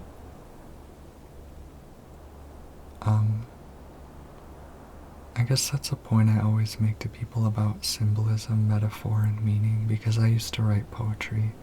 I still do here and there, but I used to like be serious about it. But like, things do not have to be one-to-one. There's a surplus in symbolism.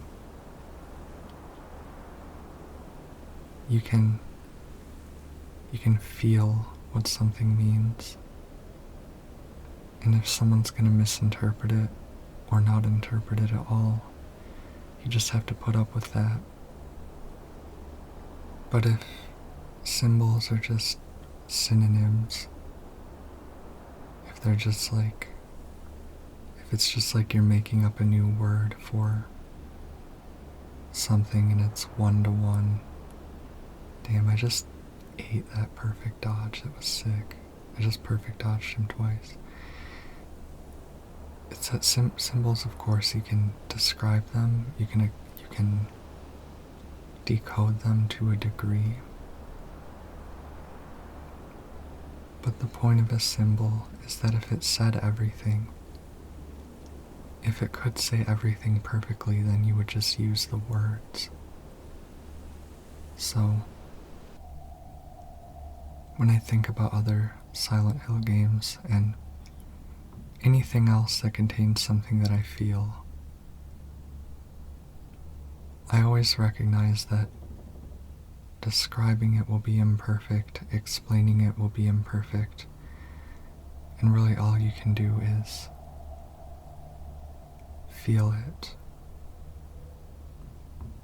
Having re-entered the school, we find scarecrows that look like our friends, lining the hallway, motionless, and we wonder which of them will come to life like they did before and try to harm us. And we creep by. It's a great, I love the way that the school progresses. You have a significant amount of time outside and you come back in, and suddenly scarecrows everywhere.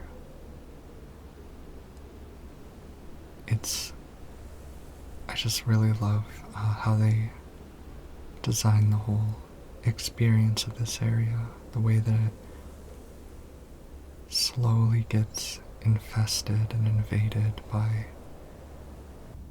the other world and the monsters.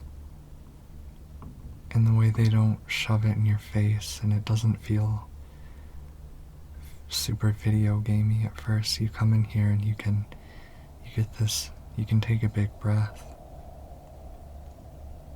Nothing's attacking you at first, you just get to explore. And then and even when it signals that you're gonna get attacked, it takes a long time for you to really get attacked. And you think about the school, combat-wise, it's one of the easiest areas, but it's also one of the most stressful because of how much anticipation it makes you feel. My old classroom, thinks Hinako. But first, I'm going to explore the rest of the area, because that's how I play games.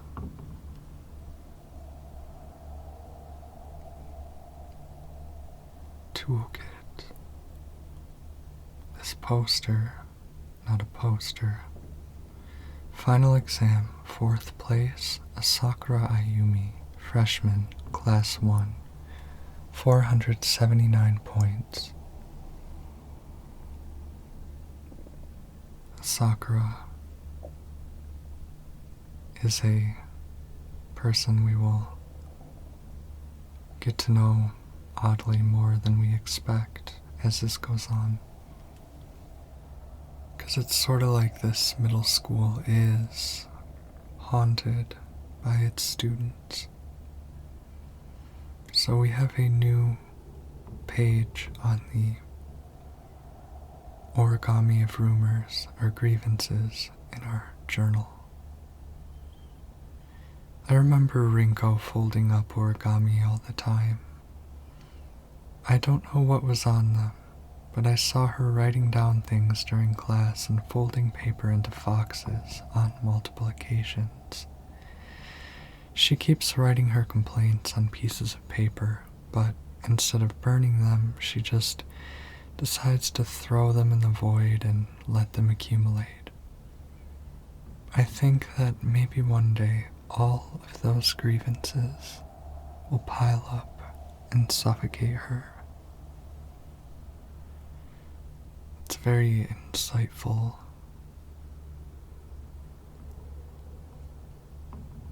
Thing for Hinako to say. Very true.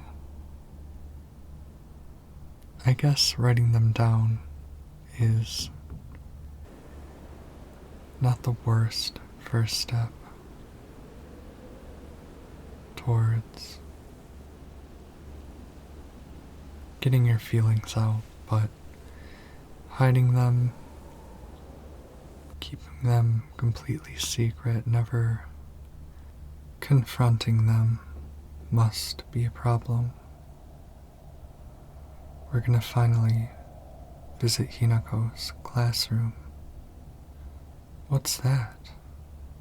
The door slammed behind her. She's trapped in here.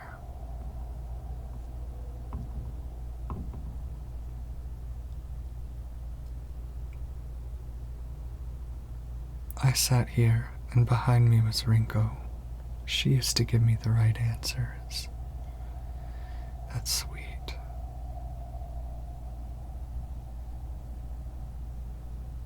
Back here. Shu sat here. Still the best partner. Right? Is that right? Origami of rumors. She should just disappear. I hope someone kills her or abducts her.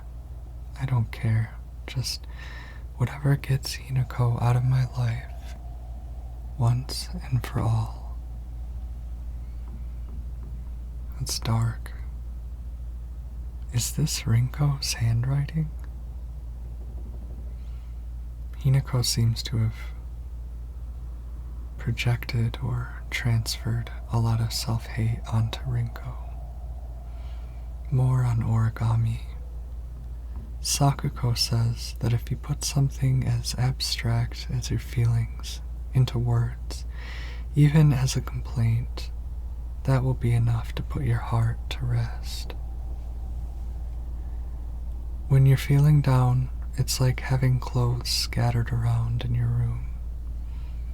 And when you write it into words, it's like you're folding them into nice and neat piles. It's basically like organizing your feelings and folding them away to put them to rest with Inari-sama. This is apparently the real magic behind the origami of grievances. So there's a spiritual layer to it. Now on Rinko's desk, unopened envelope. Hinako isn't coming. I'm sorry for lying to you, but I thought that I needed to get you alone to find out how you truly feel. Look into your heart and try opening this box with your true feelings. Do you remember that day when just the two of us went to that cafe? We talked about how it felt like we were delinquents since we were supposed to be going to school that day. But you know what? I didn't care what other people thought about us. Because as long as I could spend time with you, that was all I needed. We both ordered the same cake that day. I can still remember how my heart almost burst out of my chest the moment the same words flowed from those lips. The sweet and tart fruit on the cake, the taste still lingers in my mouth like it was yesterday. Do you still remember the taste too? This is an okay puzzle.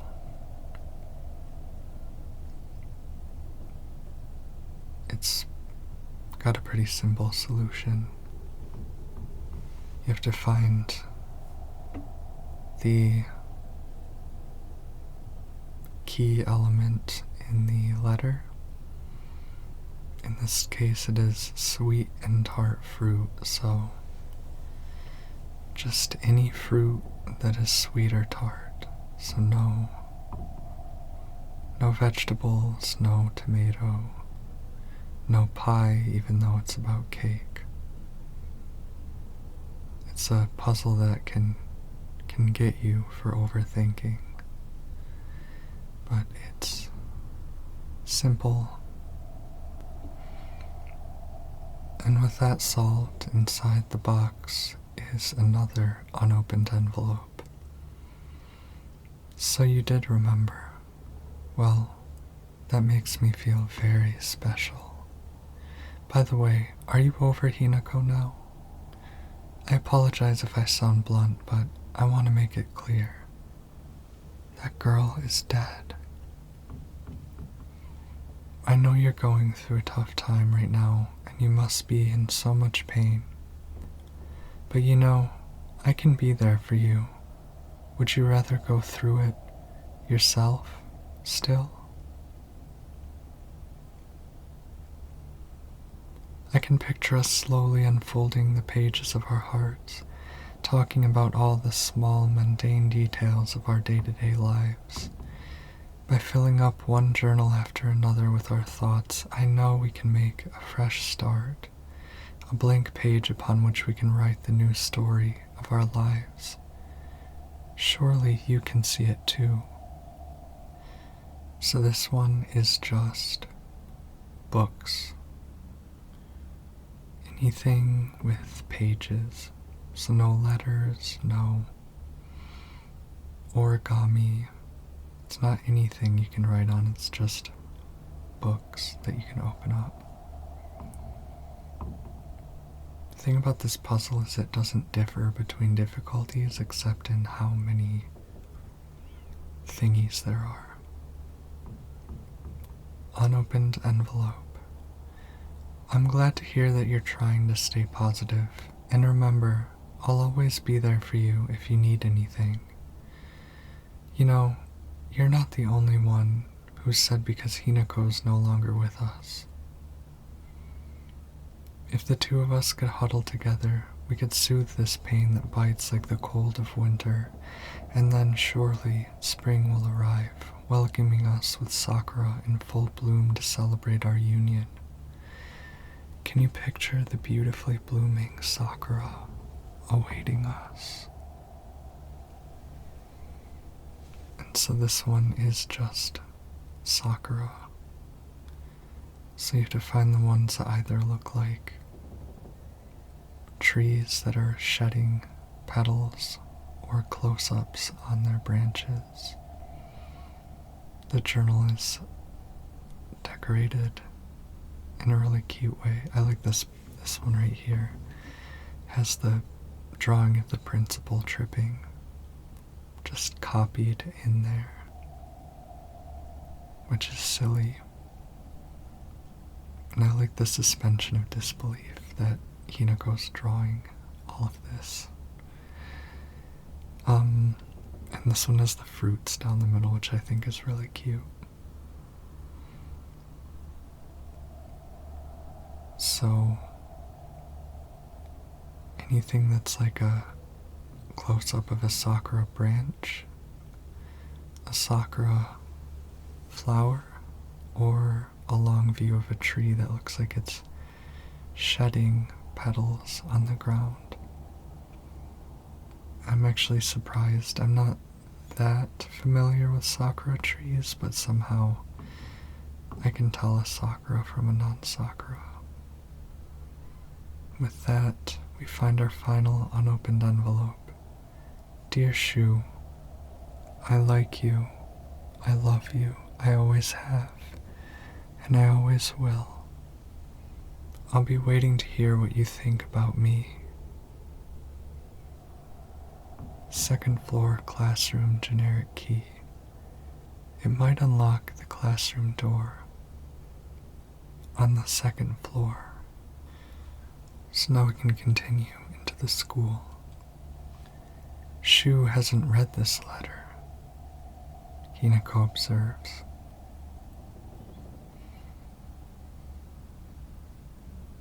So she's just finding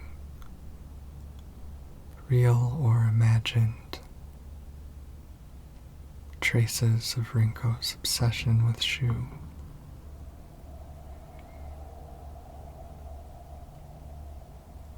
Which is, I honestly felt for Rinko in those, the desire for connection.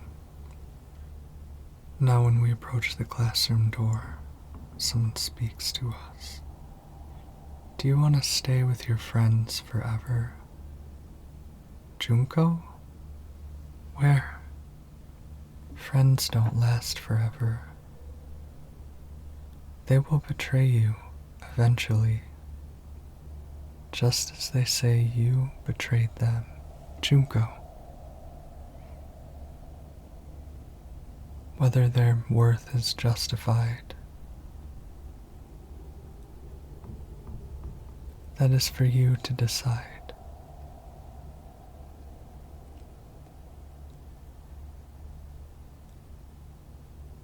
What do you? But Junko is gone.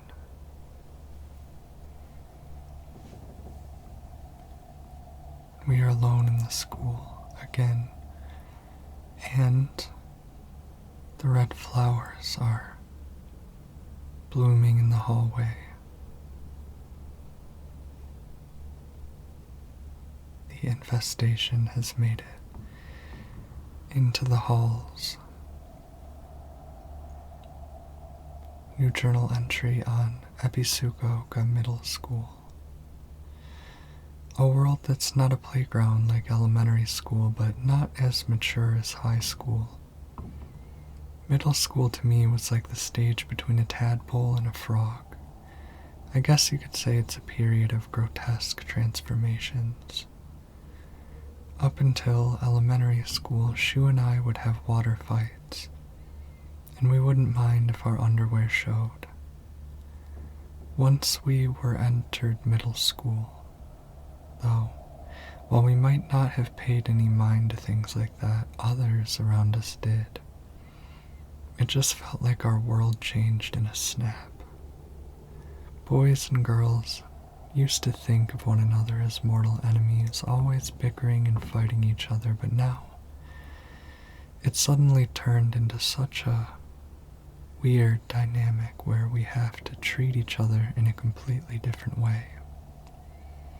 It's fine for people who want to do that because the people around them are doing the same.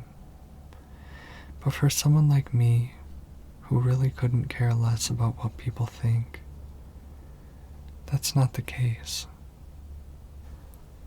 Okay, facts.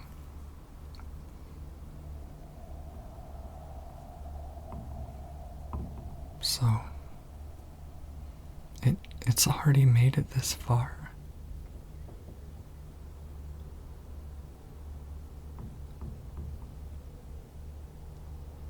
She seems to. She notices that the flowers are like a danger, which is interesting. I guess because she saw them kill Sakuko. But that's such a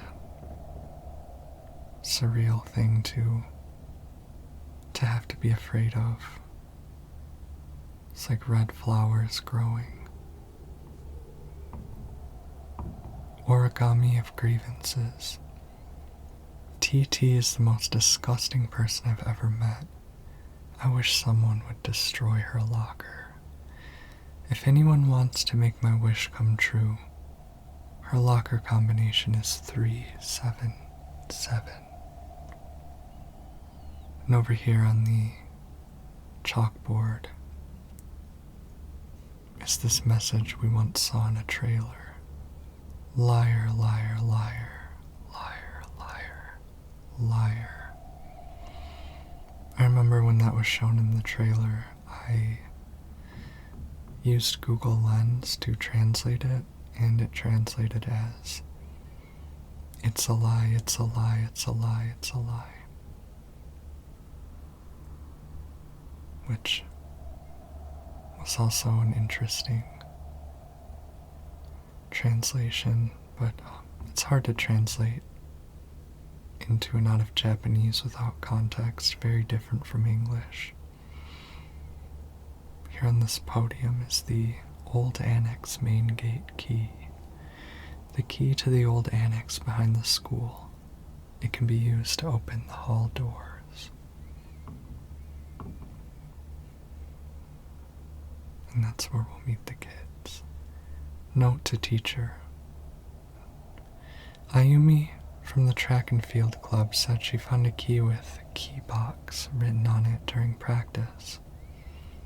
If she still hasn't got it back to you, then she probably left it in her locker when she went to change. To be honest, I wouldn't be surprised if she forgot. She looked exhausted after practice. So that's where we're going, to Asakura Ayumi's locker. Now I'm thinking about the liar liar message on the chalkboard, and I'm curious who the liar is and what the lie is. Like, there might be a straightforward answer, I'm just trying to think. Or maybe it's just part of the theme of that person hates TT, maybe over some lie. Ooh. The Ayakakashi have made it into the hallway. You see, I just tried attacking it, but what I should have known at the time, and I think I figured out during this playthrough, is you can tell what Ayakakashi are going to come alive and attack you by whether they have a blade. So just look carefully to see if they're holding a blade. And if they are, then try and get the first hit on them. I like to start out with a focus attack. Knock them back, and then while they're stunned, you get extra damage. You do more damage attacking a stunned enemy. The dim light looks really pretty. I'm particularly appreciating the lighting in this game while watching the footage. It just looks so nice on here. I do still wish there had been a darkness and flashlight dynamic.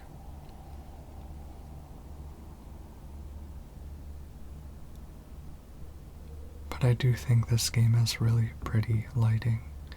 It's just not the spooky use of darkness. You can see there are ayakakashi strung up on the ceiling with red vines. Very scary. This whole part is like one big crescendo. This whole school, I love it. It just fills up with your insanity. Here's a note. Note between lovers. Miki. I have absolutely no idea how that crazy formula spells aisitaru, but I love you too.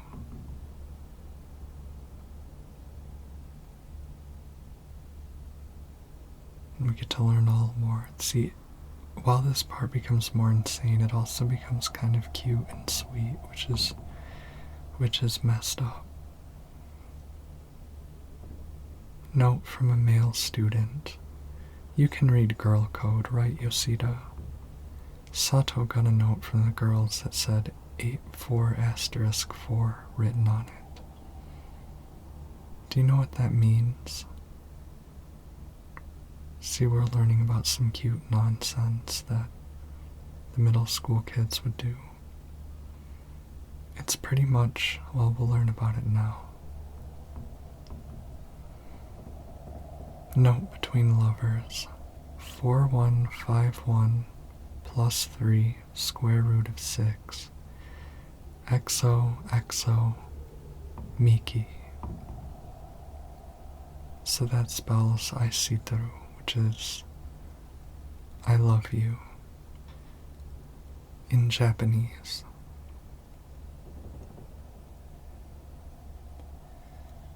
The girl code is pretty much Leet speak. This is actually a pretty easy puzzle for me, but some people I know had trouble with it.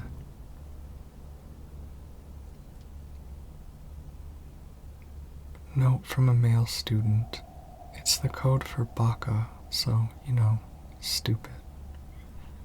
Girl code is based off the alphabet. Basically, you just switch letters with numbers and symbols that look like them. So, Sato would be 54 plus 06. 5 looks like an S, and 4 looks like an A, right? And the plus is T, and the 0 is O, because they're basically the same shape. 6 doesn't really look like it, but apparently it's U. That's the one that tripped me up when I played.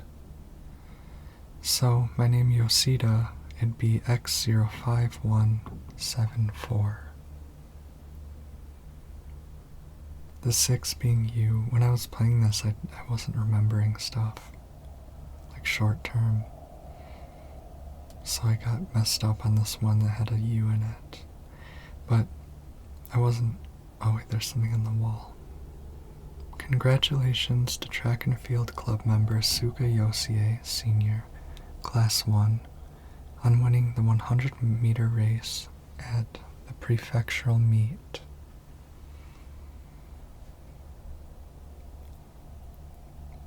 And I wasn't saying I didn't have a hard time with this puzzle because of my intelligence, but it was because of leet speak.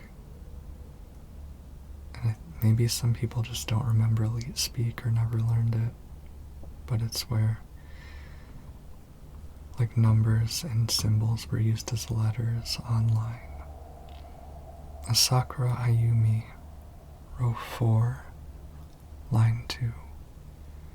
So we need to check Asakura's desk to learn her locker combination.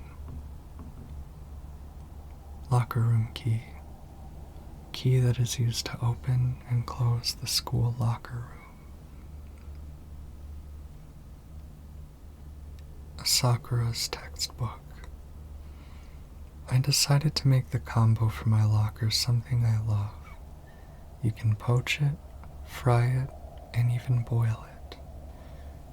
No matter what, it always comes out delicious. And if you add flour and sugar and mix them all together, you can make a cake. So that one's easy, it's an egg. A coded message. Talk about childish, says Hinako. Origami of grievances. Oh, how I wish I could just climb inside his locker and drown in his smell. Same girl. I can't believe his combination is the same as his name. AOI. That's so cute of him, using his name in code. So that would be 401. Let's see what. Some chocolate. And there's a note here. Origami of grievances. This witch deserves to die. I hope she suffers.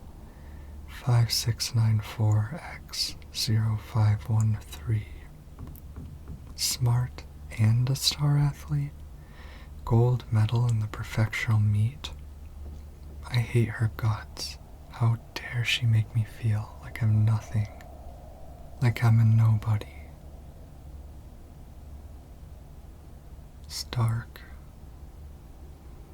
So, Hinako had said how childish earlier. I was watching someone like do a let's play of this, or like a stream. A let's play, and he was pointing out how Hinako always talks about things in the past, like time is kind of off for her. And like I know like basically what's going on in this game, but I hadn't even noticed it throughout the game. But everything she says so many things that she's like reminiscing, like me and Shu used to climb up there, we used to hang out here a lot. And it's like, what about the present? Like, aren't you all still friends? But she said, how about that note? How childish. And I guess it could just be like high school girl thinking she's all grown up, but it must be how I took it the first time I read it. Look, the red flowers are completely blocking our way out of the window now.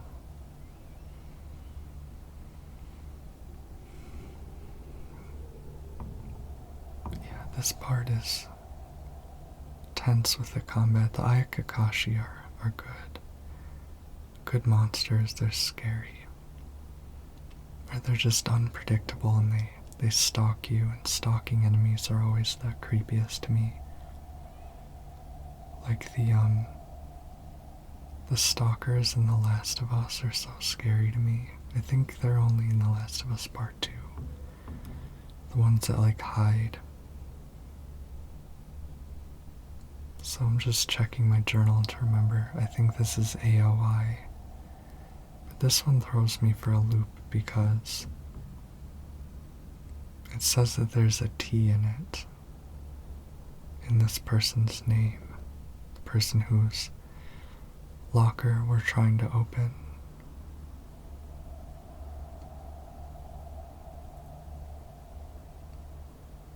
but whatever. Origami of grievances. I happened to find out Suga's locker combination. The weird thing is, when you convert it to code, it looks like a cry for help. What am I supposed to do? It's not like I can do anything. So that would be SOS 505 to get into Suga's locker. And you see me walking so that I don't draw out, so I don't get ambushed. The locker room takes me back to my track and field days. When exactly did she quit track and field? Sakura Ayumi, this is 399.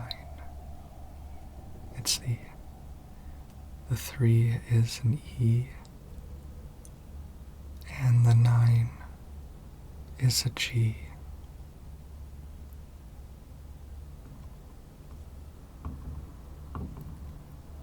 Of course, I think I had forgotten the names when I was playing this, but you get to look at the art in the journal. Those eyes are so creepy. She really made her journal look very creepy for this entry. Key cabinet key. A small dainty key might open the key cabinet in the school. But before I open that key cabinet and proceed, I'm going to open Suga's locker. SOS to get the school bag, which Hinako refers to as my school bag in the description. Why is my school bag here? That is interesting, and I didn't notice until this playthrough, weirdly. Omamori Wolf deals additional damage when using weapons with high durability. Effective only for weapons with durability.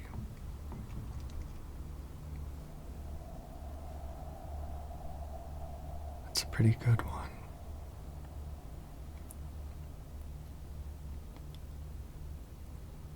Why is Hinako's school bag in Sugiyosie's locker? With the combination being SOS. Okay, now we are really surrounded. Yeah, this place just crescendos. It just slowly becomes filled with more threats and anxiety, and you remember that Shu and Rinko are just peacefully sitting in that room taking a break, and at no point does Hinako think to run back to them and ask for help. Finally found it. Key to the back mountains. Key that opens the chained gates. It really is kind of surreal that Hinako does all this alone. And what you see in her is that she's purposefully, she probably knows she could go back, but she doesn't, because it just feels natural to her that she should be doing this alone. Hey, since it's just the two of us, let's play our own version of Space Wars. If you want, I could be your partner. Or maybe some kind of femme fatale.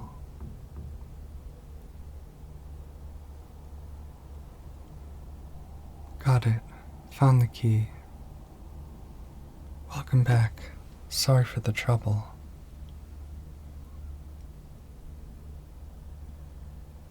Your turn, partner. We've rested enough. Sit down. Shu and I can stay up and keep watch over you. No, I'm alright, Hinako. Get some rest. We'll stand guard while you're sleeping. Nighty-night, Hinako.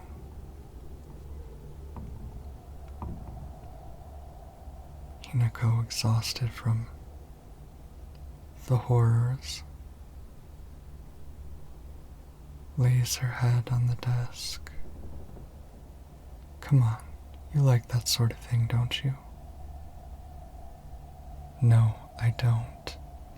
But... And you notice that the world is peeling away around Hinako. I love Shu's response. No, I don't. And then the ominous, but. And that concludes part 1 of this relaxing Silent Hill F long play. Thank you so much for watching this far. I hate to have to cut it short because the second half of this game is amazing. It's really where the value in this game lies. Just the way the story goes, some of my favorite cutscenes in the entire series. So much to talk about, and it's going to be really interesting trying to make some of the gruesome shit that happens in the second half of this game relaxing, but I will. As soon as I can. I've been very busy. This takes a lot of work. And that's why I really appreciate you watching. Don't be shy in the comments. I love connecting with friends and fans. I love talking about Silent Hill or anything. I'm sorry I have been less active on YouTube. The past year, I moved to a new apartment that is very noisy from the outside, and it's just so much stress to try to make a video. But I figured out something for this video that worked really well, so maybe I will try. And I'm in my closet right now. I had to empty out my closet, so it makes my house messy, but figuring things out because I miss making ASMR. Yeah, if you want to be a goat, leave me a tip either on Ko-fi, or I believe that I have a tips option on YouTube. That's like so completely optional, but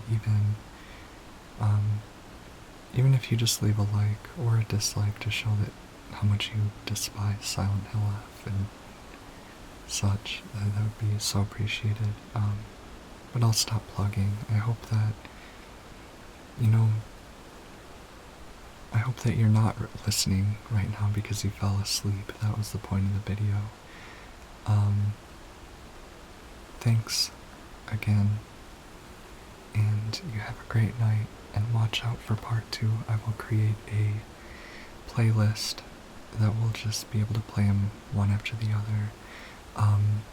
I will be keeping on beginning ads, and YouTube makes you keep on end roll ads, but no mid-roll ads. I want you to be able to watch this, like to play this consecutively for hours, so you don't have to think about changing the video or get woken up by an ad or anything like that. Thank you so much, and I will see you guys later.